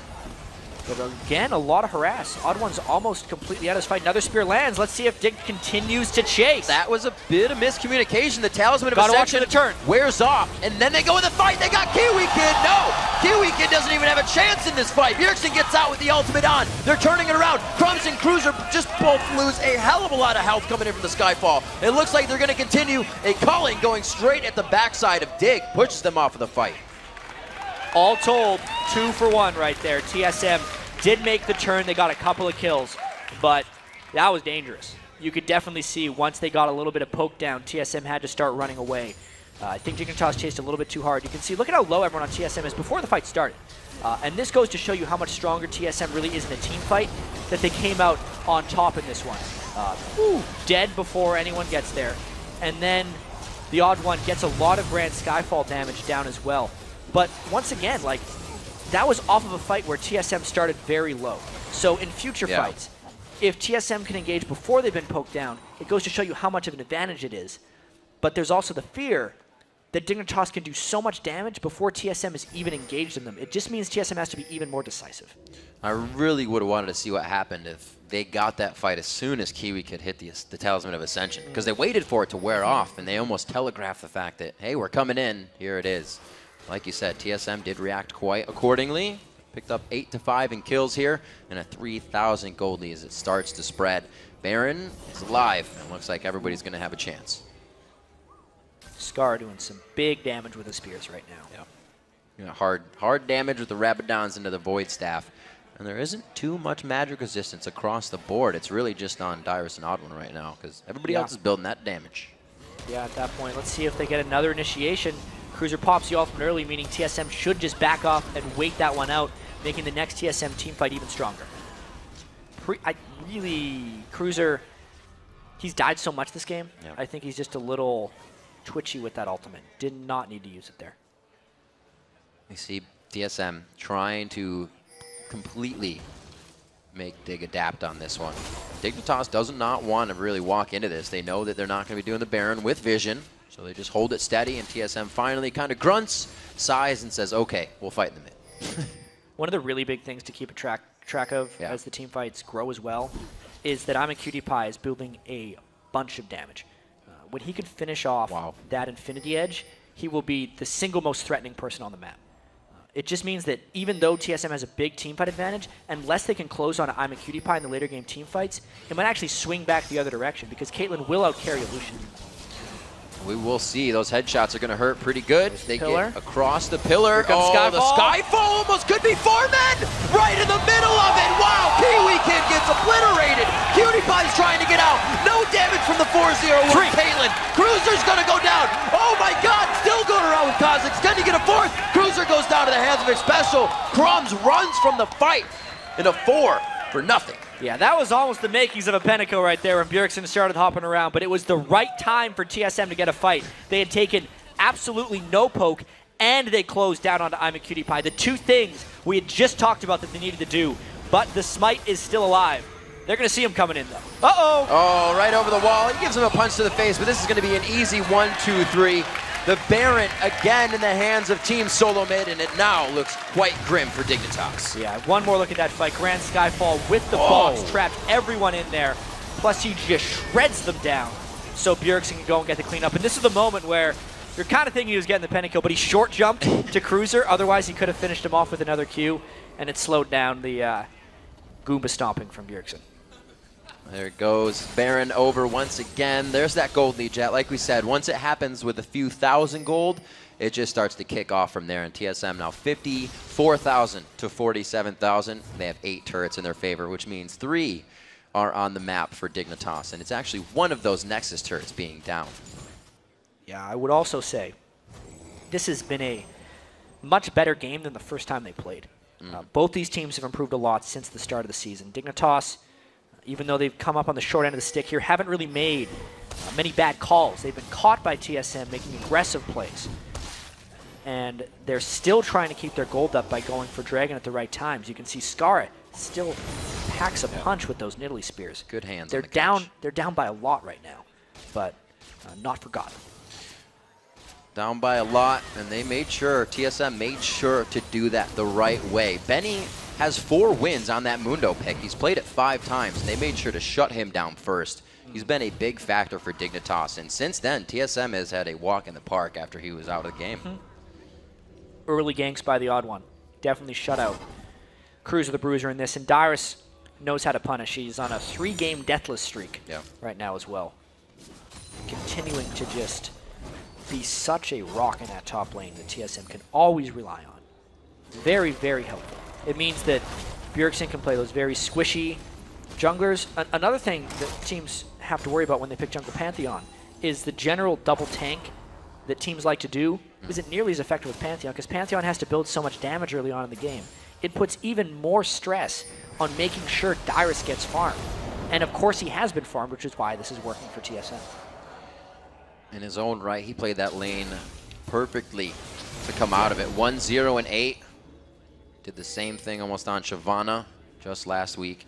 He's been playing incredibly on any champion you put in his hands, and right now really has TSM in the forefront of this game. Yeah, and this could be a decisive push. With an inhibitor down and a Nexus turret down, TSM might wait for that turret to hit, or they just go as soon as possible, because that turret is getting chunked down. Practically not there on the engagement. Odd One's only stopped for a second by the cupcake, but you see Cruiser again throwing off the ultimate because he was forced to. Nobody even helped him engage on that one. Wow, that spear was full range. Yeah, Turtle took a lot of spears, but Dignitas will have to go back and defend that Nexus turret. When that happens, TSM's going to go in. There's the drop. Dyrus throws down the frozen plane. Can he get in for the fight? Again onto Cruiser right away. The ultimate is not up for him yet, and he gets taken down by Skara in the last hit. No, rather taken down by Odd One.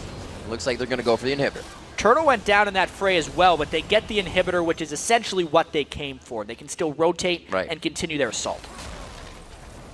Baron buff still ticking slowly on these guys. They have quite a bit of time with it. Dignitas is looking to clean up the base, clean up all this shattered glass, and hopefully get back out into the field. They have an inhibitor to come up in the top lane soon. That bottom one, though, you just saw that go down. Yeah, TSM losing their marksman while Turtle decide that it's not a good idea to siege turrets. They would have like no range to siege that turret in the mid lane if they really wanted to, so it's probably smart of them to back up. Their Baron buff will be gone, but I think because they have 2 inhibitors down now, their next assault up the mid lane will not be dissuaded because they don't have Baron buff. They have a big enough lead that they will confidently go up that mid lane. Pretty much all they have left. The waves are going to be pushing very nicely, and Dignitas knows it. They're like, let's get out of base as quick as we can. Nobody's on our side of the map, but they really don't know that. No wards out for Dignitas right now. They're guessing, and they have to be thinking that somebody is in that brush right next to them every time they go by. So hard hats on for Dig.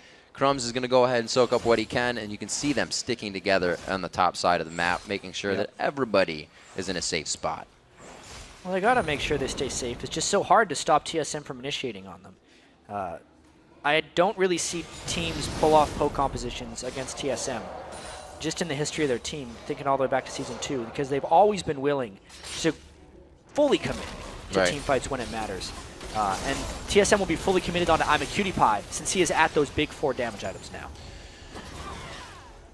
Looking at this mid lane, 270 to 222. Bjergsen on Kha'Zix has had quite a strong game. Give him a carry, and he will do just that, especially when the other lanes are doing so well. You saw even when he was on Nidalee, he had a great game. Going into Cougar form more, into the fight. Skara's been really on the backside. Yeah, well, he's had to be because they have such a poke-oriented team, and TSM is so strongly initiating him. He's always been forced to jump out rather than in. See what they do, going for the top turret. We said that we would respawn soon, the inhibitor rather. Don't know if they're going to get any damage that's significant enough. Cutie Pie in the front of the fight taking a bit of spike damage there. It looks like Dyrus is going to focus on the inhibitor. They're slowly going through this base, and Dig is forced to watch. They don't want to engage them straight up. Dignitas has no blue buff on Scar as well. Might see a final fight very shortly here. This is crazy as it looks. This is a very calm, cool, and collected team solo mid as they enter the base. 1 kill there. Cutie Pie's the next one. Another bit of a short hop jump, but that's the Aegis stun coming in. Oh, he's going for the fountain Grand Skyfall. Everybody's going to be out of it, but it looks cool anyways. They're on the back side of the fountain. The Nexus turrets are going to fall down here, and Dig's going to do what they can to end this, but the Nexus will go down. Team solo mid, 10-1 on the split, and they extend that streak. Another solid game for TSM right there. It was close, though. for a while, Dignitas put up one hell of a fight against these guys. You can tell there's an XL from Dyrus. It was tense at times. Dyrus did very well in the top lane. By the end of it, Bjergsen was very solid on Kha'Zix, but there was a shaky middle ground right there for TSM that they were able to pull through. There's the man on your screen. Has not died in 3 games coming in. Dyrus has had an incredible season so far in that top lane, and he's doing it on different champions. All of TSM having an incredible season. A 10-1 start to a split is very impressive, especially when they're up against Cloud9 and teams of that caliber as well. Strong play all around. The picks for Dignitas looked like what they wanted. Nidalee was the first time coming in for Skara.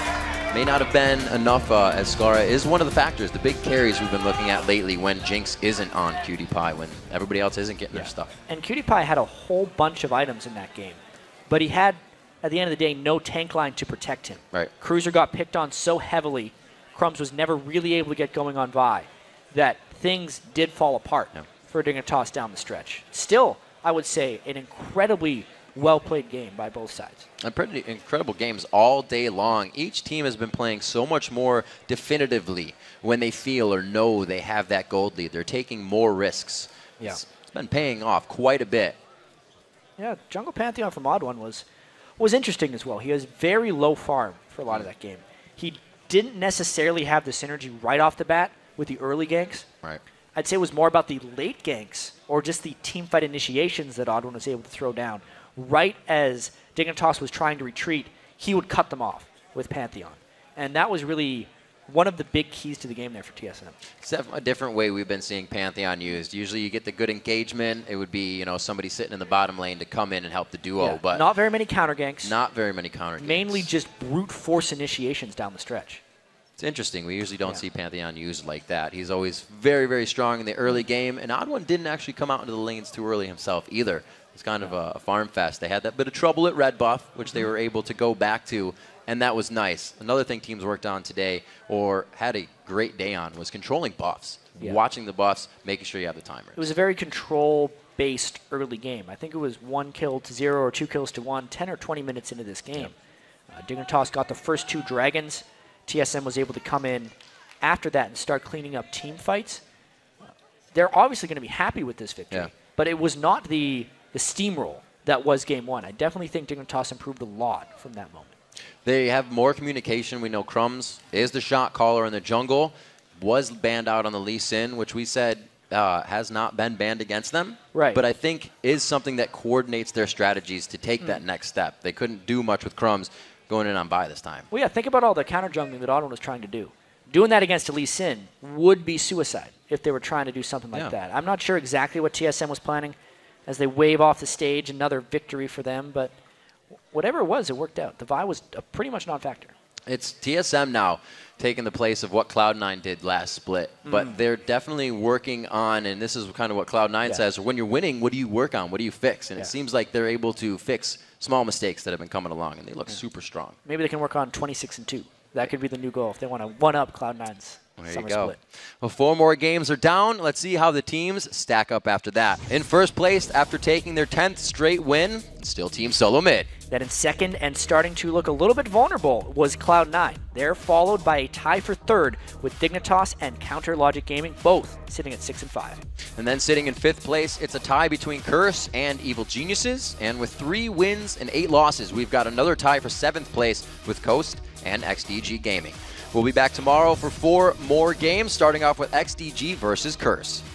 Then Cloud9 looks for a little rematch revenge when they face off against Dignitas. After that, Snoopy and Evil Geniuses face off against Intendude and Coast, and the LCS concludes the weekend with CLG versus a seemingly unstoppable Team Solo Mid. Cannot wait for that one. That's going to be an amazing game. But right now, we're going to send it over to Freak and Kobe for the North American Challenger Series and the Spring Split's first third-place match. Take it away.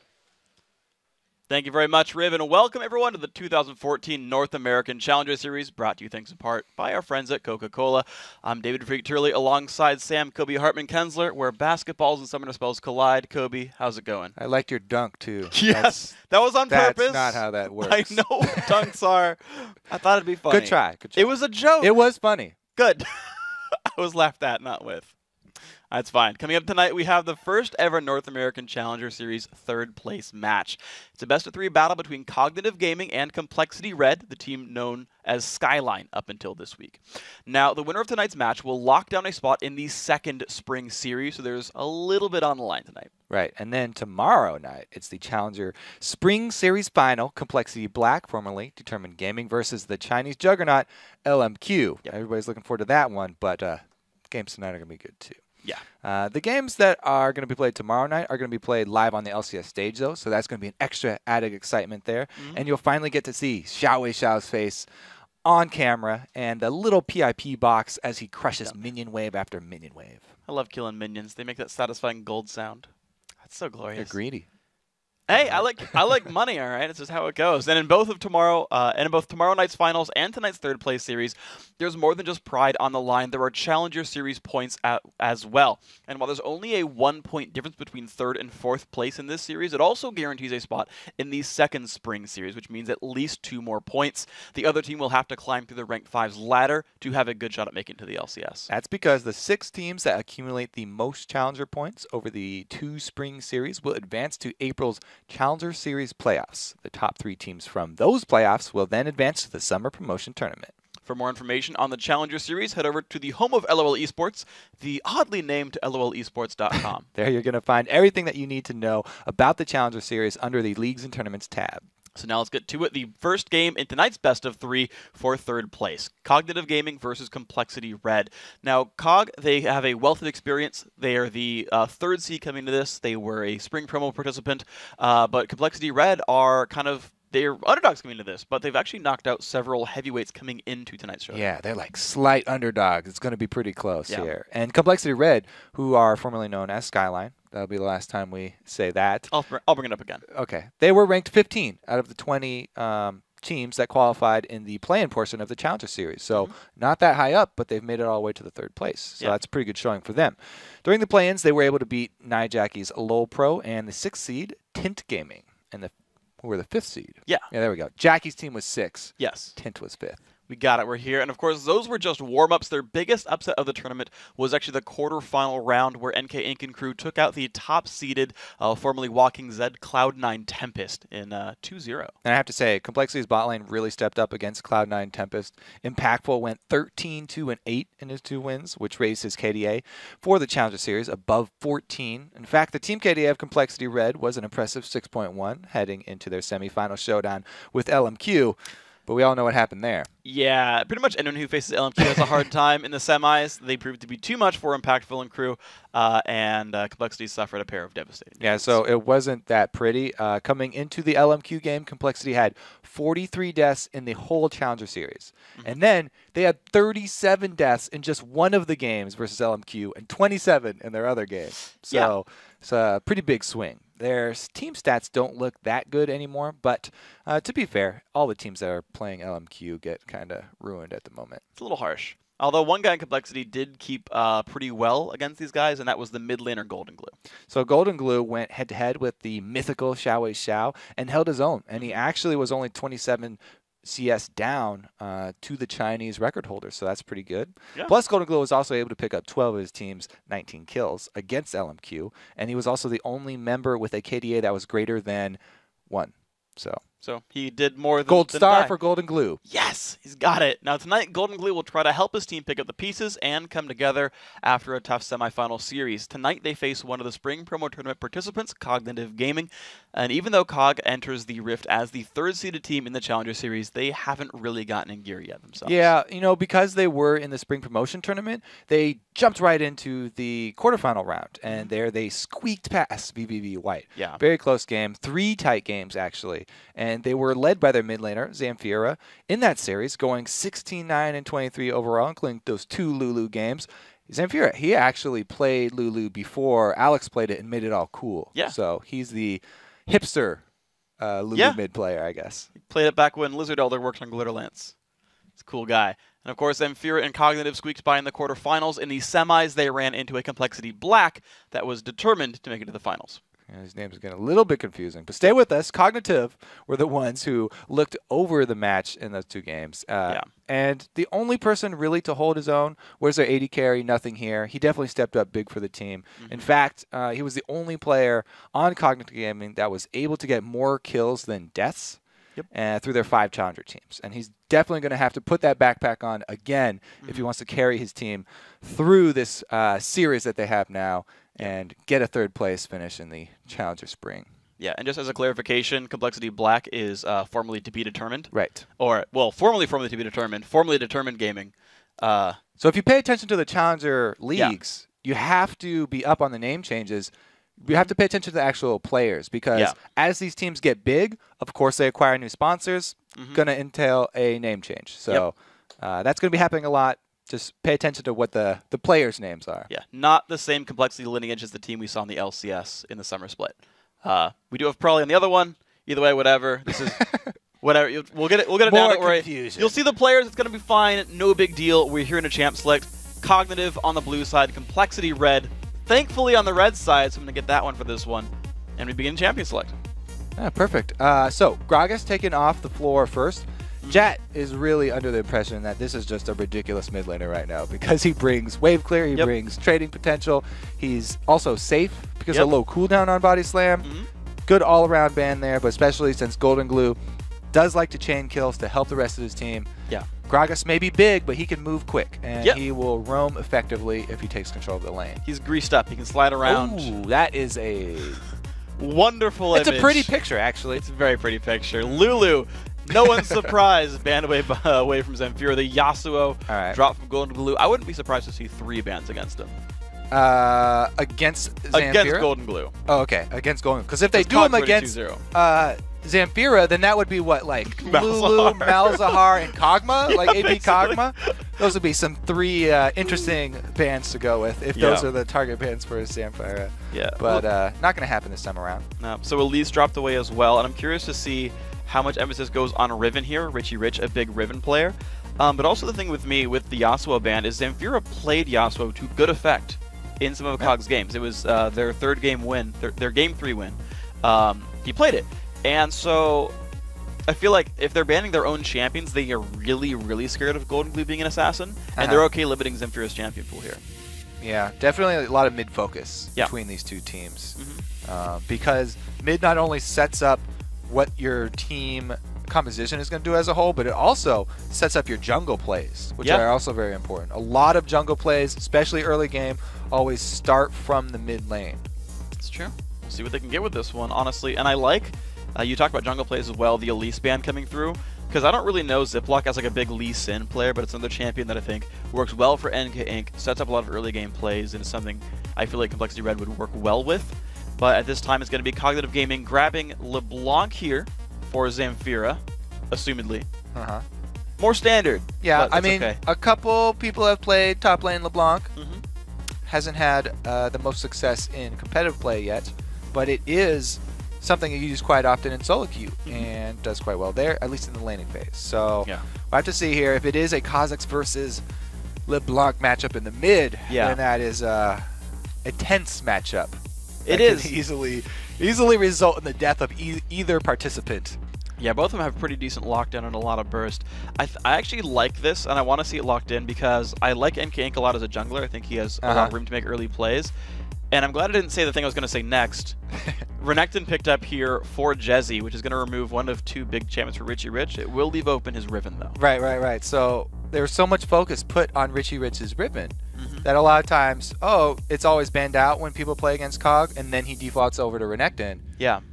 They take the Renekton away. He's got his first pick up there. If he wants it. He can go with the Riven into Renekton. Now that matchup, you have to play it really well as Riven in the early levels to make it work, because they pretty much, the balance team has shaved off all of the leeway from playing that champion early. If you mess up a little bit, mess up your timing at all on your trades, then you get punished really hard, and you don't have she has the lowest regeneration now to get back into it, so you can't heal up after you make a mistake. Yeah, and what I kind of interesting about that matchup as well is, like, Renekton's going to stun you during his trades. You can't, like, shield reactively. It's like if you don't get it first, it's going to be painful. On initiate. Yeah. But I also like that you pointed out Kha'Zix as very, very good potential to jungle for CLR. There's a chance, yeah. Because, man, is that a fun champion to jungle. Yeah. Kha'Zix now with the new Spirit Stone is basically just like a full-time roaming mid lane Kha'Zix would be, because he can heal so much off of jungle camps because he puts out so much damage. Yeah. And then he's always in the fog of war, so all your lanes have to be worried about this roaming assassin. Plus, his objective control on the big objectives like Dragon and Baron, since they're always isolated, is immense. He can immediately turn one kill into a dragon. And that's something that you should really value highly among all junglers. Well, so we come through here with the rest of the picks coming through. Annie, Caitlyn grabbed for the bottom lane. And Cognitive have 3 of the 5 champions that EG played at the beginning of the day. And I remember Snoopy saying, like, man, we got really tired of losing to Sivir, Shyvana, LeBlanc, so we just picked it ourselves. Can't beat them. Join the Stampede. Join the All Stampede. right, so Stampede. No Volibear, though. Yeah, it is going to be the same idea. You know, they've got LeBlanc that is going to benefit from this move speed too. We always talk about how, oh yeah, it's so great for Shyvana and Leona and these melee bruisers. But it's amazing for LeBlanc too, because she relies on her positioning almost as much as those melees do. Yeah. She doesn't want to have to use her W's to get into position, because that's a huge part of her damage. She needs to be able to use the movement speed to get into position, and then use every single ability plus the Mimic to just destroy somebody. So she definitely is a big benefit from that on the hunt as well. Well, this is interesting. So it looks like the jungle pickup's going to be Fiddlesticks here. So that's new. Not bad. And I'm scared a little bit for this team, because you've got Cog like trying to dive in super hard, and Fiddlesticks who's like, hold on, give me some time to set up here and channel. Yeah, so the thing is, it's going to be Fiddlesticks channeling his ultimate, and Pantheon also channeling the drop-in. Yeah. And whoever goes first is going to have a lot better of a time. Yeah. The thing about Fiddlesticks is he has to have great ward coverage. Yeah, if you ever am channeling that in a poor position, LeBlanc's got crazy gap closers, and she can silence you. Yep. And if you get silenced by her, you're also probably going to get chained and rooted. So they've got a lot of answers. NK is going to have to play this really well. If he's ever out of position, on the hunt, popped, and they're going to dive right towards him. Yeah. So we're also going to be watching his items. As soon as he gets the Zanyas, then it'll be a lot better chance of staying alive. But especially before then, he's going to be definitely one of the targets. He's going to be squishy. And the thing I want to watch for as well is, does he rush the Zonias? So I know most of the Fiddle junglers I see will like maybe open a Doran's Ring, and then they'll just jungle item. They'll rush it. They don't even go jungle item. They'll go like Doran's Ring, Boots 1, maybe Boots 2, Zonias. Okay. And I know Spectral Wraith is really efficient now. It's 2,000 gold, 10 CDR, 80 AP if you stack it up, infinite mana in the jungle. I got to do my did you know earlier today. I heard it. We can do it now, though. Yeah. The jungle items, the gold per 10 is 6.6. Yeah. If you use every single conservation stack without ever letting it get up to 80. Yep. So it's really good, because that's kind of right between a tier 1 and tier 2 gold generation item for support. So if you skip that and you rush straight to the Zanyas, missing out on quite a substantial pot of gold.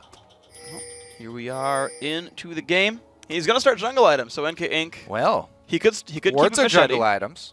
That's true. Actually, yeah, I like this, because Fiddle doesn't need health potions, and if you get a blue buff early enough in the rotation, you don't need mana potions either. Yeah, that's on paper. He doesn't need health potions. Sure. But he's the target of invades galore. Oh, yeah. Fiddlestick's always getting invaded. And if you get chunked down, you get invaded, it's always nice to have a backup plan and rely on those potions, because he is so competent. And NK is starting with double wards, going pink ward and green ward. He's really going to have to make sure to make use of the wards and avoid any sort of jungle invade, because my God, Pantheon would just obliterate him in the jungle. If he's even level 2, Pantheon is just going to stomp all over Fiddlesticks. So NK going with the avoid strategy. He will try and run away to live another day. Yeah. So this is going to be interesting. I got to point out that early ward, though, because at this point, you could just stand there. And what happens if, you drop that ward super early before minions even spawn, and they went for a little late invade? Then your pink ward's gone. It's true. That would be huge. And on Valentine's Day, pink is like the festive color. It's not Valentine's Day, Dorcas. It's close. If you round to the nearest week. It's close. It's Valentine's week. Can we just extend that? Yes, sir. All right. Save that one. Good job, Freak. Yep. Valentine's week still in effect. You know, the big thing is, both of these junglers are actually getting support for once. The duo lanes have actually decided to help them both out. Aw, how nice of them. Their junglers actually got a leash. Okay. Well, into the lane we go. See how it pans out. Both these junglers are going to be in pretty happy spots. Ziploc already level 2, finishing his camp out. Nothing too special. Mid laners, I want to see where this goes. So I remember seeing LeBlanc versus Akali, which is a different matchup. But it was one that Pabelter did incredibly well against Voyboy in. Do you remember seeing utility LeBlanc going with the biscuits, though? That's a little. I really wish I could click on his stats right now to see how deep he is, because it's not usually that 9 deep points. to get biscuits. Yeah, you can get it at 9 points, but you have to give up neutral buff duration, which is huge for LeBlanc. Yeah, it's 30 seconds on your blue buffs basically, which is pretty valuable, especially if you're going to get a lot. Now maybe Ziploc takes the second blue for the CDR. Maybe Zamfira just wants, says screw it, whatever. I like biscuits because it's 20 extra health per potion, and if he expects to buy multiple against an aggressive jungler, then it's some extra health and he'll survive the lane longer. We'll see how it goes. I mean, I guess that the mana might be comparable. It's 10 mana. Between how many potions you chug over the course of a game and the duration of your blue buff, but God, the CDR for LeBlanc is huge. All right, never mind though. We'll talk about that later, because the old early Pantheon gank, wow, this should be extremely effective here. They'll probably get a summoner spell at least. Yeah, we'll see if he gets the double dash. He does have the first one Qs. There's dash 1, there's dash 2, stunned. Now, nicely done, Jezzy. Now, Ziploc here. Whenever you go gank a Renekton, you don't want to position yourself right behind him. That's true. Because of that mechanic there of the slice and dice. You always want to come from the side, so that he has to use his first dash to come sideways. And even if he does get a second one, he'll only get the dice part away from you. So it's kind of contrary to all normal ganks, where usually you just want to get as far behind him as you can. Yeah. Renekton, he's a slippery little gator. Much better to come from the side. He just said, "See you later, alligator," and he was gone. Impactful and Support Daddy. Support Daddy, formerly Evaniscus. He's officially Support Daddy now, by the way, for those who remember him from Velocity last season. And Inc, of course, a former teammate of his from Velocity. These guys pushing the bottom lane pretty well. 7 minion lead in the bottom. Golden Blue takes some harass. Nice little play there by Zamfira, but he's not getting huge headway there. Yeah, I like the combo though. Anytime you get to see the LeBlancs immediately do the whole combo there, it gives me confidence in their gameplay, because LeBlanc is a champion that requires a lot of mechanical skill. And the split seconds between spell casts mean everything. That could cause you to mess up your R and get the wrong spell mimicked, or it could cause you to go back to the wrong W. There's a lot of little things with LeBlanc. Yeah. So just that little play right there, even though it didn't have a big effect, I definitely have confidence in Golden Glue's play now. Could even cause X. Here we go. Goes in. No didn't get that silence one landed. though. Never mind. He walked backwards. He knew the range. Ziploc shows up. He's fine. Top lane trades coming through again. Jezzy's actually starting to get on the losing end of this one. Wow, gets the Fury. Gets a nice amount of harass, actually, and gets the health back up. Yeah, definitely very close here. And again, Renekton starting with the Durance Blade, going very aggressive against Shyvana. We just saw that matchup in LCS. And Balls, I believe it was, on the Renekton, made great use of his Durance start versus or his Blade start versus the Shyvana. But this time around, it seems to go pretty even here. And an early back from Renekton as well, so Jezzy's going to miss out on some golden XP. Ziploc's actually chilling in the upper jungle as well. He's counter-jungling, stealing away one of the big golds. He's waiting for Renekton to come back to lane. Okay. Renekton, not quite the dive target that Mundo is early, though. No. Even with Pantheon, who can tank 2 tower hits probably with his passive, it's still pretty risky to go on Renekton early in the game. I mean, he's basically the strongest early game. Yeah, when Renekton hits Ari, gains 300 health. Zane King coming down. Damage on a Support Daddy, forcing him back. Nothing here, doesn't have HP as well. Stun back on a Zane King, no big deal. But I was going to say, like, when Mundo ulti loses a quarter of his health, when Renekton ulti just gains 300, I feel like those are different targets. And there's less emphasis on removing a Renekton early. He tends to fall off compared to Mundo anyway. Exactly. Now we're sitting here in the bottom lane for a while. Yeah. We will want to keep track of the experience levels. But even before they hit level 6, and they're definitely going to go for trades, there's still the possibility of landing one of those It's good CC chains, especially if there's a rotation from either jungler. So it still has the possibility of action before 6. It's just that once it does hit 6, you're almost guaranteed. Well, level 6 gets gained by both top laners here. Bottom lane still both 5. Jungler's close to hitting. Actually, Ziplock's behind. He's only 4. And by the time the buffs have started to respawn on the second rotation, normally I feel like you want to try to see your junglers hit 6. That tends to be like pretty doable. Oh, yeah. First buff gives you 6. And NK Ink's the only person even close to that. So NK, he's made good use of the wards that he purchased early. And his hard farm path is definitely working out. Talking about junglers hitting 6, Fiddlesticks is definitely on the same level of like Vi, where he would love to just farm his own jungle, don't bother me, I'm trying to work here, till he gets level 6. And then he's going to come, and you'll be very happy with the gank that he brings post 6. Doran's ring Spirit Stone. Nice. Playing a little game right there. Exactly the right number of ticks there. 1 more second. All right, so Golden Glue's not going to miss anything here. Oh, really, Free? Well, I mean, he's not going to like miss XP. 1, 2, 3, 4, 5, 6 ranged minions. And a cannon. Let's see how he does here. 48. Let's see if he gets it. Oh! No! Golden Glue, you made me a liar. Well, he missed like everything. What the heck? Golden Glue, come on. All right. Well, he's got blue buff at least, so yeah, he'll be regenerating his mana, and he is now post 6, so he can go for the all-ins on LeBlanc if he gets his Fiddlesticks into position. But you can tell both teams are worried about this mid lane because there's just a spattering of wards on both sides for both teams. And that really actually, usually you give the advantage to the first jungler who goes to gank, but in this case, it's a disadvantage.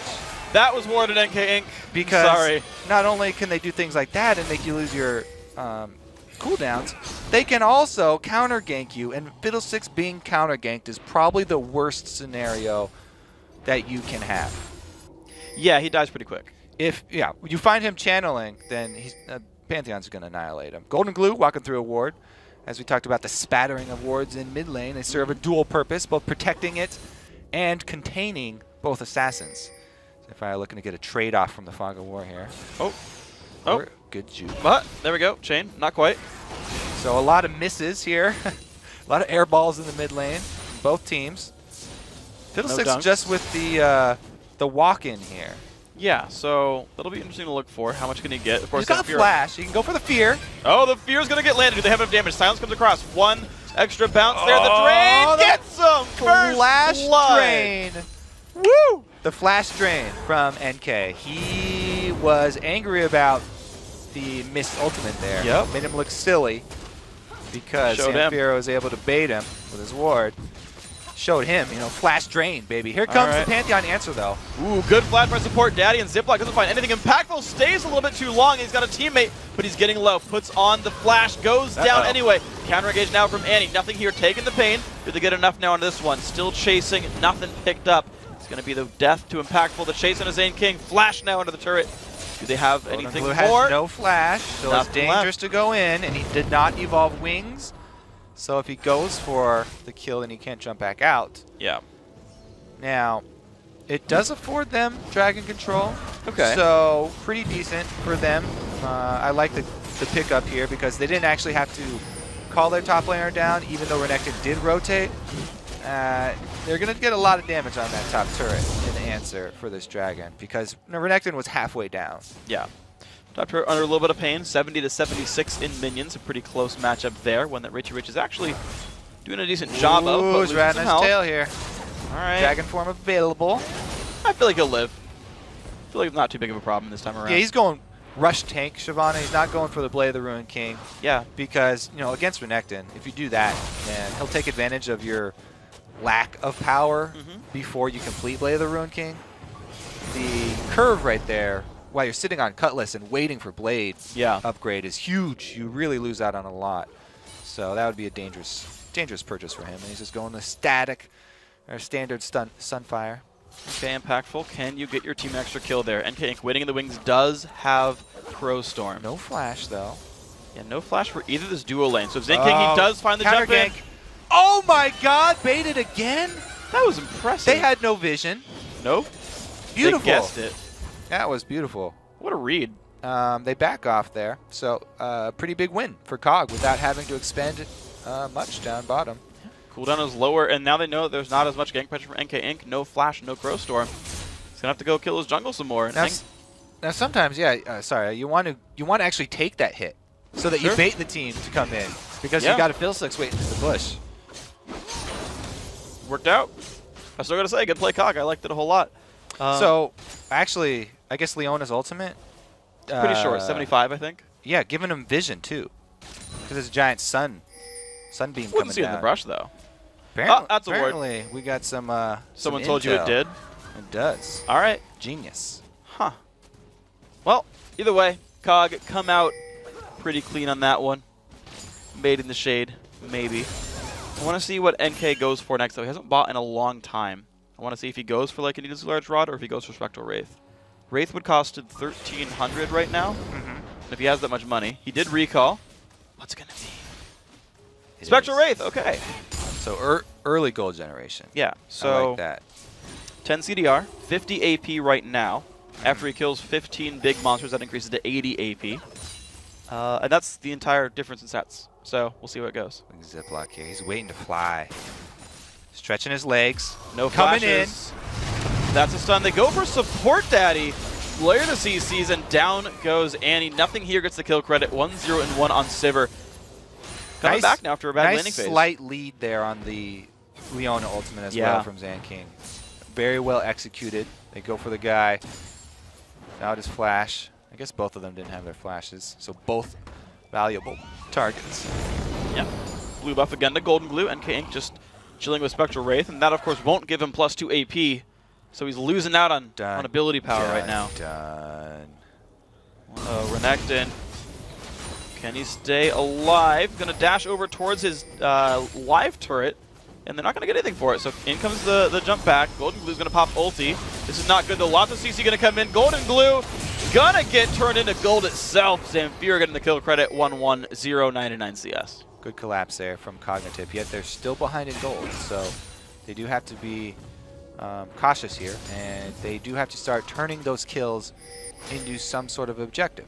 They need more gold out of it, and they're currently getting. And they are going up against, Kha'Zix plus Fiddlesticks. It does have a really good potential team fight here from Complexity Red.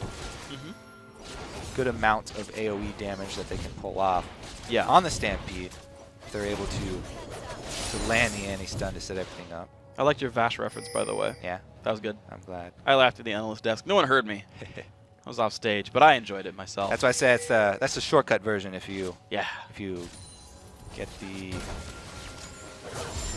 call out. He's gonna go for the stun, but it's not time to go yet. No follow-up. Just warming him up.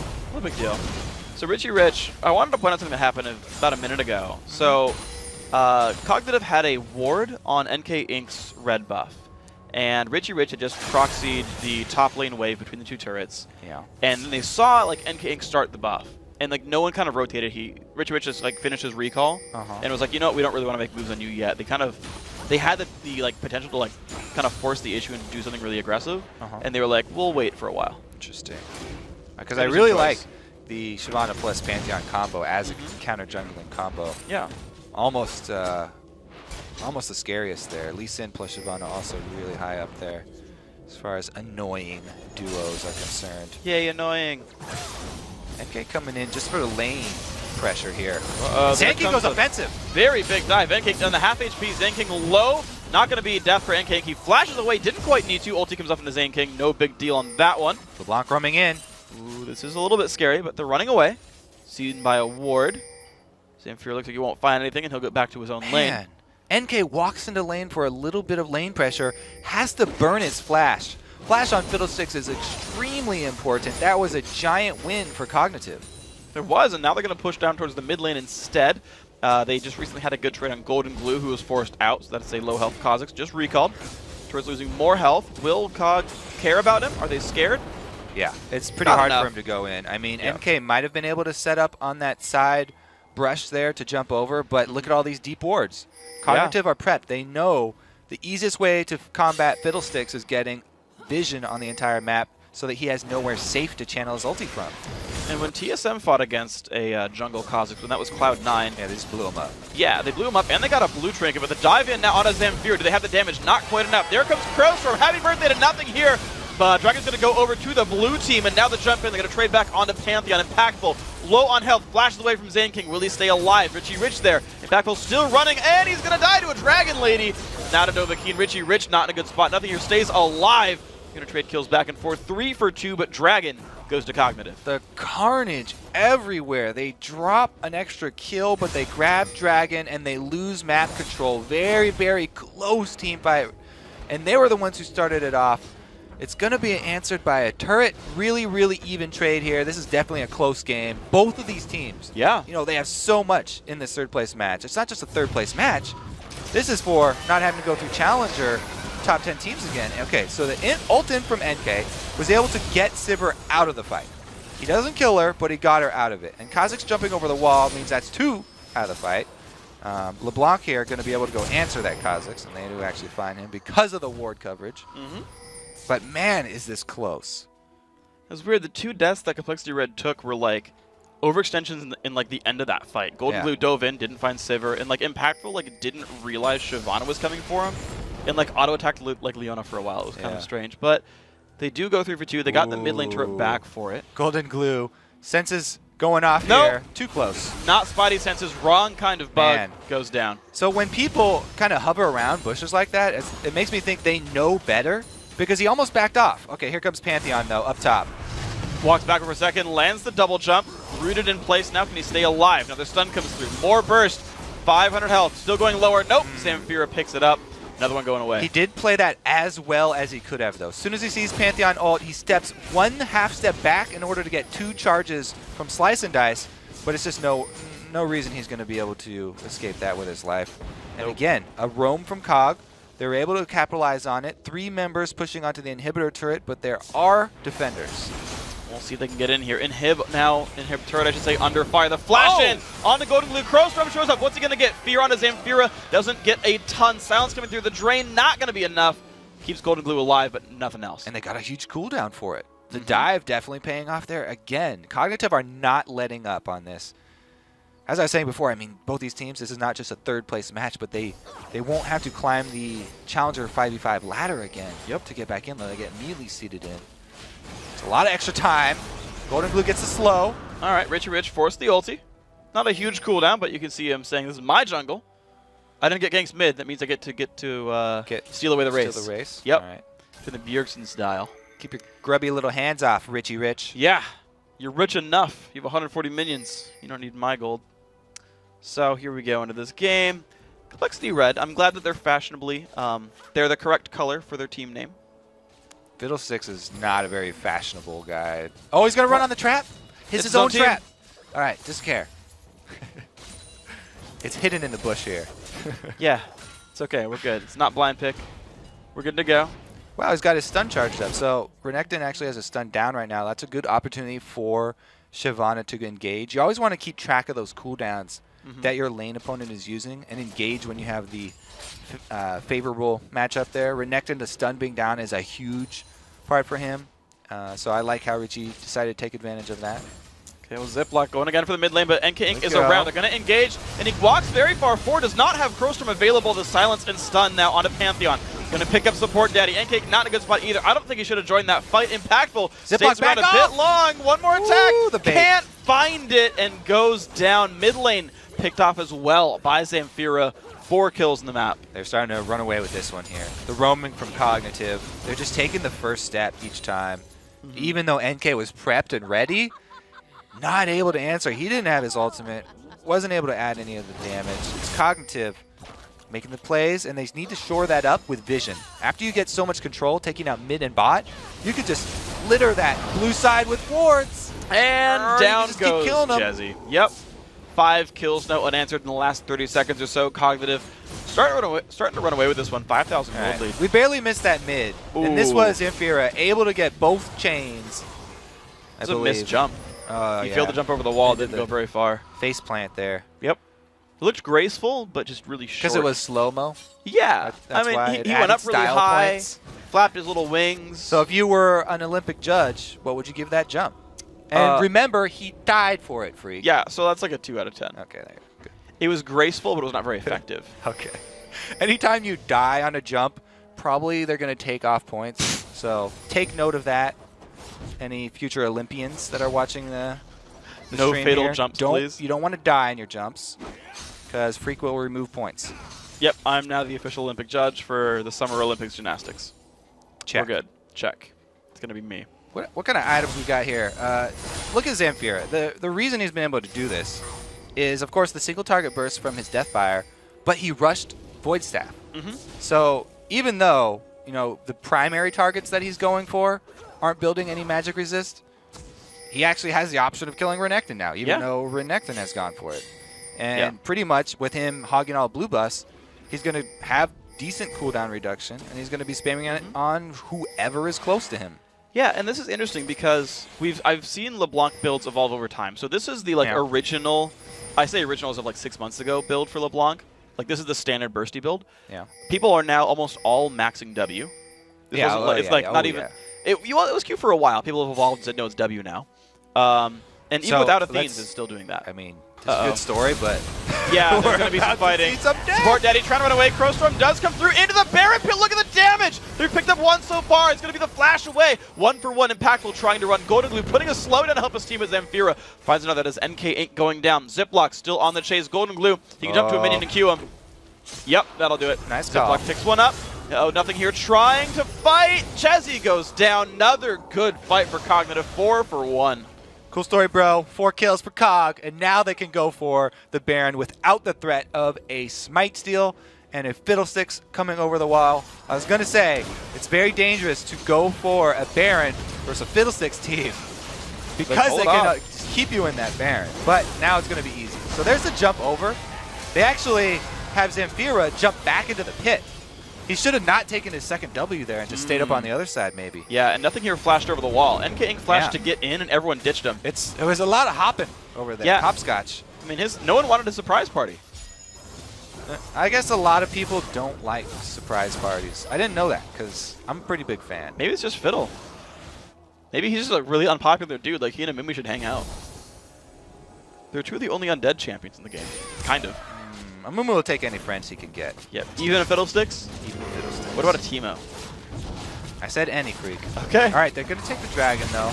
It looks like there will be no answer here from Cog as far as kills go. But Richie Rich has a little bit of time by himself up with the top turret. He might be able to get some damage done, soften that sucker up. See what he can find. He's going to actually recall. The minions will soften it up, but not too terribly much. Here comes the push now onto the mid lane. Easily picked up turret on this one.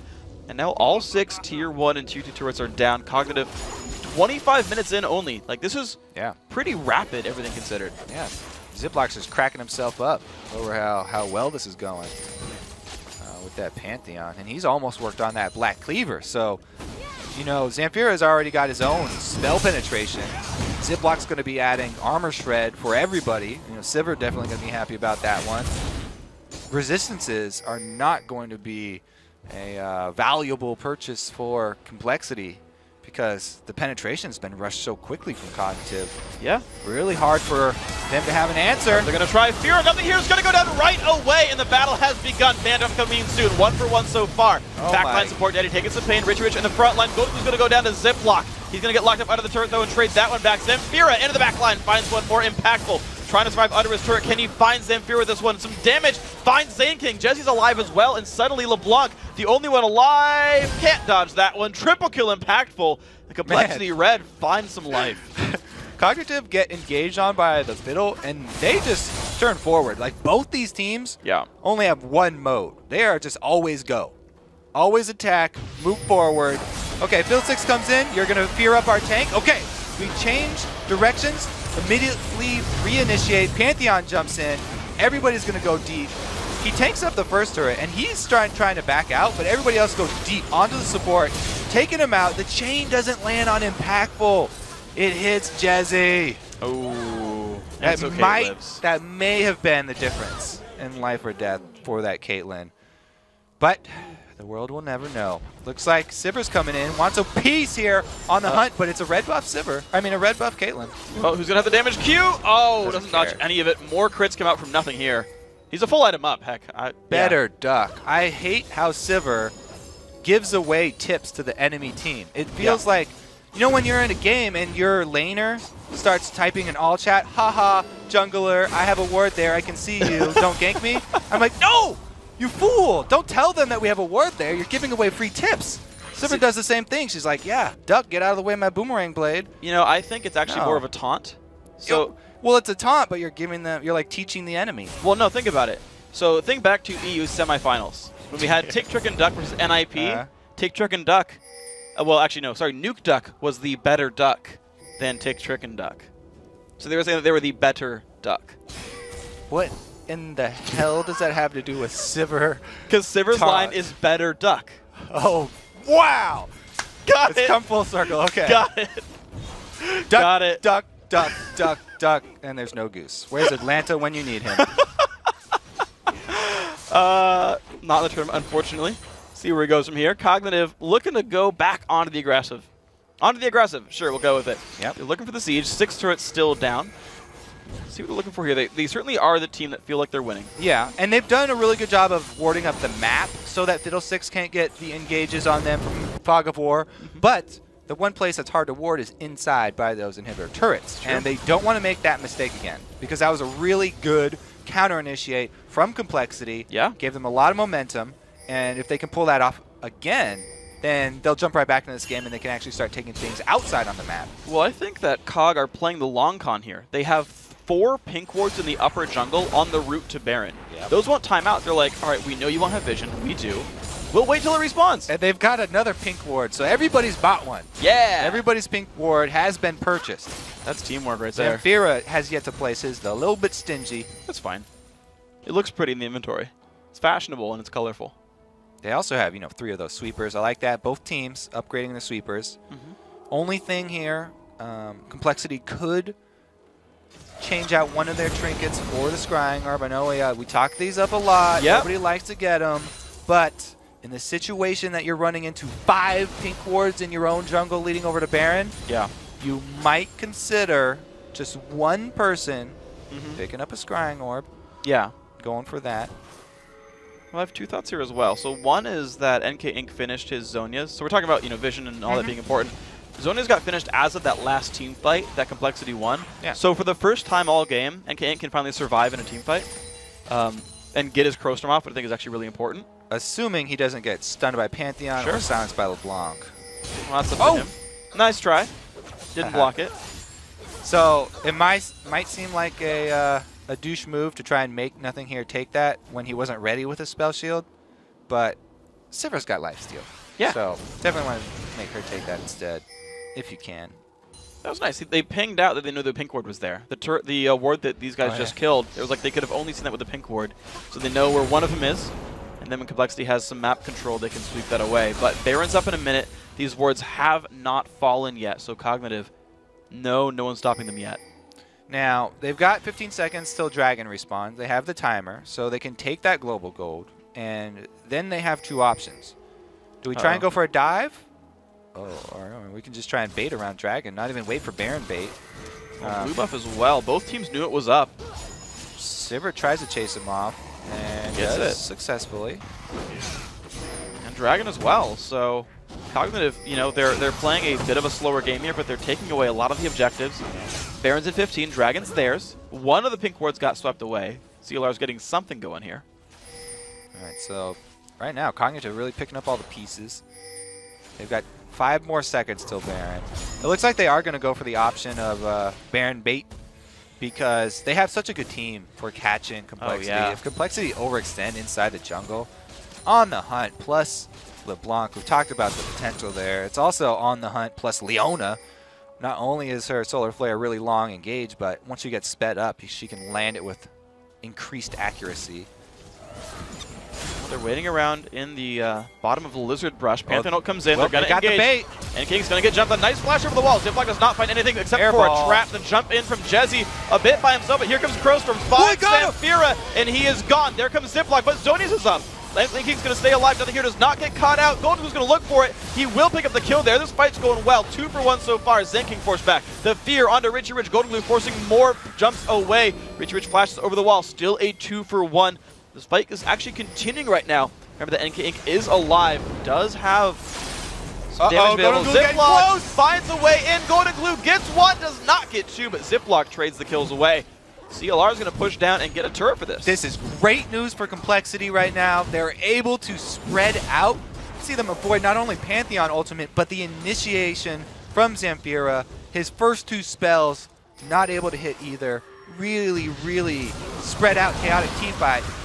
They were able to take advantage. NK able to channel right into Zamfira. That was just fortunate for him. He was not really expecting that one to go through. Gets the timely fear down onto the right target, not the clone. And then Zanya's after the commitment from Pantheon. Zanya's so effective against Pantheon because he has to 100% commit to you. He can't escape. And then he's stuck there inside the rest of your team. Gets taken down. Now here's Golden Glue. It's definitely worth going for that kill, even if you get answered. Because he has the chance of jumping right back out if he's quick enough. But it was answered quite well from Ziploc there. There's one more thing I want to point out from that fight as well is nothing here. At the last second put on barrier and immediately died to a single Q from Golden Glue. So he overkilled the barrier and still one-shotted him. And with Evolved Claws doing missing health damage, it's the one case you actually want to barrier early in a fight instead of late as an AD carry. Because you end up just getting one shot regardless. Yeah. The barrier does not count as health. Nope. Nor does that. Goodbye. Nor does that. No, he's got 0 health. He's dead. Here goes Pantheon initiate. Admiral Ziploc looking for the damage onto Impactful. Into the back line goes Jesse, but it's a 5 versus 4. Jesse's going to basically take one for the team, try to run away.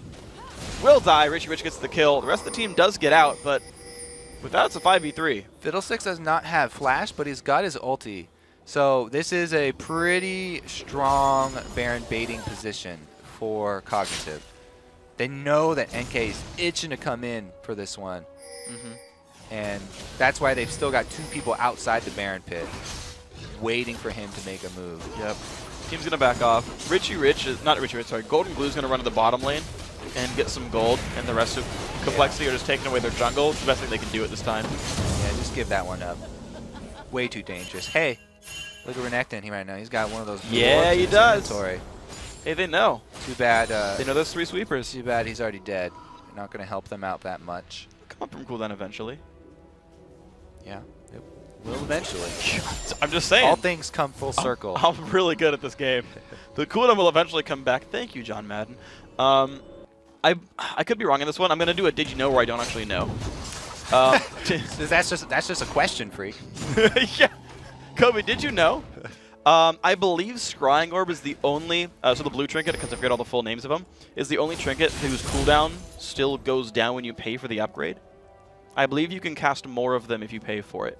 Whereas I know the lenses, the red trinkets, stay at 60 seconds. Yeah, well, yeah, when you purchase the last upgrade. Yeah, when you purchase the last upgrade. The yellow ones stay at 120, or if you go to pink ward, it goes to 180, actually goes up. Blue ones I know used to go down. I don't remember if they still do. Yeah. Well, thank you for your did you guess. Renekton here on the other side of the wall. He's always looking to try and get in from the back line because he wants to lock down LeBlanc before she gets her chain of spells rolling. Yeah. Once Zamfira gets into the moat and he's got a target, he's so quick at casting everything into chain and kill that one person. They need Renekton on her early to just disrupt her combo. If he can do that, then they might be able to deal with the front line in time. Other than that, it's really hard here for Complexity. They've been doing a good job of keeping up these inhibitor turrets, though, and allowing them to regenerate. Okay, let's see if they can get this now. Here we are, waiting in front of the wings. NK Inc. not visible. They don't have goes a ward in, again. finds the fear. Nothing here is going to go down again. And here comes the dive on. And NK Inc. dies so freaking fast, though. 1 for 1. The kill still going through. Jesse drops down. Double kill. Golden Glue running away on the side. Impactful trying to find Richie Rich. Can he get away? Barriers up. Damage output not going to be enough. Support Daddy fighting Zamfira. Almost gets the kill. Golden Glue in a battle with Ziploc does not get that one either. Only Support Daddy is alive. 4 for 1 battle. These are the most exciting fights. Man, crazy. Again, NK initiates. And Cognitive turn on the afterburners. They go straight at them. everything ends in chaos. Yep. The only person to go down was Sivir, who was focused by all of Complexity. But man, is that a stylish win for Cognitive. I gotta say though, NK Inc. didn't Zhonya's there. He died immediately, and you said it, right? Like, what if he gets bursted out? Exactly. And he did. Immediately blown up. Zhonya's would have been a huge difference in that fight right here. Lots of corpses on the ground. We see them right there. Silence comes out, a little bit of damage. NK Inc. not a good spot. Has to get the Zhonya's. That's nice. A little bit late. Goes down. Nexus turret's under fire. This is gonna be game 1 going over to Cognitive. If they win one more game here. What? Hold on. They're battling. Taking damage. Nexus goes down. All right, just had to make sure. Who got 25 gold? I didn't see it either. Minions, maybe. Scumbag Minions stole the money away. 50 gold, I believe, for the Nexus. Oh, yeah. 50. 50. Actually, I never kill it, so. Yeah, junglers never deal any damage. It's all the 80 carries. I'm always dead. The stylish way to do it, get the last bullet in the air, then recall. I'm always just worried about where am I going to be in the end game picture. I'm not trying to kill the Nexus. You want to look good? Trying to get a pose. All right. I like to Skyfall in. It's a good one. You have to be Pantheon for that to work out. Okay, so pick Pantheon more. Gosh, it's easy, Kobe. Tips. Good tips. Pick Pantheon, be stylish at the end of the game. Fall into the Nexus, another good one. Did you know if you hold spacebar?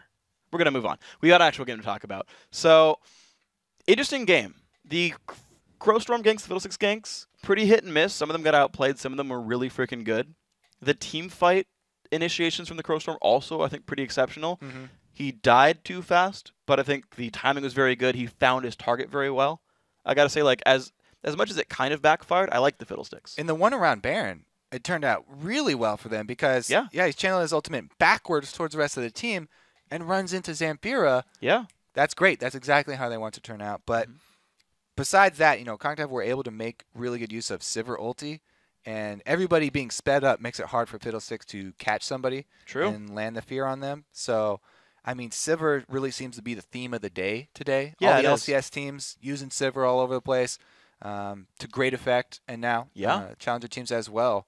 Sivir definitely having a good run nowadays. She is. And I'm still like, I'm just kind of dwelling on the game. I like to play Fiddlesticks myself, and it's like you have a team with so much hard engage and like so many good ways to deal with Fiddles. You've got like Shyvana can run to the back line, pop her ult to get rid of you. LeBlanc just hates you all the time. And you've got Sivir Leona, they're looking to start engages, and yet even still Complexity Red could find ways to jump in and start things out. But I still have to hand the credit to Cognitive. They played the game very well, seemed to be very much under control, didn't succumb to many of the ganks.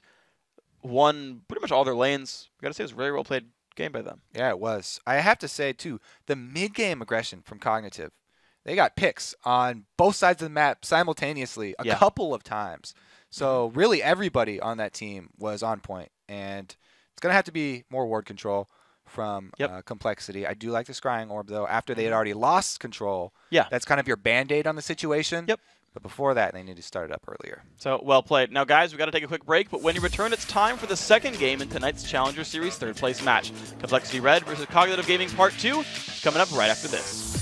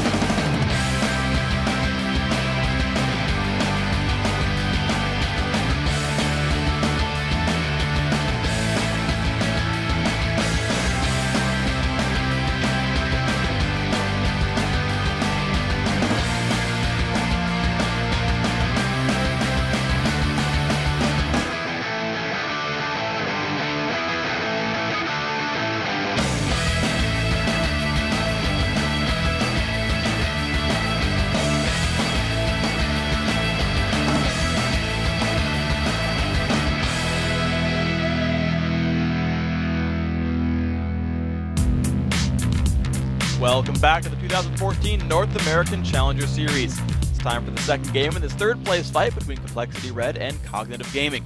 With one more win, Zamfira and crew will lock down a spot in the quarterfinals of the second spring series. Yeah, and I have to say, Zamfira and the other carries for Cognitive came up big again. Yeah. Zamfira had a big game on LeBlanc, 11-4-6. SWAT and Golden Glue, left and right. The guy who carried Complexity, Red, in their third place game. So yeah. It's really got to be one of the two in the mid lane stepping up big in the second game, because it seems like that's really determining the way these matches are going. Yeah, I felt like Golden Glue had a much worse game. Remember looking at his score, he was like 4-8 and like 3 at one point in that one, like a really rough score for him. And I know we talked about him as like a really big force for him, but I felt like he was always a little bit inconsistent in watching his games, not necessarily in the Challenger Series here, but the other tournaments his team has been playing. He sometimes has really high highs and some kind of low lows as well. So I want to see him get back on what was good for him, and I want to see impactful on that team, be a little bit more consistent. I think he's one of the big consistent getters for Complexity Red. I want to see him improve. So yeah, definitely the mid lane was also tipped by junglers, I have to say. Yeah. Great vision from both teams, but since LeBlanc has the range advantage on Kha'Zix, made Golden Glue's job hard. And you could see Complexity really wanted to answer because they sent NK there early. Yeah. But they had his first ultimate flop because he came from a ward, and that's just really good baiting by Zamfira. Yeah, I liked his return, though. The fear into the flash drain, like rank 4 drain maxes W. I'm not done here. Oh, sorry. Continue. No, oh, fiddlesticks. I thought you were talking to me about not being Get done. into the mind of It the was so players. convincing. Yeah. I didn't realize. If you were nothing here, what are you thinking right now? I'm thinking I need to get more kills. Probably a pentakill would feel good this game. How about a hexakill? Looking forward to those. Yeah. I think people are probably going to be racing to see who's the first hexakill, and they'll immediately upload it. Yeah, I guarantee and number one. Everyone will just throw tomatoes at them. Mine was cooler. Yeah. Yep, to see how many you can get. I predict number one on League Reddit like the next day is like a hexakill montage. So if you run a 6 versus 6 game, yeah, what strategy would you go for? Because I would definitely like double jungle, seeing as how strong jungle is right now. If you're able to control both jungles, you control the jungle, you control the Empire, freak. You control the Empire? So on Dune, they say something like Oh, you control man. the spice. Never mind. I remember the reference. But okay. The spice, we're good. The double lanes on both sides, I'm not really sold on it because, like, unless you go like double Targons and you do like a Jet strategy. Just bring it back. A Jet strategy with Darius Maokai. Yeah, exactly. I played a Taric Leona lane, top lane. We ran no jungle. It's pretty effective. We're very tanky. Had a bunch of armor. Taric Leona. There's a bunch of stuns. Pretty good couple. They both do very similar things. So we towered over them and stunned them for like 8 seconds. It was great. You can't hate on that one. Both bought Frozen Heart. Didn't both buy Frozen Heart. I bought a Frozen Heart. I was Taric. So it was glorious. Okay. Yeah. Well, And no of more course, lying, because I didn't lie. I lied about nothing so far. What did I lie about? We both bought Frozen Heart, and then you're like, no, we didn't both buy Frozen Heart. Yeah, I corrected myself. Okay. There's a difference between making a mistake and lying. Okay, thank you. You're welcome. That's a line that we will keep, and we will not cross again. So. Yep, Lulu, Kassadin bans. No one's really surprised by them right here. Red team banning Kassadin train continues. That means Complexity Red has one extra ban for themselves. That won't be Kassadin, but now they're just lying because they're in blue. Yeah. But they're not changing their tag. Nah, they drew the same line. They're not jumping over the line. Well, they added a Pantheon ban in here against Admiral Ziploc. Did work well last time. Their other ban before was Elise, and I'm curious to see if they put that in there or they let NK Inc. play this time around. NK plays like so many junglers though. Yeah. You're okay. I don't know. No one else heard you say excuse me, by the way. Only I did. I like how you held the mute and then mouthed the words. That was the whole point. NK plays so many junglers. I'd actually much rather see him on one of the other strategies that he pulls out. Like he's one of the ones that heavily favors hard farming Master Yi with teleport coming from the jungle, or like jungle Ezreal into push compositions. Fast push is something that he was a big fan on when he was back on Velocity, and support Daddy as well was part of that. So sure, I have to see if we come out with a new strategy from them again. Well, let's see. Gragas was a repeat ban by Cognitive. They're going to have to remove something from last time. Let's see what else they're afraid of here. Do they get Elise? Do they get something else? Yasuo is still going to get banned out. That does leave one new option open. Complexity Red I'm predicting first pick Elise, but there might be something I'm like forgetting completely left open on the table. What would you value more than Elise? I guess valued Sivir. I guess, yeah, they don't put that much emphasis on the bottom lane, these guys. There's like Yeah. not a lot of support bans. True. But Okay. Sivir, like we talked about after the other game, has been pretty much the story of today. And the extra move speed for your entire team in the late game seems to be like that's more than most AD carries bring to the table right now. Most AD carries are always complaining about how hard it is for them to do the same job that they did in previous seasons. If you bring Sivir, then you bring so much help to the rest of your team. Yeah. That you can make up for just your pure damage output and your potential to carry. Plus, she does all AoE damage, so it just kind of floods into that whole team fight mentality. Be good on Hexakill. Be great on Hexakill. I'd pick Sivir on Hexakill and Karthus. Be amazing on Hexakill. As long as you hit every champion on the map, I'd pick it. Golden Glue looking for a second run on Kha'Zix here. Interested to see if that one does come out. I didn't like the Kha'Zix so much last time, but if he just says, oh, it's a couple misplays here and there, it's going to be fine next time around, then I trust him. Better player than I am. The Elise does go over to Ziploc, though. Yeah. So that's I guess the two champions that we called out, possible first picks for Complexity, actually grabbed first up. pick by Cognitive. So Okay. they had the same thought, going for the early powerhouses. I like those two picks, just all around good. Not much else to say there because Elise, level 3, boom, she's got 6, 7, 8 spells that she can cast. I guess her ulti only counts as 1, or does it count as 2? Does it change names? Use it I don't I remember. think it stays the same, so that'd It be might. 7. Okay. Well, we'll see what else comes through think here it says because... Did you know? multiple different spell names for Elise. They might actually just keep the slash the whole time through. That's That's not true. No, like for the regular abilities, but they don't. I don't think they say like Cocoon slash repel. Okay. I'm just. I'm not. Did I'm you, not actually did you getting guess? angry. Did Yeah. you guess? The Kha'Zix plus Annie added onto Sivir.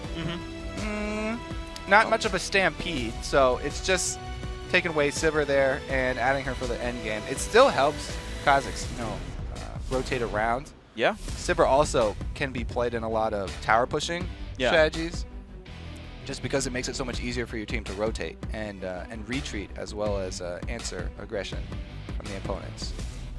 And looks like with Renekton not being stolen away, nope, doesn't even matter. Richie Rich gonna play Shyvana anyway. I talked all about like how Renekton and Riven were important, and he doesn't even care. Makes me look a fool. Zamfira picking up the Shyvana for Richie Rich. As we talked about before, Sivir and Annie there for the Stampede squad. Yeah, the stamping little girl with her teddy bear. And the teddy bear counts in the Stampede. Bug that flies. Yeah, if Tibbers is out. Yeah, Stampede. Joins. There we go. So I think maybe Count the it. Shyvana pick was just taking it away from the Stampede complexity. I feel like that's weird because I feel like Golden Glue picking Kha'Zix so early means they didn't want to show the other lanes because I don't think that's the kind of champion Zamfira would steal. I mean, so like looking for something completely different here. Yeah, showing like Renekton though is like, don't really care. No. Malphite, that's Yeah. actually, one of his. Yeah, it's a Jesse champion. Yeah, exactly. This is a unique facet for this top lane matchup I like here. this. Because he loves Malphite. Yeah, he does. This is one of his main champions here. Mhm. So they're going to their roots. They've got Malphite plus Annie. Those guys sped up by On the Hunt. It's more of an avalanche than a stampede. And they're going to come in, get the AoE initiate. Kha'Zix has to pick and choose his time to jump in. Because everybody else is going to be full steam ahead. Olaf is definitely part of the stampede. He's going to be charging straight forward. And it'll really just be up to Golden Glue to bide his time until he picks out a perfect target. It makes it a lot easier for him to pick out that target. He's got that extra move speed bonus. This is going to be interesting. So I'm looking at the interactions here. So we talked about Malphite Rumble as well, one of the champions that Jesse plays sometimes to actually pretty good effect. Played Rumble both games in the play-in round. So I like to see you got a Stampede with Fire coming in there. Olaf's going to love the movement speed. He's got Ghost anyway. What I'm curious to see is Cognitive's response here because think about interactions. Thresh can flay the Kha'Zix back if you get really good against the leaps. You can put a shield down helping some of the AoE damage. And they're going with... You can kill him. Lissandra. Yeah, you lock him up as soon as he jumps in. The only thing is, how long do you sit on your Lissandra ulti for the duration of a team fight? They're not going to start out the team fight. Like I said, he's waiting. The Kha'Zix is waiting his time on the outskirts of the team fight. He's not going to jump in immediately. How long do you wait for this Olaf pumped up by Sivir and the Annie and Rumble with all their AoE burn. Yeah. Before you use your Lissandra ultimate. You can't save that too long. It might be an initiation tool for them to actually start it off, and they might try and take out one of the pieces like Annie before she gets off her combo. It's true. Zamfira can go in, and there's a decent follow-up here. The lane I'm going to watch for, I think, there's two important lanes for me. One is the mid lane, the other one is the bottom lane. I think those are the important ones. The first one, mid lane, is pretty volatile. Anytime you've got an Elise, mid lane is fairly easy to gank. Lissandra's got good follow-up, a move block, and a root. Kha'Zix is pretty killable and has a bunch of damage. And then goes aggressive. Like, he commits pretty hard. Oh, yeah. And if he runs his leap on the cooldown, it's going to be rough for him.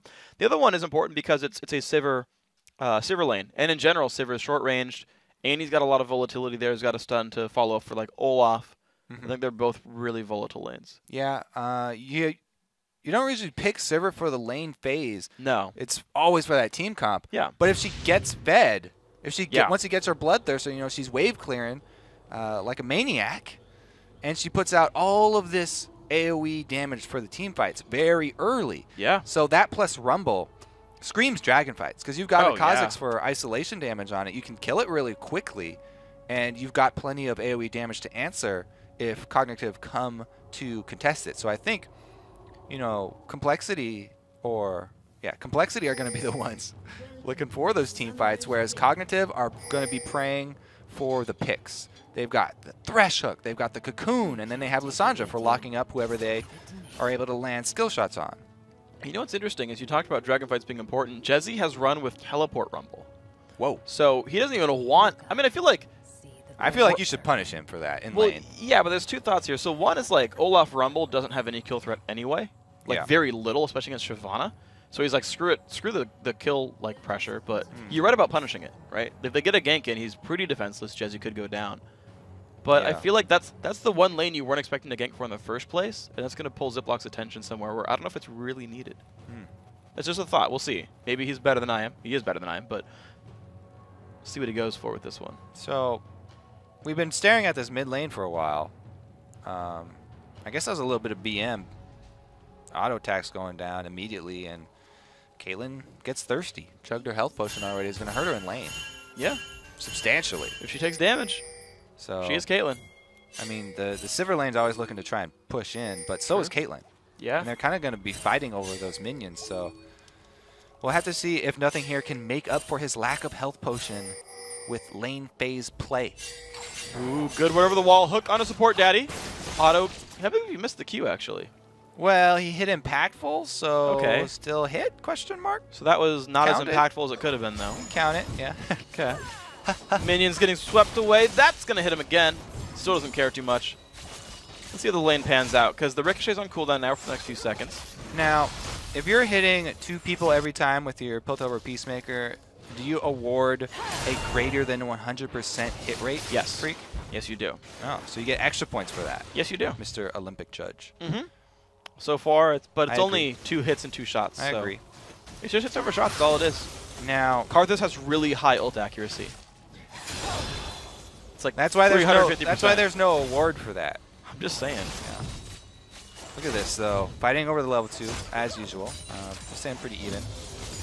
All right, 2 first for complexity. Lack of health potion doesn't look like it will come into play very early.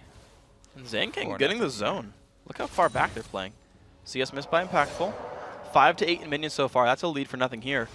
And they are giving so much respect to Caitlyn Thresh right now. And also, freely, he can pick up hit the souls now without having to take harass for them or anything. So that's always very nice when you are Thresh. You want to try and get as many as you possibly can. Yeah. So Jezzy here has opened up Electro Harpoon into Scrap Shield. And he's letting Rich bull him around, but he's going to hit level 3 soon, the last under turret if he can.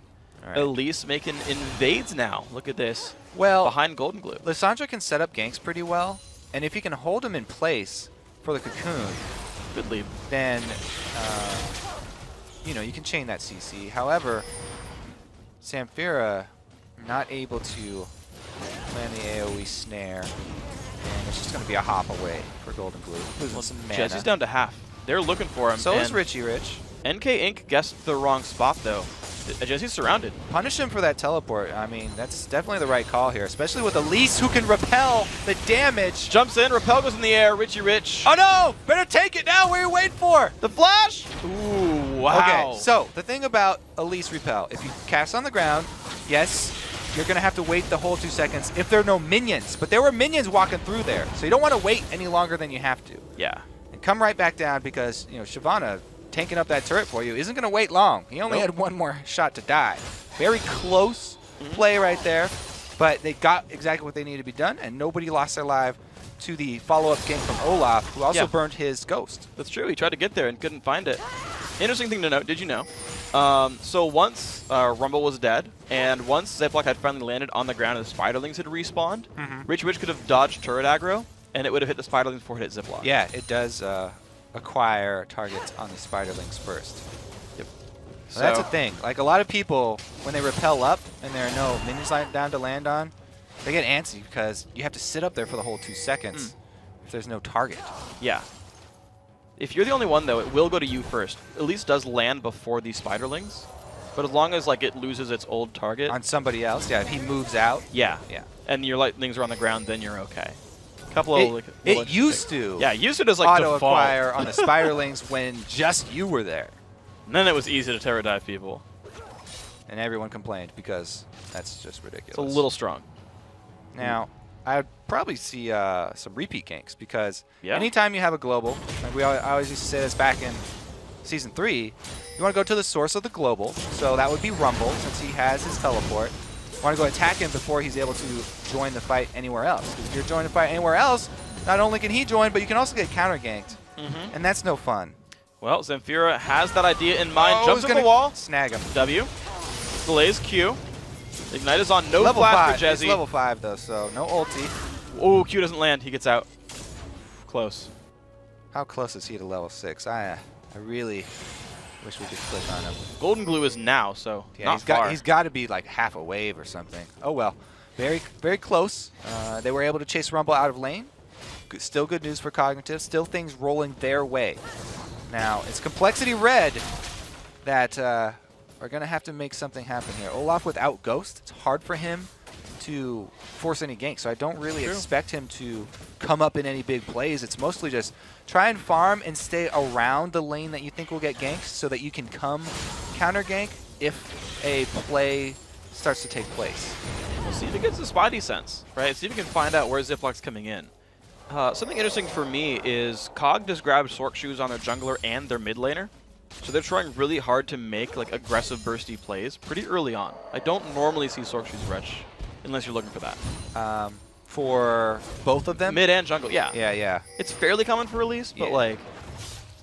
Elise, oh my gosh, she loves the early game here. So hopefully, for her sake, oh god, this is going to be dangerous. Good ward. Ziploc can't get that far over though with the repel. He was just barely out of the range there.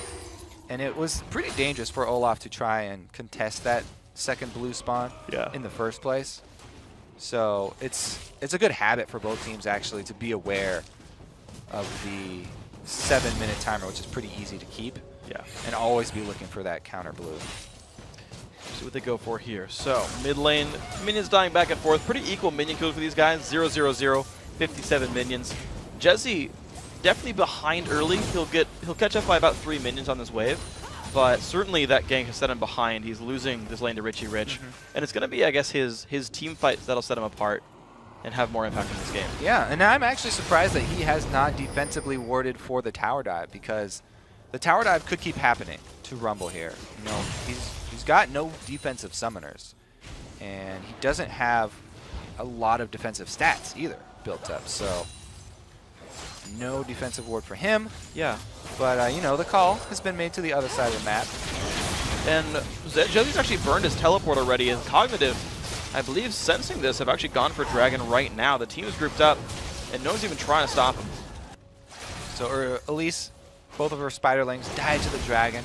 They die for the cause, for the global gold, and that will be one more objective. But, as you said, Jesse has to stay up in that top lane with no teleport. Keeps on pushing it. There's the ultimate impactful. The root's going to land as well. Good damage there. Can the good flash. Good flash. Good flash. So they got the flash out of him. And it was a good job by Cog not overcommitting to that. Just waiting for one thing here. There's no ulti for Rumble now. Can he take too much damage now? Richie Rich, level 7, does have the own ultimate. Jesse forced a flash. He has Dragon Form and Flash. Okay, Richie Rich still going to chase Jesse, putting the slows down as best he can. Can he still get away? Got Kha'Zix there, but Lysandra coming around the side. 2-3 though. Okay, Richie Rich down to 2/3. Here comes a jump in from Zamfira. Goes Flash W. Is that going to be enough damage? Because Elise is not in range. Ziploc misses the repel. And Jesse getting a 1 for 0 so far. They're going to trade back 1 for 1. NK Inc. shows up. Pops his ghost again. Golden Blue chase down. Picked up. Ziploc making it happen. NK Inc. still on the chase, but now he's outnumbered. He's got his ulti left. Ragnarok is available. Even if he does get confirmed. No flashing Richie Rich. That's dangerous, but Ziploc going to force Inc. away. So, again, repel 2 seconds sort of in the penalty chamber for that one. Ends up making it up. Has to burn his flash though. 2 for 1. Zamfira burning every one of his spells now. Flash, ignite, everything. Same for Golden Blue, I suppose. But the first dragon going to Cognitive now. 1,800 gold, putting the LCS promo tournament incumbents in the lead. I like that. Yeah, thought it was interesting. The damage, though, for this Cognitive team, if we look towards the late game, not as high as last time around. And especially going up against a Sivir Kha'Zix Olaf here. Oh, yeah. They're definitely going to be lacking in the damage unless they build it from all their sources. We're probably going to see, like, Blade the Ruin King on Shyvana to add some there. Well, Ziploc coming in for the gank again onto Jesse. And that's going to be nowhere for Rumble, who's going to get the kill. Not a good ulti. That was weird. Yeah, that's all I can say after that ulti. Now, he does really like Rumble, though. This is definitely one of his champions he's played a lot. And in the play-ins, they had great success with him. I don't know if he took teleport in all of those ones. Not that I remember. It does doesn't seem to be working out so far for them. Well, top turret's going to be going down. Unfortunately, if he had hit the equalizer on the minion wave, maybe he would have kept it alive. But it's going to be turret number 1 of the game going now Cognitive's way. 3,000 gold, putting these guys closer and closer to a 2-0. Just 11 minutes in to this game. Nothing here. Pretty big lead in the lane. So last time we had a Caitlyn Sivir lane. It was actually the players were switched. And the Caitlyn, that time played by Impactful, had the minion kill lead, but got ganked around. Golden Glue and NK Inc. looking for the damage onto Zamfira. The hook's going to land. By hook, I mean axe, and that's going to be enough for the kill. Nicely done. NK Inc. and Golden Glue. And I have to say, Golden Glue was expecting that one too. He shot his Void Spikes out towards where the claw was going. Not to be fooled, but the range wasn't there. So he almost did it himself. But NK Inc. comes in for the long range axe. And they're able to turn it around. I think that is going to be a problem. If there's something for Complexity fans to be rooting for here, it's definitely Golden Glue, because he is going to be the one carrying this team. He's got 2 kills already. Giant 96 minions for Kha'Zix. He's already getting to the point where it gets really fun to play Kha'Zix. He's got the Hydra. Yep. That's pretty much all you need. You clear out all the unnecessary minions or spiderlings that are taking away the isolation damage. And then when you jump in, you just annihilate people. Sounds fun. And I actually have an interesting thought as well, because all the gold for Cognitive is actually on their top laner, Richie Rich.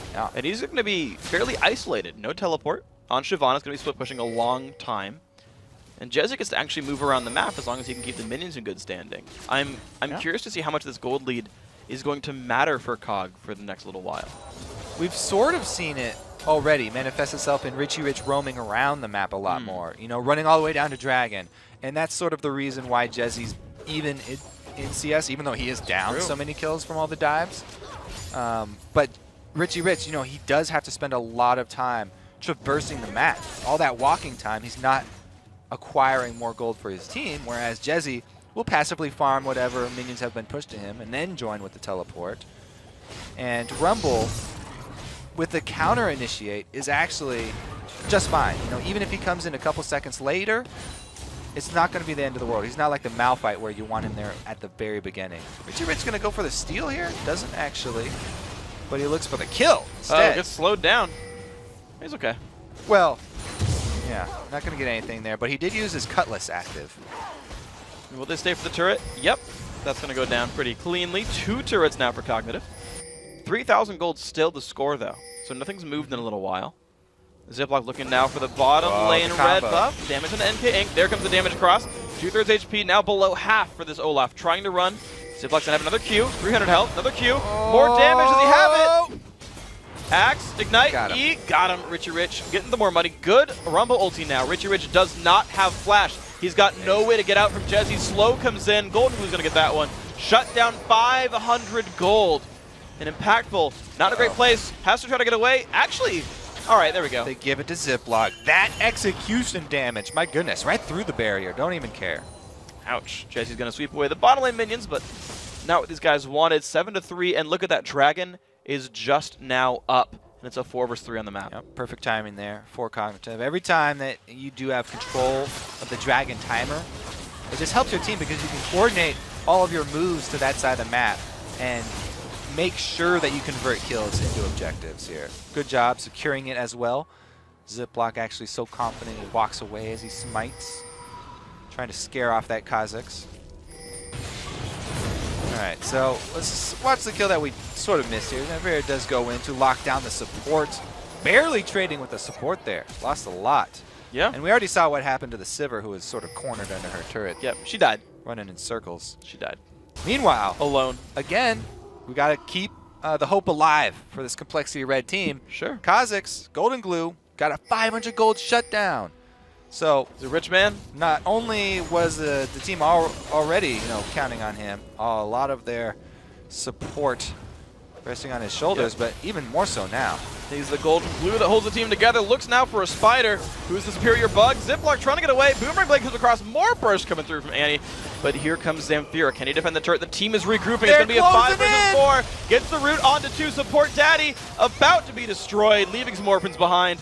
And now trying to run away is Richie Rich looking now for more engaged. Damage on a Golden Glue. Another leap away right here. The team's going to regroup into this one. Golden Glue gets the kill. 1 for 0. And there's the Rumble ulti. The damage on the Ziploc's going to be massive. 2 for 1 in this fight. Zane King overextended. Make that 3. Overall, a 4 for 2 battle. Complexity Red pulling it back. Ah, there's Rumble. Showing up just in time. There we go. As I said, the counter initiate from Jesse. They're able to clean up a couple more kills. And man, Golden Glue turning around to just execute Richie Rich with that isolation damage. Yep. That's something, even as a tank, you got to pay attention to. You're way far out in front of the rest of your team. You're isolated. Extra damage there, and he goes down quick. Yeah. Did you just feel an earthquake? Because that was quite a rumble. All right, let's look at the replay. Support Daddy does get locked out instantly from this fight. So, of course, they're disengaging Flash, Blade of the Rune King for Richie Rich. But, as we said, he's isolated both this time. 2 of those isolation Qs. Boom, he's down. Zamfira obviously going to use his ulti to lock down Kha'Zix, and they get the kill. But here comes Rumble, and he's able to clean it up. What is that? What was that on the Richter scale for you then? I would say like a 2 or 3. Yeah, 3. That's not very high. Well, I was just reading a score. Okay. A 2, a 3.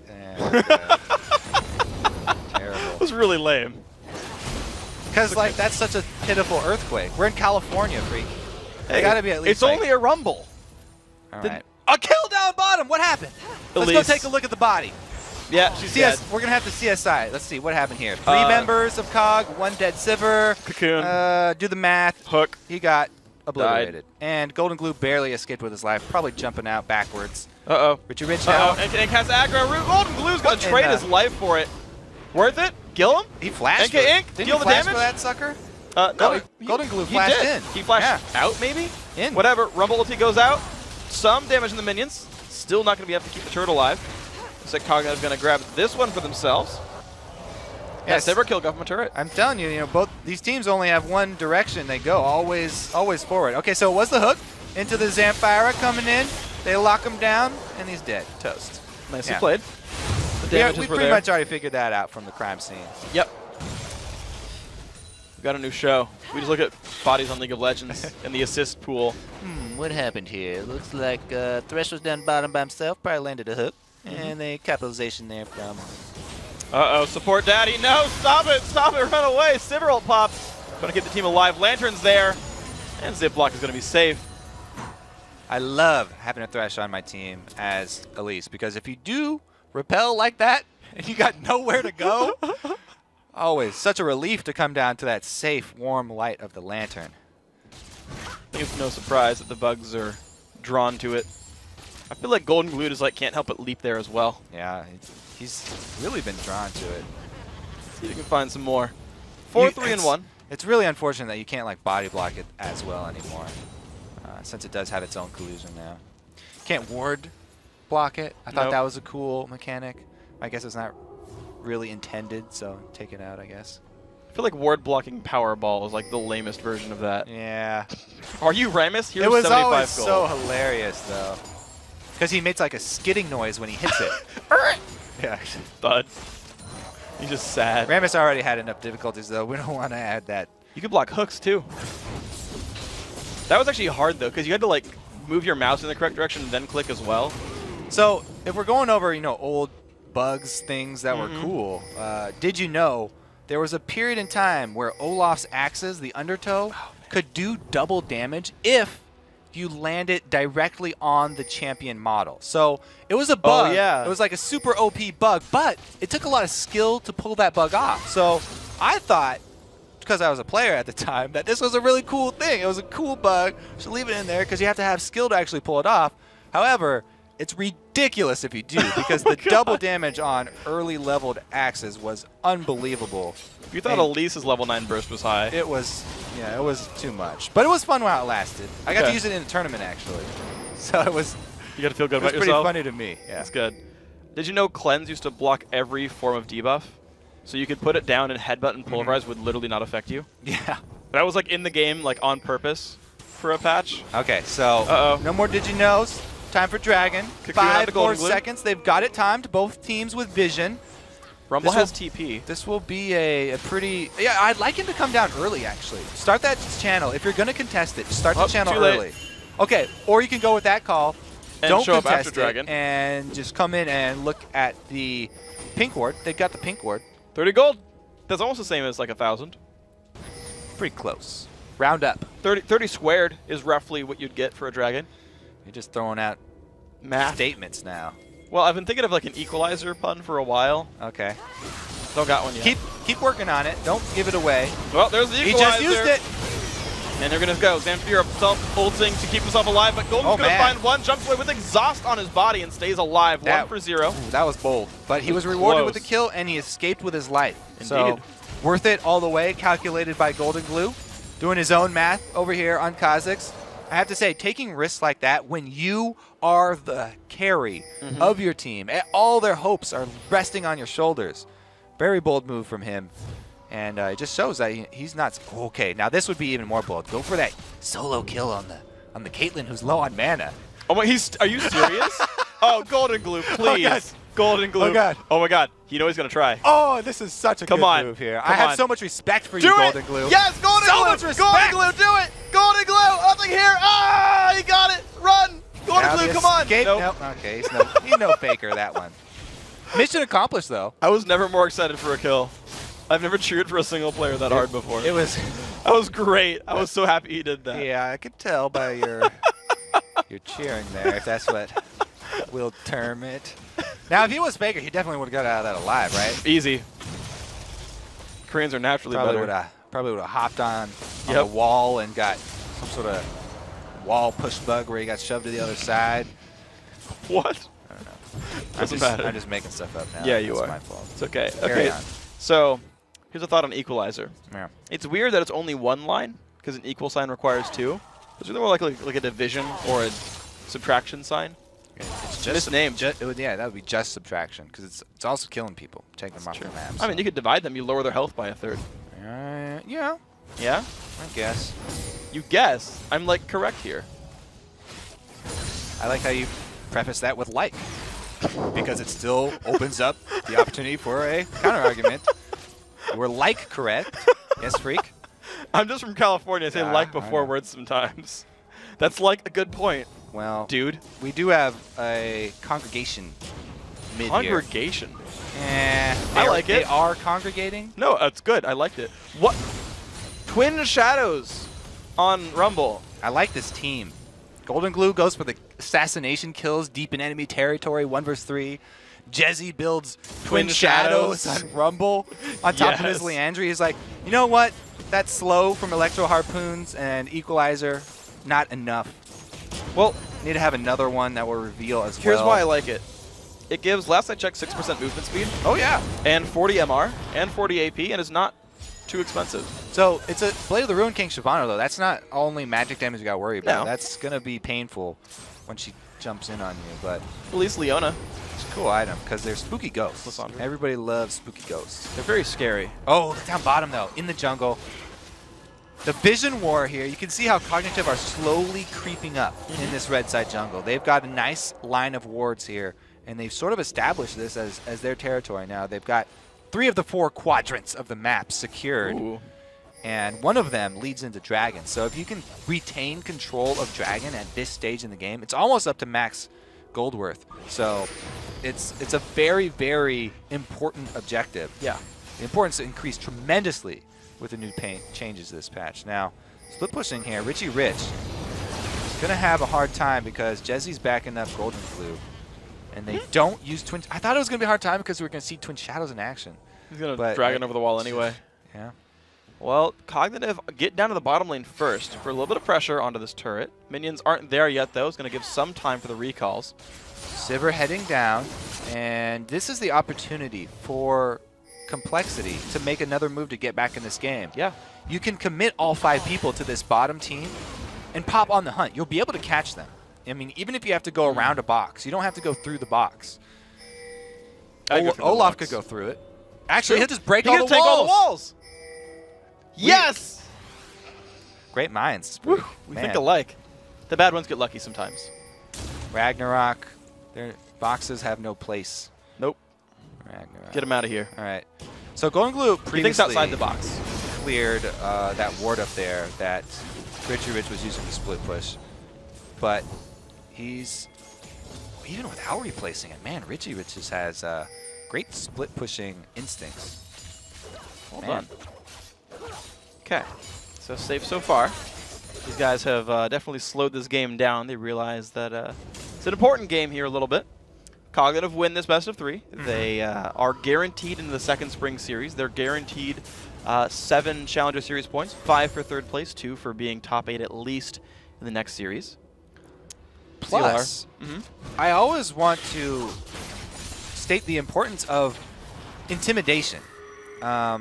In the Challenger League, it's your opportunity to show that your team is something to be feared, because the way that promotion works is the LCS teams get to pick who they play. So if you show up really big in the Challenger games, then nobody's going to pick you. You'll probably be left to the weakest LCS team. True. Well, you'll be left to the second weakest because the weakest is getting LMQ. But regardless, you're a little looking ahead right now. What if everyone dumps his LMQ? What if they pull a Quantic? As of right now, LMQ are the most terrifying team. So sure. If Until teams, Complexity Black plays them tomorrow. Yeah, if teams were choosing, you know, that's just the way it would fall. But the same principle stands. You want to have the best reputation from Challenger so that you get picked up by a lower tier LCS team. Well, think about EU. Oops, we first picked Rocat. Best team in Europe. Yeah. I didn't say it was a foolproof plan. Just a likely one. That's just the mentality, you know. How smart do they feel now? Wow, we first picked the best team in Europe. That's unfortunate. Oh, there's diving forward. Oh my God, the CC. Cognitive getting worked around right now. Jezzy picks up one traded back now by Admiral Ziploc. The fight still continuing. Actually, this battle going nicely. 2 for 2 so far. What's going to happen now? Richie Rich still healthy. Jezzy with double kill. Running away. Richie Rich finds him 4 members dead, 3 members dead on the other side right there. Pick him up, Richie. I don't think he's fast enough. Axe. Not if he gets undertowed. Oh my gosh, he got slowed so heavily. Have you ever been caught in an actual undertow? Oh no, he's still on the hunt. Okay. No, Let's I haven't. Keep watch. Oh. Richie Rich is on a ward. See, it's very hard to catch Kazakhs, especially blue left Kazakhs. Is an undertow and 1 foot's below the other? No. Well, I guess you could technically say that would be 1 toe under the other. Uh-huh. But, okay, no. so Kazakh gets unsafe. Now we can look at the fight again. Annie plus Rumble Ultimate, my goodness, and then Threshbox plus Lysandra. So both teams answering here, and that's why it was so close. Everybody gets AoE down, and it's really Richie Rich just trying to pick his targets right now. Rumble had a bounty that big on him? He got a triple kill in that fight. My goodness. So he just got that bounty and it was immediately taken away? He started out 0-3, and then he became 5-3, and then died 5-4. That's unfortunate for Complexity. Didn't have to turn out that way, and yet Richie Rich just got a lot bigger. Yeah, so he is the guy to watch for. Started the game 3-0, now 8-3. We'll see if he can go Zion Spartan in this game. Yeah, well, I was talking about the late game damage for Cognitive earlier and how the sources are going to have to be a little bit more unexpected. Shyvana's a pretty big source now. She's got the Blade and the Sunfire Cape. This teleport in, they think Baron's already started, but it's not. So here they go. Richie Rich around the backside. Support Daddy Low does not get much off. There comes the equalizer. Tackle What's going to happen? Oh, 2 for 1 so far. Nothing here's got nowhere to go. Ziploc. Now in the back line, but Richie Rich shows up. He is a scary person, and Jezzy still picking up well in this fight. NK Inc. battling Richie Rich and not going to win that one, though. Golden Glue also not in a good spot, running away from Richie Rich is a god! He is gigantic. He is a 2v2 right now. Ziploc fighting Jezzy. Jezzy trying to win. Richie the Twin Shadows make it happen. I feel like they should have followed the buddy system there. They were split up. Richie Rich was doing his own thing. He's got the slow. Now he's going to be facing it. And the first comes through. Golden Glue gets $500 for that one. Jezzy's showing up really big after a horrible early game. All right, once again, boom, Complexity with a nice comeback there. So the buddy system, I have to say, should be followed when you're facing a Kha'Zix. Yeah. Because Ziploc was sort of up there by himself at first, taking isolation damage, and then Richie Rich sort of took his spot. Now, again, multiple sides for the initiation. Support Daddy just gets annihilated. Impactful gets annihilated. This is a 3-man comeback from Complexity Red here. Jezzy's able to wait out Zamfira Zanya, and then he joins back up. This is the buddy thing where they split up. Ziploc now by himself with Jezzy. He's having a hard time. How does he even land another? Wow, Ziploc just face checks it. He wanted to follow the buddy. Yeah. They wanted to go. Because they would have 2v1 Richie Rich, so he's like, maybe I can get Golden Glue. He wanted to hold hands so that isolation damage from Kha'Zix wasn't going to be a factor. But he ended up running right back into Rumble. He should have known Rumble was coming around because his Spiderling just got hit by a harpoon. Exactly. And then he turned around right into the direction the harpoon was just shot at him from. You don't want to run into harpoons. I feel like that would hurt a bit. You know? That definitely would hurt a bit, especially if you're oh, no, never mind. You said you weren't ever caught in an undertow before. No, but what? So what happens to this? What? Explain. Well, you just die because you got a harpoon in your face and you're going to get swept out to sea. That's what an undertow is? An undertow is the undercurrent. Okay. That's kind of dangerous at a lot of beaches. Yeah, but what's this about a harpoon? Pull you. Oh, that was the electro harpoons from Rumble. Oh, okay. He was shooting him at him, and then we just saw Ziploc run right into the harpoon. Okay. Back to the Baron, though, because this is the most exciting area of the map that we have in the game. Twin Shadows! All right, Ziploc is spooky right now. Jezzy down to half HP. No engage comes in from Zamfira. They chase on nothing here. NK really going for this damage right there and finds everything he needs, but they trade back and forth. Another kill goes back onto Lissandra. The battle still continues 4 versus 3. NK Inc. and Zion King off on the side. The jump in on Ziploc. He gets zipped up. Richie Rich alone now against 4. 4-for-1 battle there. Complexity Red have blood in their eyes. This is why we keep talking about the end game of Sivir now, after we've seen a whole day of Sivir. Even though they're behind in gold. Olaf sped up by that on the hunt is ridiculous. And as we said, Golden Glue is always waiting around the edges of the fight for opportunities to jump in. This time around, Rumble did his job. Boom, we've got the Twin Shadows to start it off, and then burn damage on everyone to get them all low. Easy follow-up here because they've got the mobility, and man, the end game looks even better for Complexity Red because they can do the same thing. You bait team fights out away from turrets, down at the Baron, pop on the hunt, and you catch anybody that you want to. Yeah. And I got to actually kind of piggyback on you talking about how good the endgame Sivir is. Yeah. Get us through this replay first, though. Well, here we go. Rumble ulti does land onto nothing here at least, and NK Inc. is not going to leave his side. So that means he's going to go down early. At this point, where we got to keep track of Golden Glue, he gets out of the burn, jumps back in for the kill, and then it can easily finish off Richie Rich because he's isolated. So I wanted to point out that the bottom lane of Complexity Red has 0 kills and 27 assists. So you're like, yeah, you picked Sivir for the team fights because the early game's not very good. 0, 4, and 16 Sivir. Works out. Yeah, she's not about the solo carry. It's about team play here. As Gordon Hayward said, it's very similar to basketball. Team with the more cohesive team play and communication can come out on top. So in the end game, let's see here, for Cognitive, they're still looking for picks. As I said, they have a huge advantage as far as potential to pick champions off. However, Complexity should never be going by themselves. Their team fight is so strong, they don't really have a reason to wander about by themselves. And they're going to kind of group up a little bit more this time. Looks like this team is still going to sit as a 5v5. NK still waiting in the push, and he misses the undertow, but he picks it right going back up. Anyway, Sivir ulti pop, Twin Shadows of course already down. In the dirt. Ziploc, can he find the Lantern support? Daddy isolated right here on the side. Richie Rich gets jumped on now, jumps back into the team. See what happens now. NK's going to jump into the front as well. Wolf Equalizer comes down. Nothing here. Very low on health. Golden Glue chasing him. Can he get it? NK going to drop it for his troubles, though. 1-for-1 so far in the battle. Golden? Now on the other side, Zamfira low. Chased down by Golden Glue again. Back to the other side of the fight. Jezzy finds another Sivir one as well. 2 dead versus 3 dead here. Richie Rich running away from Jezzy. He's going to make it out, actually, but another fight won by Complexity. Yeah, Golden Glue was able to navigate that team fight very effectively. Lucky for them, he had his flash up as well. Got a couple more resets, and that should probably be some Nexus damage. Nexus turret damage, at least. Yeah, I believe it. Let's see what we got here. Packful just killing away the minions, waiting for the minion wave. 2 guys alive. They can't stay for this one. Yeah, Rumble recalling. I thought Rumble would come back in with the teleport, but only 7 seconds on Thresh. I like the safe play.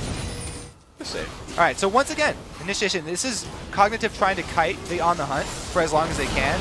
And as you said, they isolated Annie.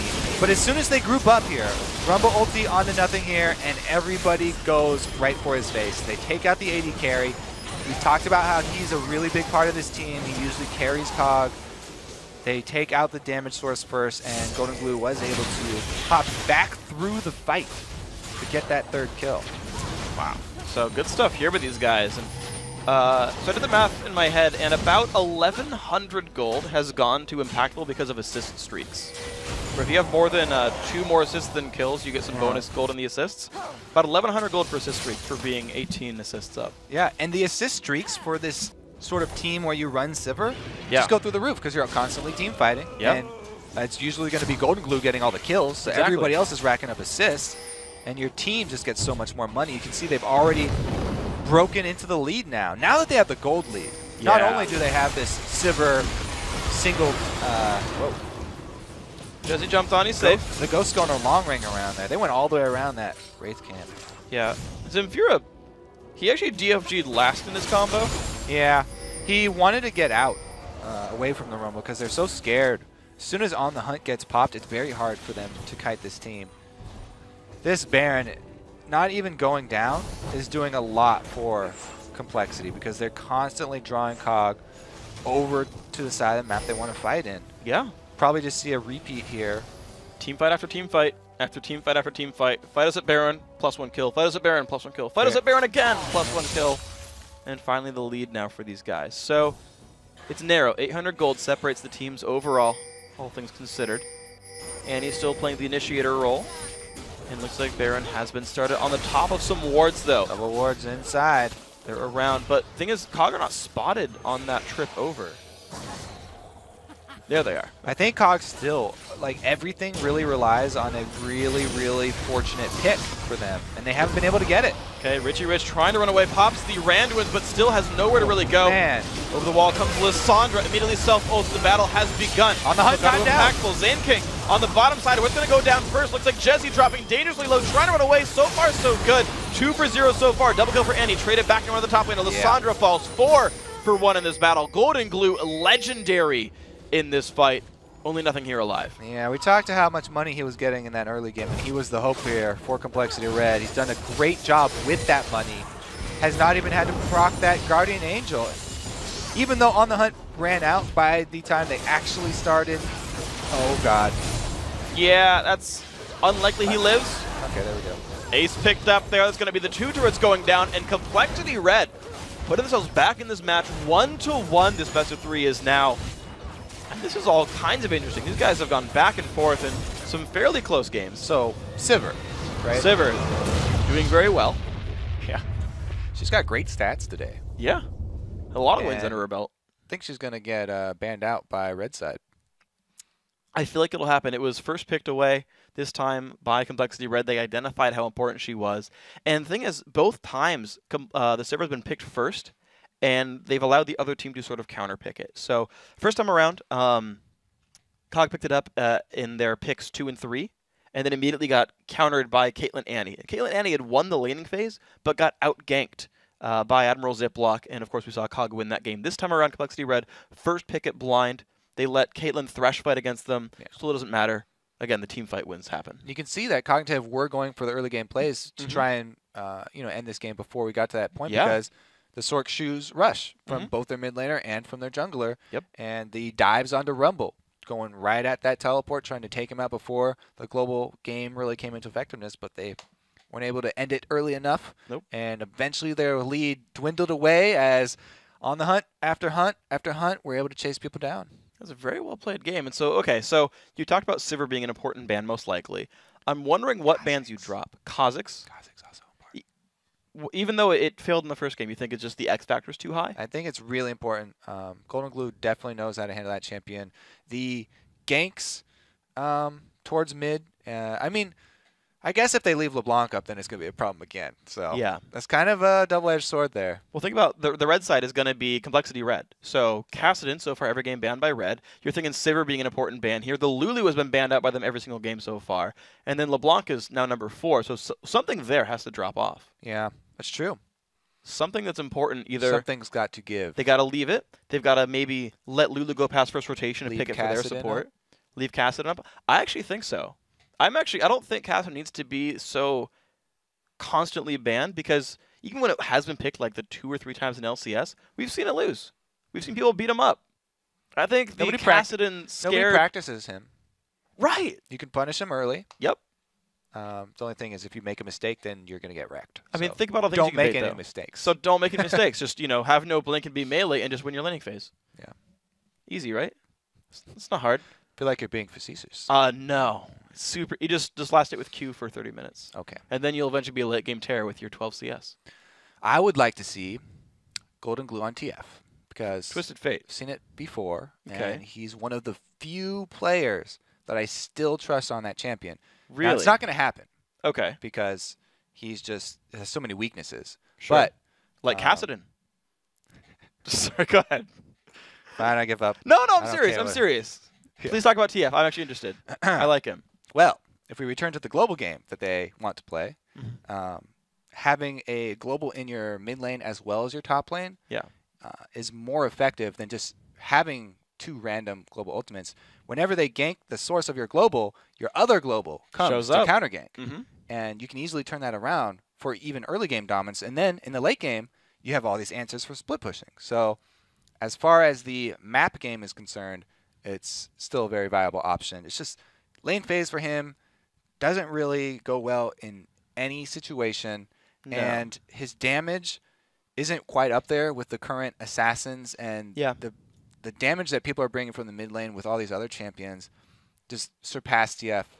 And, pretty much everybody besides maybe Lissandra putting out so much more that he's fallen off. I think his laning works well in the 2v2 in that he's got a point-and-click stun fairly well on demand. So you get like an Elise or a Lee Sin or one of those great early gankers, and you're like, I can guarantee you will die. Yeah.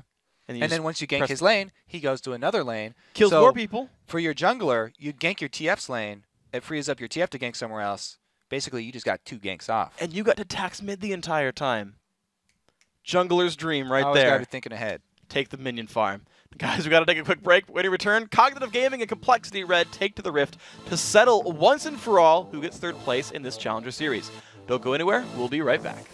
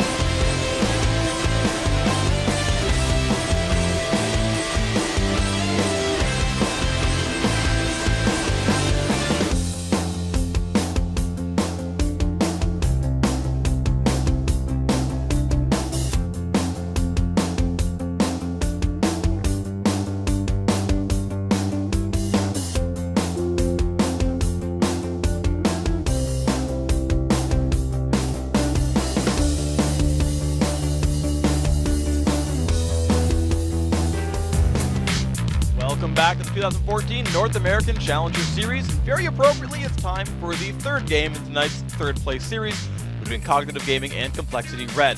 And the next team to take down a Nexus will lock down a spot in the quarterfinals of the next Challenger Series, while the loser will have to fight their way back in through the Ranked 5's ladder. Before Game 2, we did talk about the mid laners carrying their teams and who was going to step up. Zamfira definitely carried for Game 1 on COG. Golden Glue carried for Game 2 for Complexity. So they're just kind of taking turns here. And we'll have to see what's the story for Game 3, because Golden Glue really came up big on Kha'Zix, including our favorite assassination there, where he went for it on the Caitlyn that was alone. Didn't get out alive, but it was still worth it. Dang, we didn't even practice that. Nope. Golden Glue ended that game with a 15-4-6 KDA. We actually have done that twice. I know, isn't it Same great? runs. We're so awesome together. Yeah, it's great. You know else why I like that you talked about Twisted Fate? Same initials as Trinity Force. TF. Man, you are just going back to your roots today. Feels good. Feels Old good school. to be back. Yep. Very old school. Now, I also got to talk about Jezzy. He, of course, had a rough early game on Rumble. Got picked on by Richie Rich and Admiral Ziploc. Died a whole bunch, but did a lot better by the end of it. Yeah, I don't know if I'm quite sold on the teleport yet. Yeah. He was able to get to a couple fights, but, you know, when he teleported down to Dragon, it was already dead. Don't know if he's comfortable with that teleport spell, or if there was good enough communication. You have to have really strong team communication if you're using that summoner spell, because there's no improvement for it in the talent tree anymore. You can't reduce that cast time. 4 seconds. Takes you a while. It's a long time. Yeah. Of course, he went 9-6-14, still had a good time overall. And, I mean, really big impact in those team fights. The anti-Rumble initiations, the Kha'Zix cleanup. Every time I see Kha'Zix, I want to see a Rumble on the team. And it happened there, and you saw how scary that is. Rushed to Leandries pretty early on, was there to get the early damage down to force the cleanups. It was a good combo. I like how you call out the Annie plus Rumble, because, man, did he do a good job keeping people on the Rumble Ultimate. It's one of the reasons why Cloud9 keep going back to that champion. It's hard a champion to play with, but they're so adept at keeping people on the Rumble Ultimate, whether it be, you know, some form of CC from the support or from the AD carry. You know, they always find some way to fight on that damage and get the full amount of value out of that ultimate. Yeah, it's why when they say you got to fight fire with fire, they really mean you've got to get Rumble and Annie on the same team, fire with fire. Except they're not fighting each other. They're on the same team. You're fighting fire with fire. Like fire and fire on the same team going that way. The other champion that we have to talk about doesn't involve fire, so I'm sorry. It's okay. But it's going to be Sivir. Boomerang blades. Oh, we almost got it. You started saying S, and then you stopped. We were going to say Sivir. Come on, Kobe. Never mind. Sivir, of course, done a really good job. He's won both of our games today, as well as having a great showing in LCS itself. Impactful, did really well that game. Yeah, even though he didn't get all the kills. 2 kills on your AD carry, 4 deaths, but 22 assists. So Sivir's always hitting everybody with a ricochet. Going to be racking up those assist sprees that you talked about. Yep. Don't have to always up your bounty as an AD carry, because everybody wants to kill you anyway. Yeah, it's true. He's got a low bounty, yet he's still getting a lot of gold from his assist spree. Made over 1,200 gold Next level assist mind sprees. games here. Yeah. As an AD carry, you want to take that target off your back, because everybody's already trying to kill you. Don't reward them with extra gold. That's just selfish. Give him to your team. Let Kha'Zix kill everybody. He's going to get away and jump out. There's no AD carries resets. He barely did it a couple times, too. And I like how Golden Glue is fearless. He keeps playing and jumping into these very dangerous situations. It's working. It looks like he thinks about 2 steps ahead. He's like, all right, so I'm going to jump over here. I'm going to kill him. I'm going to ultimate and dodge his Peacemaker. Yeah. Then the 3rd step is how to get out. But he didn't really get to the 3rd step. Doesn't matter. It's just jump in, kill Caitlyn, profit. That's enough. That's it. Once you hit profit, nothing else can happen to you. Yeah. Doesn't even matter anymore. So, of course, we were talking about this in the post-game last time. We're expecting a potential Sivir ban, because even trying to pick Caitlyn against it hasn't been working. I personally like Jinx against her, because you have a safe enough lane that you get to just be Jinx by late game, and that Caitlyn hasn't been bullying around anyway, so just pick damage. I do like Jinx, especially because the late game is actually comparable. If you get a kill, chaining those passive procs, getting excited, enables you to be the one chasing.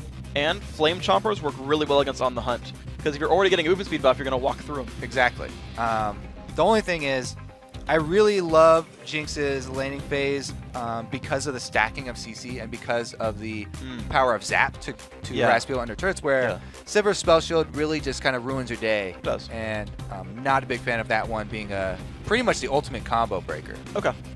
Well, we'll see what happens here. Gragas, Kha'Zix does get banned away by Cog, so they're not caring too much about this one.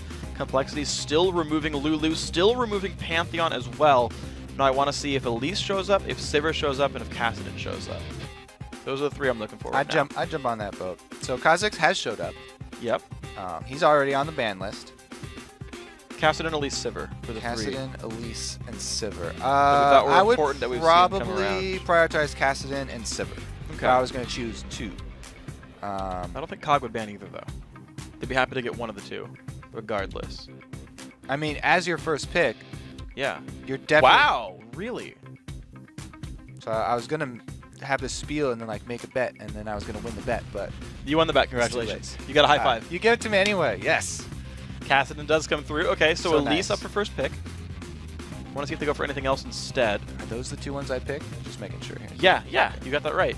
So LeBlanc actually is the one they care about here. So Zamfira doesn't get that target at all. The Kassadin ban supersedes the LeBlanc ban here. Complexity Red needs something new to go for. Golden Glue did not do well with Kha'Zix against it, but of course doesn't have it now. Yeah. It won't matter either way. He also doesn't have Gragas, so that's a pretty... all three games have been banned. Yeah, that's a pretty decent pick against her. LeBlanc, like, hard matchup to go into here. You know, Orianna can play more defensively. Yasuo, should have remembered, both these teams, one direction, they always forward, like going offensive. Now we get to look for all the displacement abilities. Who are they going to combo this with? Thresh is a great pick because he's got two. He's got two. And, you know, one of them's AoE. He can get multiple people with that. See if he can do it. See what he can lock in here for his team. Although, I guess it's got to be really hard to have Flay work on multiple people because the hitbox is very long. By the time you get to like one of the other champions, the first one's fallen back down already. Like getting two with Flay has got to be difficult. So the thing with Yasuo, a lot of the times you want to delay your ultimate because you want to let like the Vi ulti or something run its duration, and then you want to stack it effectively. Yeah. With Flay, you just jump right on it as soon as you see it. So it's kind of more in tune with what the Yasuo is going to be reacting to. Like he'll immediately jump on it, and it won't matter as long as the two champions are close. Yeah. Then it should be a double knockup. Well, Vi's going to come through. Ziploc wants that. Did you know? Did you know? There you go. So Vi's going to come through. Pick it up anyway. Even with Elise on the table, the jungler we normally see so sought after. I think it's like more of a deny knowing that you want Vi with Yasuo. Caitlyn's still coming through here. These AD carries, if they're not getting Sivir, taking Caitlyn a heck of a lot. And I think he was going to get that one. Oh yeah, he's happy about that actually. Yeah. Before this whole Sivir craze came about, that would be one of his most highly prized AD carries. So he's definitely happy about that one. There's multiple options from the jungle to go for. Yeah. Even if you take away Vi, this is it might be overdoing the Yasuo synergy here, but they need Draven. That's plenty right there. They need Draven for AD carry. Stand aside works. Draven. Who else could do it as an AD carry? I think he's the only one. Nobody else has not Ashe, a not displacement. I don't think Urgot works. No. That's interesting. Because I was told to think of it as not other knockups, as displacements. Yeah, any displacement. Technically, he is displacing you, but it's a different mechanic because it's just teleporting you to the other side. It's more of like so a flash type thing. Yeah. Vayne could do it. There you go. Okay. Well, already picked up Ezreal, Scumbag Impactful. He's going to be on... They got plenty of... They got plenty of knockups. Oh, they denied the Shyvana top. Could have been another one. Now, Shyvana and Vi are still a great dive duo. Oh, yeah. Even without Sivir. It's not like, oh, you can only run all these bruiser dives with Sivir. No. They're still effective by themselves. Going into Ezreal, though, he's very slippery. Hard to keep track of. So I think that Complexity are pretty happy with how this champ select is going so far. Really, their worry right now, if I was them, would be the LeBlanc-Yasuo matchup, because Yasuo has to use his wind wall very well to interrupt the combo. Yeah. If Zamfira is waiting for this, you know, he can just W across the wind wall. And then yes, he can. And then all of his ranged like abilities are just going to land. So that's true. it still does. It takes some work from Yasuo, even though he has the potential to be able to outplay LeBlanc. It is going to be difficult, especially if there's a level 6 buy coming through. See what they go for with this one. I want to see if it's really Lee Sin. I actually kind of like Cognitive's lineup in just terms of thinking about fighting Yasuo, because they're a bunch of like really beefy people or people that can get away from the general knockups. And just like imagine headbutting him away after he goes for his initiations. It's going to be hard. So it's going to be Malphite for the top lane here. So a lot of knockup synergy. Yeah. I guess they're gonna swap it again. There we go. Okay. Yeah. Yeah, because we built up so much.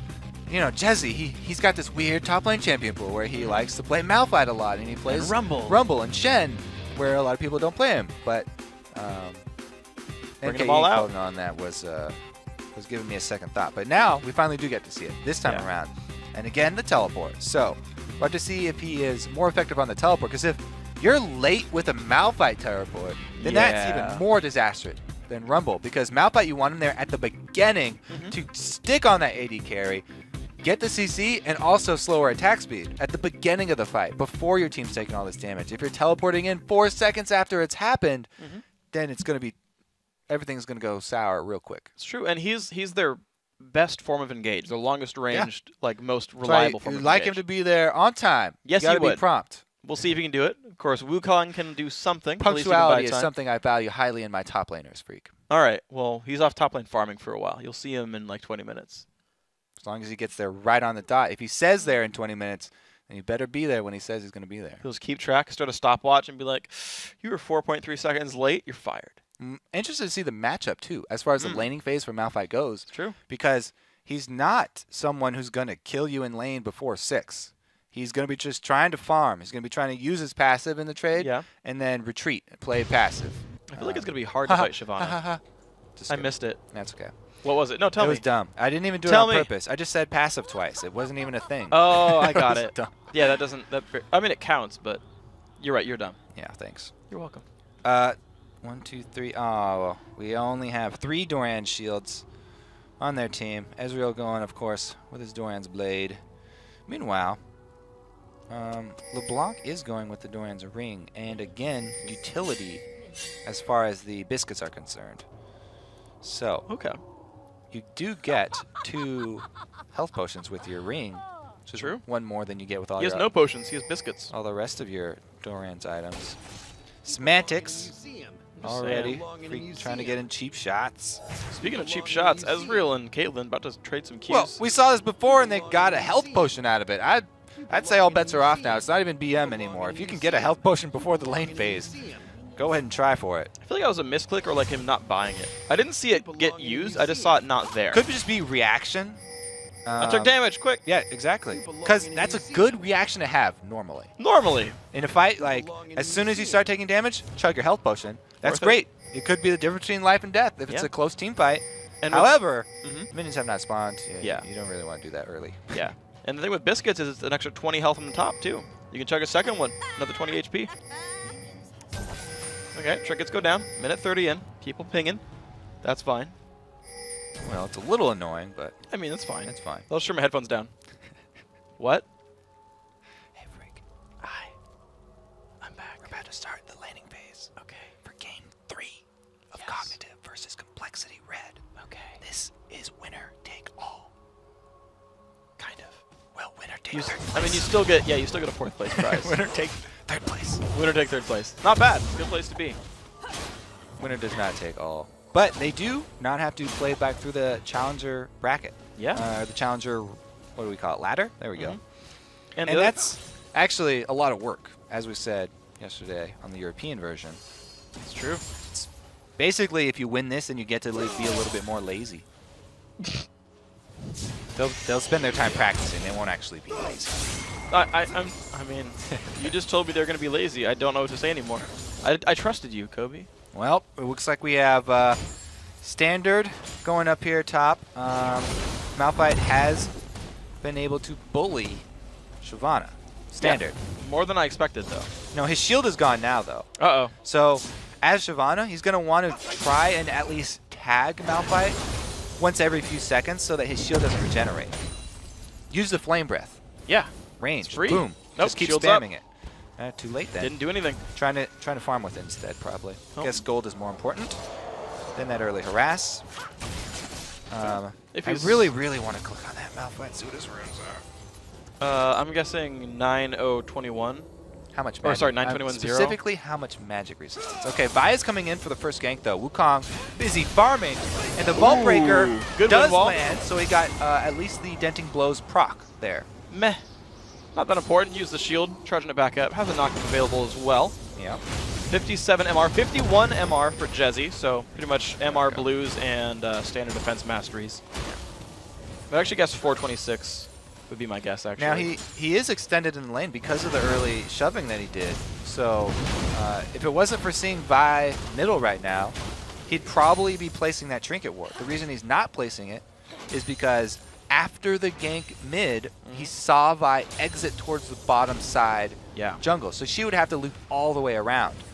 You really want to keep tabs on the way that the jungler exits the lane. And on the flip side, as a jungler, you're always paying attention to what vision you're giving your enemy. Because you can bait them by faking the exit from the lane to one side and circling back around. Oh, see what Jezzy goes for in the near future. Last thing under turret for now. Rough, as he has no mana, but level up will give him a little bit. You can punch him with his rock hands, though. That'll be good. It's more of a pat on the back or a slap. Really? Because there's the win while you talked about. Zamfira jumped over, landed the Q after landing, basically, then jumped back. Golden Blue got silenced. Oh, he's looking for it. A little damage. Has a knockup available. Does not get away from the root, though. Zamfira getting more damage here. Sigil of Silence on him. Doesn't mean much. What we'll be seeing in this matchup is anytime he charges up the full flow meter, then he'll look for the aggressive maneuver, which on Yasuo is to charge up your dashes. If you can charge it up even a couple times, so you can increase your damage just on a couple different targets and then leave the backline minions without having charged through them for an escape.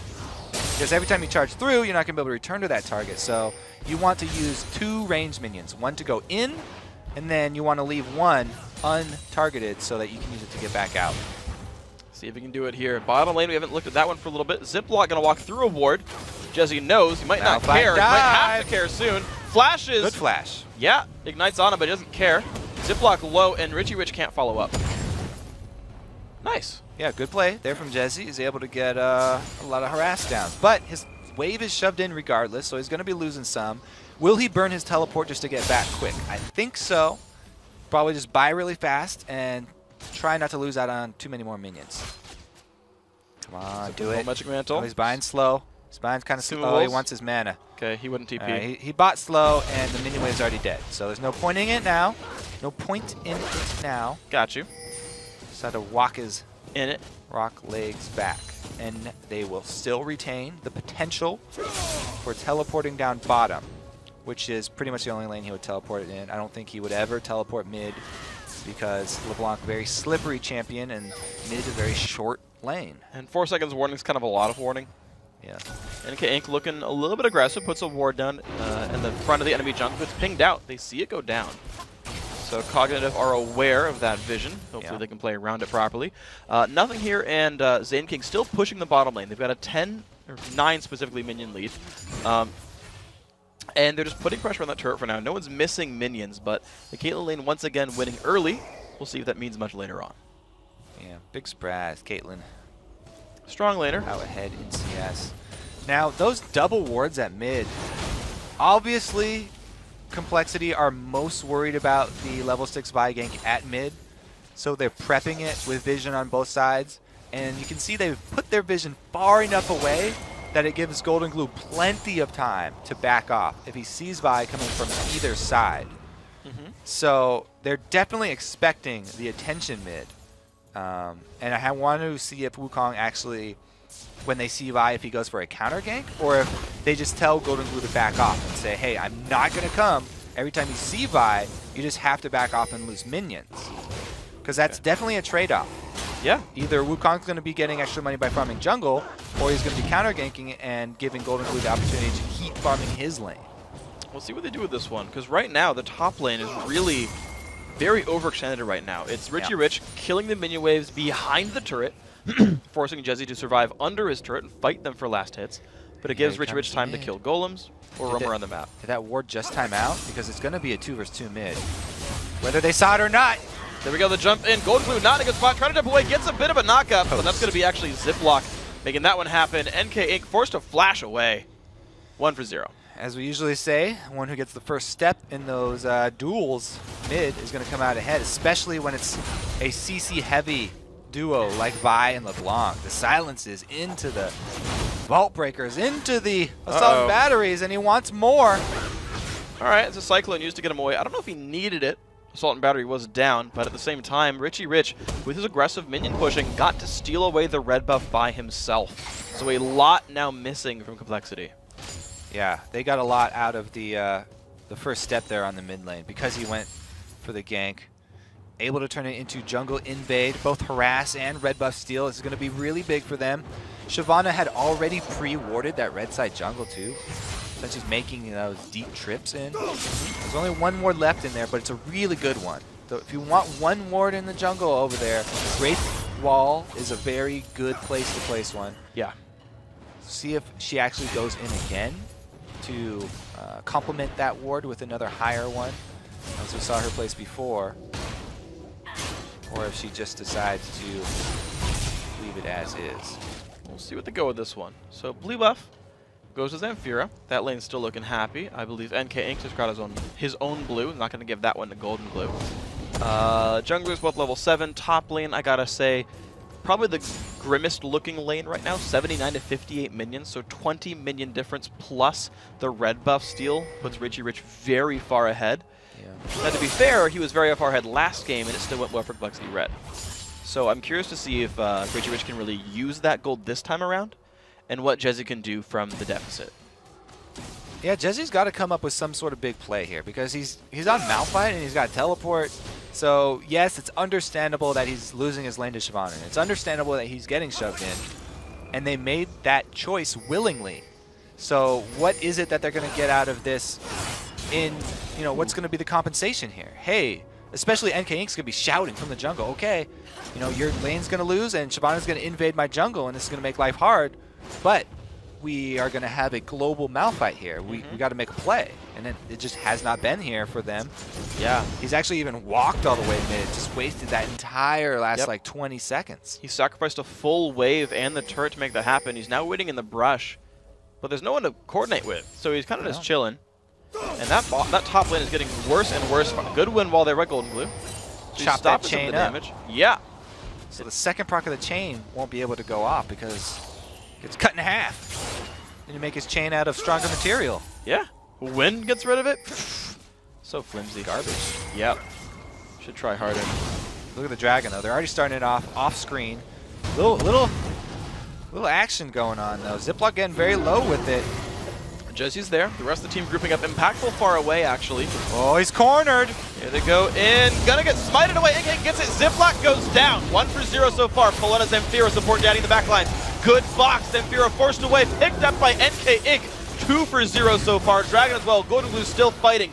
Does that to Richie Rich. The Fed, Shyvana. What can she do? Looks for NK Inc. Still burning out. Nice pulverize. Zen King picks that one up. Jesse in the fight with Impactful. Richie Rich, what do you have? Good knockback there. Flash over the wall. Impactful still trying to fight Support Daddy around the wall as well. The jump over by Impactful. The Kate ult picks up 1, but Ez going to fire 1 back there, making it a 3 for 3 fight. But Dragon did go to Complexity Red thanks to NK Inc. Smite Steal. NK Inc. is really strong as far as smiting goes. And he was able to get in there with the E from Wukong. So that's extra damage at the same time he can combo with his smite. Very well done. It also enabled them to get that combo of Wukong Cyclone into the last breath there from Yasuo. Fairly effective. Chunking down Zamfira early. And it helped a lot. Oh, wow. Smited early. Yeah, so that was a pretty early smite there. But yeah, anyways, they got this Cyclone knockup, which meant LeBlanc had to use W and R, the Mimic W as well, to try and escape. As I said, whenever LeBlanc is having to use her cooldowns defensively, it's such a huge difference from being able to use them to start off the fight. And again, he's had to run away, but Ziploc finishes the job. Counter hit comes in. Golden Glue not able to use his ulti for that one because there's no knockup coming in for NK Inc. 1 for 0 in the mid lane. And we look now at a 2,500 gold lead for Cognitive. They're up 2 turrets to 0. They got that bottom lane turret during that replay.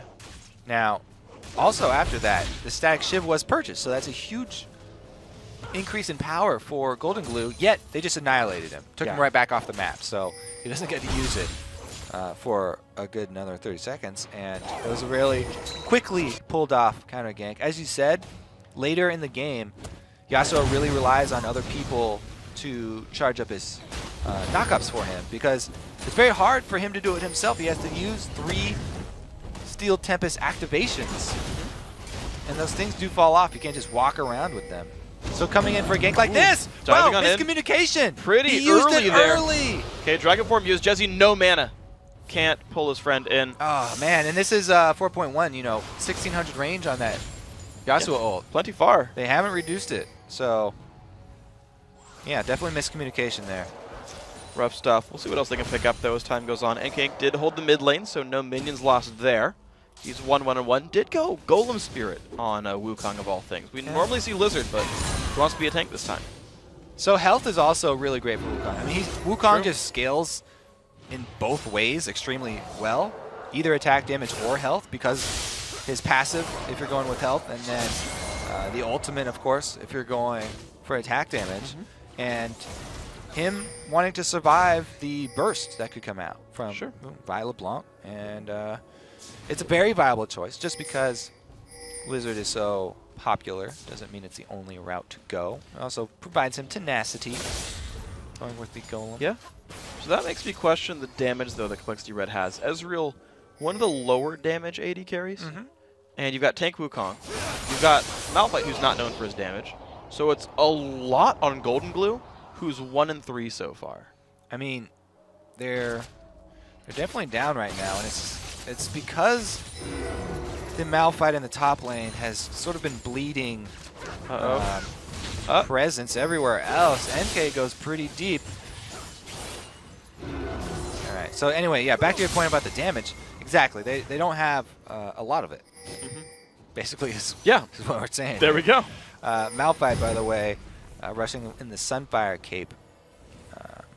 Spell penetration is actually going to help out a lot for him too, so I have to be looking to see if he does, you know, even go Sork Boots, because that will help with his burst. It will help with the damage over time with Sunfire Cape, and could, you know, add, as long as they add different little pieces of damage from different sources, and they'll be okay, because it's not like there's any super tanky member of Cognitive. Shyvana has Rest of Blade of the Rune King, so you know, even if they don't have a tremendous amount of damage, they can still take out many of these members. Not anyone is tanky really set by. Okay, well, let's see what they can do with this one. Golden Glue looking forward. Knockup's available for him. Doesn't go for it yet. Jesse, want to point out, had to sell his Doran's shield. He was so low on cash and wanted the Sunfire. Actually sold his Doran's item, but does have the Sunfire done. We'll see how that pans out for him. 0-1-3 for having a rough landing phase. He's shown up in team fights pretty well. Richie Rich gets the push going. Jesse shows up, has a level deficit though against Shyvana. Shifted to clear minion waves. Okay though with Sunfire and the ground slam. Misses some to the turret. Magma. He's melting right through that rock. Yep. He's glowing. Liquid hot. Very on fire. Now very fitting for Sunfire Cape. Zamfira has a sweeper. And Golden Glue takes a bunch of damage. God. And goes away. So I always like to get sweepers, but man, we've got more attack. Impactful click. Damage. Chant, click the lantern. The cow's too fat. He's so fat. Down he goes. He's so fat. Okay. Support that he should have walked forward and flayed him. Still possible to do the body block. I talked about that. They're trying to get rid of that, but cow, extremely large, especially with that skin, doing a great job. Ooh, the hook on his double Zamfira. chain. I don't think into they want the it. Hook. They don't want it. The knockup, support daddy. Trying to run away. NK Inc. in the middle of 5. He wants it. Shyvana. Oh, can he get 2? Ignite gets 1. The chase gets He's got 2. He's almost rich. 2. Almost 2. Richie Rich trying a little hard for that one. Ooh. Did force NK Inc.'s flash. NK with the walk away. Not even Made it close. look easy.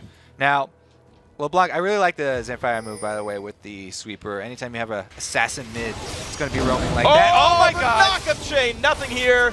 Goodbye, but now it's a 2 versus 3. Ziplock there. Windwall comes out. Golden Blue's trying. Zamfira flashed away. Exhaust kill picked up. Jesse, what you got? Do you have the damages? Low on mana. Use enough for a spell. I like how he was sitting at the LeBlanc W. Just, you know, maybe he'll come Oh, back. Slow on his in king. This could be enough. Just He's on fire. Burn him down. Sunfire deeps. He's Sunfire got the deeps. He's got the deeps. NK Inc. picks it up. 2 for 2, but Dragon did not go down, by the way. So they 2 for 2'd. No, 2 for 1. 2 for 1. Yeah. Turret plus Dragon. That's a huge gold swing here for Complexity Red. They're getting right back in this one. The teleport from Jezzy. We said he needed to make a play. That right there was a huge play. Combo with Golden Glue right there. Pretty big swing getting them right back in this. And I got to point out how cool that TP was. So 190 per person. So 975 for the Dragon overall. How cool that teleport was, because you have to put it on a ward and perfectly time the 4-second lead time. He teleported basically on top of Caitlyn. That's pretty freaking cool. To be like, by the way, kills him. Yeah, it was beautiful. Beautiful to watch, Freak. Yeah, it's beautiful now, rock. Blade of the Ruined King, Shyvana. Whereas it's a static Shiv, pickaxe, Yasuo. I think we just learned how that will go. Golden Blue's scared. He decides to back off. You know, all he had to burn was his flow, though. Not a big deal. Didn't scratch Shyvana, so she didn't have to burn anything. No. Well, she burned the minions. She burned out. She did. That's normal. Looks like the collapse in red side is going to be a little bit too much for Cognitive. They should probably give up that ward battle, seeing as how LeBlanc very far away from the team fight. Jesse's got ulti in like 3 seconds. LeBlanc, Wukong is level 11 now, so pretty huge power boost with Malphite, Wukong, and Yasuo all level 11. That's huge for this team because they rely so heavily on their ultis comboing. Right now, they would actually take this team fight. LeBlanc again, she's very far down bottom, but Jezzy seems like he's the only one on the team calling for this. Really Yasuo working on the red buff. That was an opportunity for a 4 vs 5, and they had a Malphite ultimate. They could have easily caught someone. So that, I don't know, that red buff maybe worth it. But well, mid lane outer turret under siege, but there's a gigantic wave bottom lane. They're gonna go in. They find nothing here. The knockup combo comes back in, but they have enough Wukong. What huge right world? There. 1 for 0, 2 for 0 so far. Golden Glue is gonna go down. Richie Rich getting chased. Ruined King keeps him alive. And they leave Jezzy by himself? No! Uh-oh. Uh-oh. There's a Zamfira. He misses the chain, though. That would have... Tank Wukong, baby. He's still alive. He went full tank. Oh, my goodness. And now they're on the chase again. That was a ridiculous dive. Wow. Some monkey pinball action going on there, where NK popped his Cyclone and he just got knocked around by Zanking. Good enough. 4-1 and 2. NK Inc.'s got enough damage, it seems. My goodness. They were able to get out of it and no objective because it was such a long fight. Yeah. So drawn out. And Zamfira does end up coming from the bottom. My goodness. All right, let's take a look at it again. Here goes the combo. Then in comes Wukong, monkey pinball, boom, back towards the other turret. Still gets the kill. And this is the interesting part. After they finish here, and you know, Shyvana's running away, everybody leaves. Jezzy was the only member deciding to try to go back up through the turret. And they had to come get him, which left NK alone by Zamfira. And the only reason he survived is because he did go with the tanky build here instead. Wise choice in the end. So, back to the mid lane we go. There was a big minion wave that died to that tier 2 bottom lane turret that Zamfira was pushing, so that all went to nothing. But the mid lane regrouped here. Both teams ready for us, and no push really comes in for Complexity. Did it go? 3-6-3. Golden Blue's starting to get a better score. Here? Nope. Sorry. No, it didn't go to nothing here. Deathfire is completed as well. Oh, and really? A pink ward on top of his sweeper. So he's looking for those plays. Once again, he had a spectacular catch on Golden Blue before, and he still wants to keep setting those up. Oh, he got Wukong this time. Too much health on that guy. You can tell by the bars on the side. Yeah, a little bit low, but still green. It's not clear, so he's alive. I gotta point out 4 sweepers now here for Complexity, actually. They've really embraced their team name and said, let's go for the red trinkets. That's really, we gotta match. We gotta make sure that goes well. They're doing it. Style is important. It is. It's like half the score, actually. Like, hitting a wall and dying after you jump is bad, but color coordinating... So that's your other half is color coordinating. Team uniforms? Yeah. I'm a really big fan of Blue Ezreal. Because that would not work with their team, though. They're red. Complexity red. I'm just saying in general. As long as your outfit matches, that's also some points. It's bonus points if you match your team. As long as your outfit itself matches, that's a point. Well, let's go over the strategy that's taking place here because it was a 1-3-1 split from Cog. It seems like Zamfira really loves getting that side lane farm, but they finally called him up because they remember what happened last time he was side lane pushing. So it's going to be the 4-on-4 standard mid while Jezzy's still trying to just fend off Richie Rich. He's getting some damage. He's holding on to the turret, but it's slowly going down. Yeah, it is. And I got to point out, Jesse's going towards a wit's end, and he's teleporting for the mid lane here. Can they catch? Nothing here. No. No, they can't. Good call. It was a really good call from Richie Rich. Yeah. He didn't even try and interrupt it. He just called it to the team. And he had faith that they would back up in time. That's the kind of time you want home guards when you teleport. Oh, he got it with the flash ulti. Nothing here in a bad spot. That's going to be one going down. The engage comes back in. Jesse knocked around. It's going to be the Wukong ulti coming back. 1-for-1 so far. They find Zamfira. Ziploc comes to try to help, and the damage is still coming across. Top lane turret did go down. They're still fighting the 4 versus 3. Chain goes to NK Inc. Top lane or mid lane outer turret goes down. Just the 1-for-1 trade. Will they find anything else? They used 2 initiation flashes, and they just traded 1-for-1 while they're buying time for Shyvana, and they're still going in. Zane King low on health to re-engage. Zane King looking for something, can't find it. Lantern comes across, the kill comes back. Zamfira gets it, but trades there to impactful. Trade's perfect. All they're trying to do is buy time. Richie Rich looking to get some more cash money by taking the turret down. Looks like it's going to be Golden Glue respawning to react to this one. But remember, that turret does die first, and he doesn't want any of this. He got 1 charge on his Steel Tempest. He got 2. Nope. Never mind. Yep. Now it is. He's still chasing, and he's got a minion wave.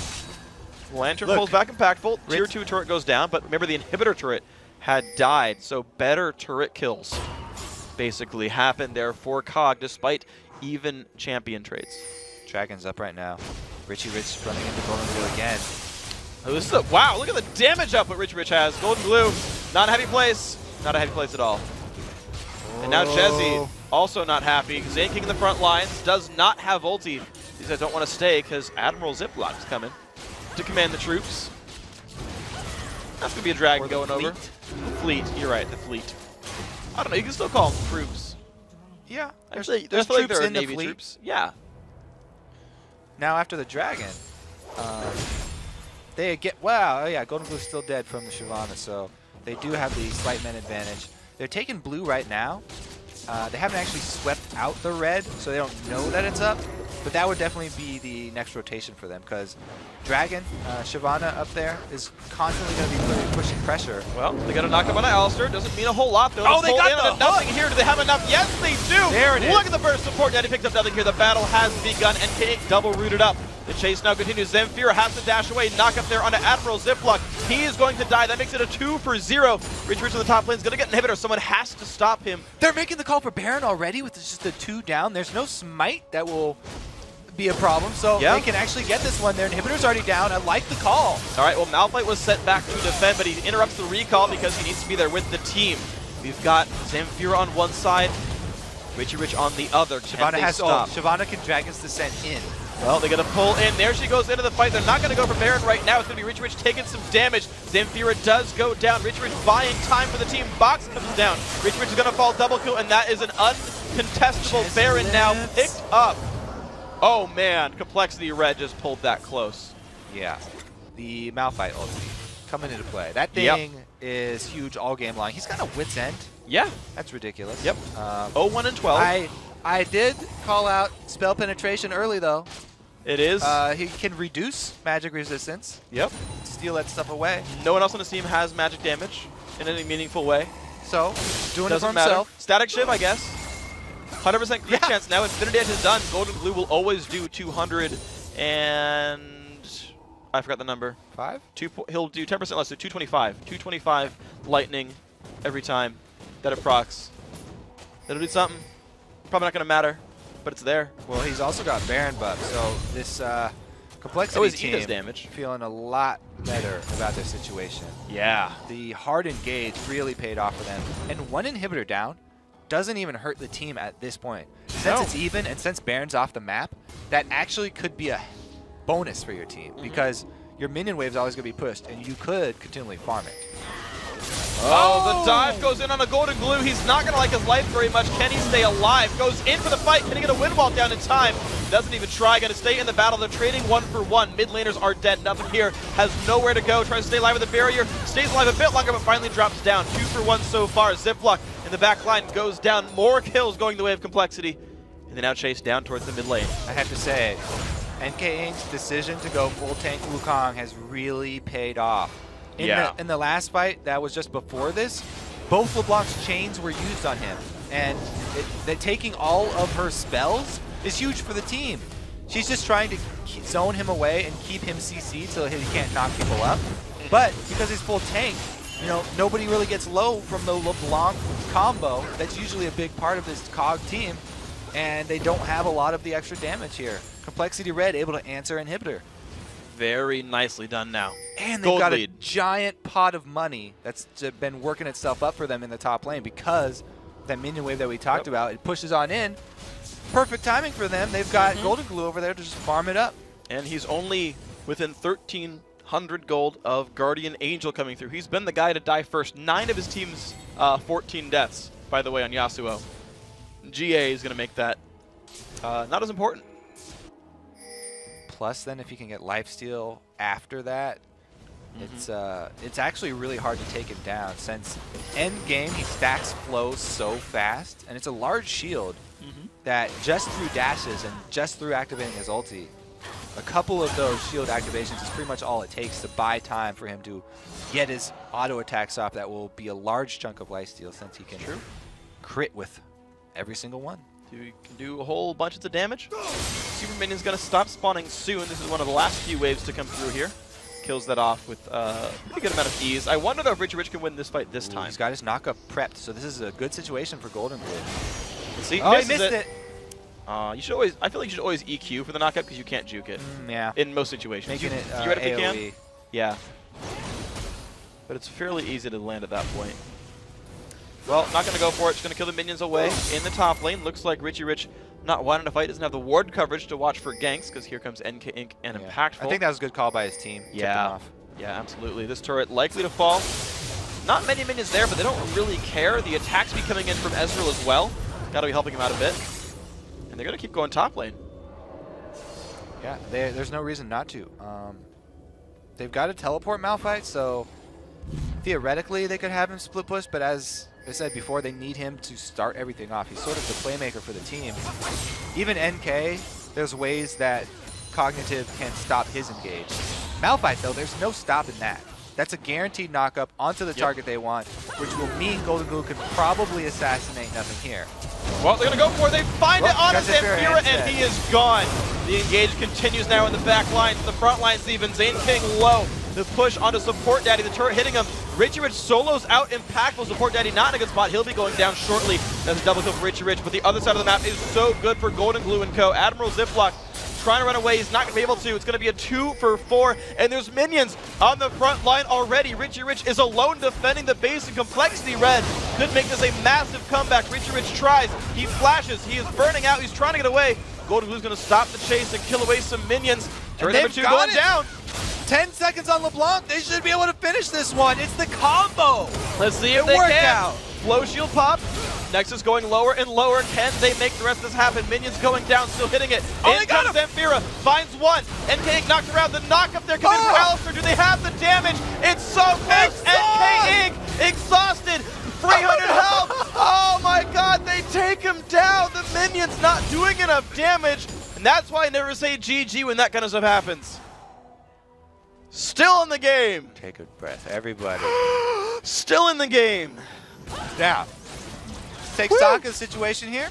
They're only 4K down here for Cognitive, and they only have one inhibitor down, so it's not that bad. Now, mention that 10 seconds on LeBlanc. Does she come out with home guards? Because, man, she got there fast. All right. Richie Rich does his best. Yes, she does home guard into a W, into the R. Chain doesn't hit, but the flash pole buys him time, and he also is going to exhaust Wukong for the last hit here. Exhaust. Fade off in the Nexus defense game. Yep. Whew. That's why you bring exhaust. Yeah, that's sometimes why. You gotta save the Nexus. Sometimes it's an AD carry, sometimes the Nexus. Doesn't matter.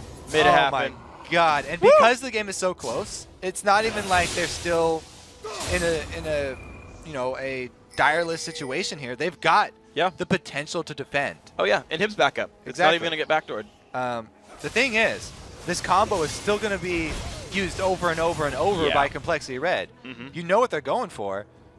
It's either of the 2 damage targets. If they can get Zamfira, they're happy to go for Zamfira. If they can get nothing here, then that's fine with them as well. Yeah. Interesting thought. Jesse they're counter-engaging, though. Okay, they go in, they find Impactful. Windwall comes down. What's it going to do? That's we got double knock-up. Not good. Zamfira gets out, but it's not going to be the case for nothing here. Right. Zane King chase, 2 for 0. Richie Rich in the back lines. Can he kill Impactful? Good hook. Jump in. Richie Rich goes down. 3 for 0. Zamfira low on health. Inhibitor goes down. This could very much be the game. Complexity Red, half HP Nexus. Second time's the charm here. Maybe. They're trying. Yeah, okay. Just because it happened once doesn't mean there you go. It's gonna go again. There you go. Complexity Red with gigantic comebacks. Woo. The 2 games they won were comebacks in themselves. The series was a comeback. They went down 0-1. They were the 15 seed coming in from the rank 5s ladder, took down the number 1 seed in the tournament, 2-0, come back and won this series. These guys will not say die. Cinderella story. Yep. Man, who would have thought Cinderella was a Malphite plus Yasuo combo to the face? Painful. Man, thought they were going to go for either of those damage dealers. They got both in the last fight. That's brutal. There's no coming back from that. Even though the engage onto Ezreal almost worked out. I mean, Vi was this close to landing the Vault Breaker. Yeah. And if that had actually hit and he didn't have to go right into the Sullen Battery, probably wouldn't have been dead Ezreal because he only survived with 100 HP. But, the combo. Yep. If you put your faith in the Wombo combo, and they wombo it, sometimes it pays off because all you have to do is hit both the damage dealers with it, and they're gone. It worked out. And, I mean, how scary was that, though? The entire game, back and forth, crazy fights. Richie Rich almost carried it from the top lane. He was a beast. Gotta say. Had some great scores. Pretty freaking strong player. Yeah. Couldn't pull it out for his team. A lot of strong points for both teams, I have to say. Zamfira was making a lot of plays himself on the LeBlanc. Some pretty good roaming, good vision control as well. So definitely impressed with the 3rd place game. But tomorrow, 1st place. First place games, that one's going to be fun as well. LCS, of course. We'll see what's going on with that one. Now that tonight's 3rd place match games are in our match history, let's take a look at the updated bracket. With their win, Complexity Red not only takes 3rd place, but they get 5 challenger points, and they lock in a spot in the quarterfinals of the next Challenger Series. It also leaves Sunday's Challenger final between Complexity Black, formerly Determined Gaming, and the Chinese favorites, LMQ, as the only unfinished business in this bracket. But before we get to the Challengers Finals, there are 4 more North American LCS games to be played. Up first, Smithy and XDG take on Cop and Curse. Then after, Counter Logic Gaming tries to shock the league one more time and take out Team Solo Mid. And the Challengers will take to the LCS stage and fight for the title live in our studio. I'm going to miss our cool Challenger Series desk, but we still have the audience behind me. It's a little cramped for me. Really? I kind of enjoy it. I don't know. I'm actually not even going to be there. It's going to be Jat. Yeah. By the way. I'm still going to be there, though. Yeah. I'm going to be pretty. You guys can all say hi. The beard is real, much like Ribs. It's not much like Ribs. I hate to break it to you. Still real. It's real. It's my own hair. Anyway, guys, Sunday's North American LCS action kicks off live from our studio at noon Pacific, 9 p.m. Central European Time. And with that, it's time to say goodbye. But before we go, I want to say thanks again to our friends at Coca-Cola. And congratulations to Complexity Red. Now for myself, Kobe, and the entire live broadcast crew, thanks for watching, good night, and GG. Where's our song?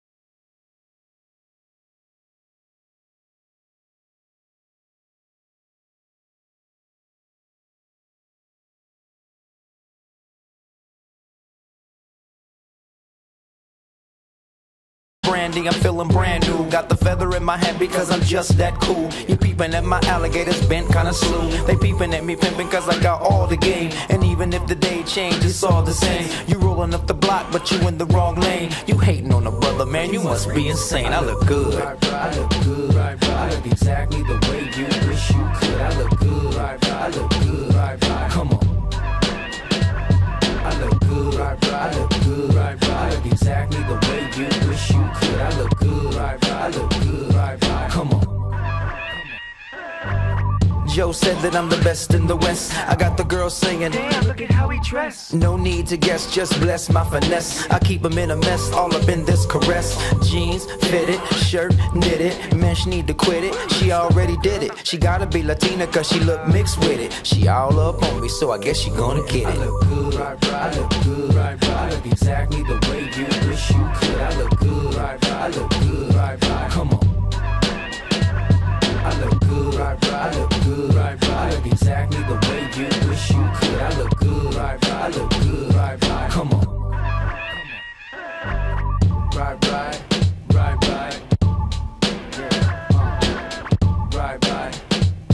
Come on. Right. Come on. Right.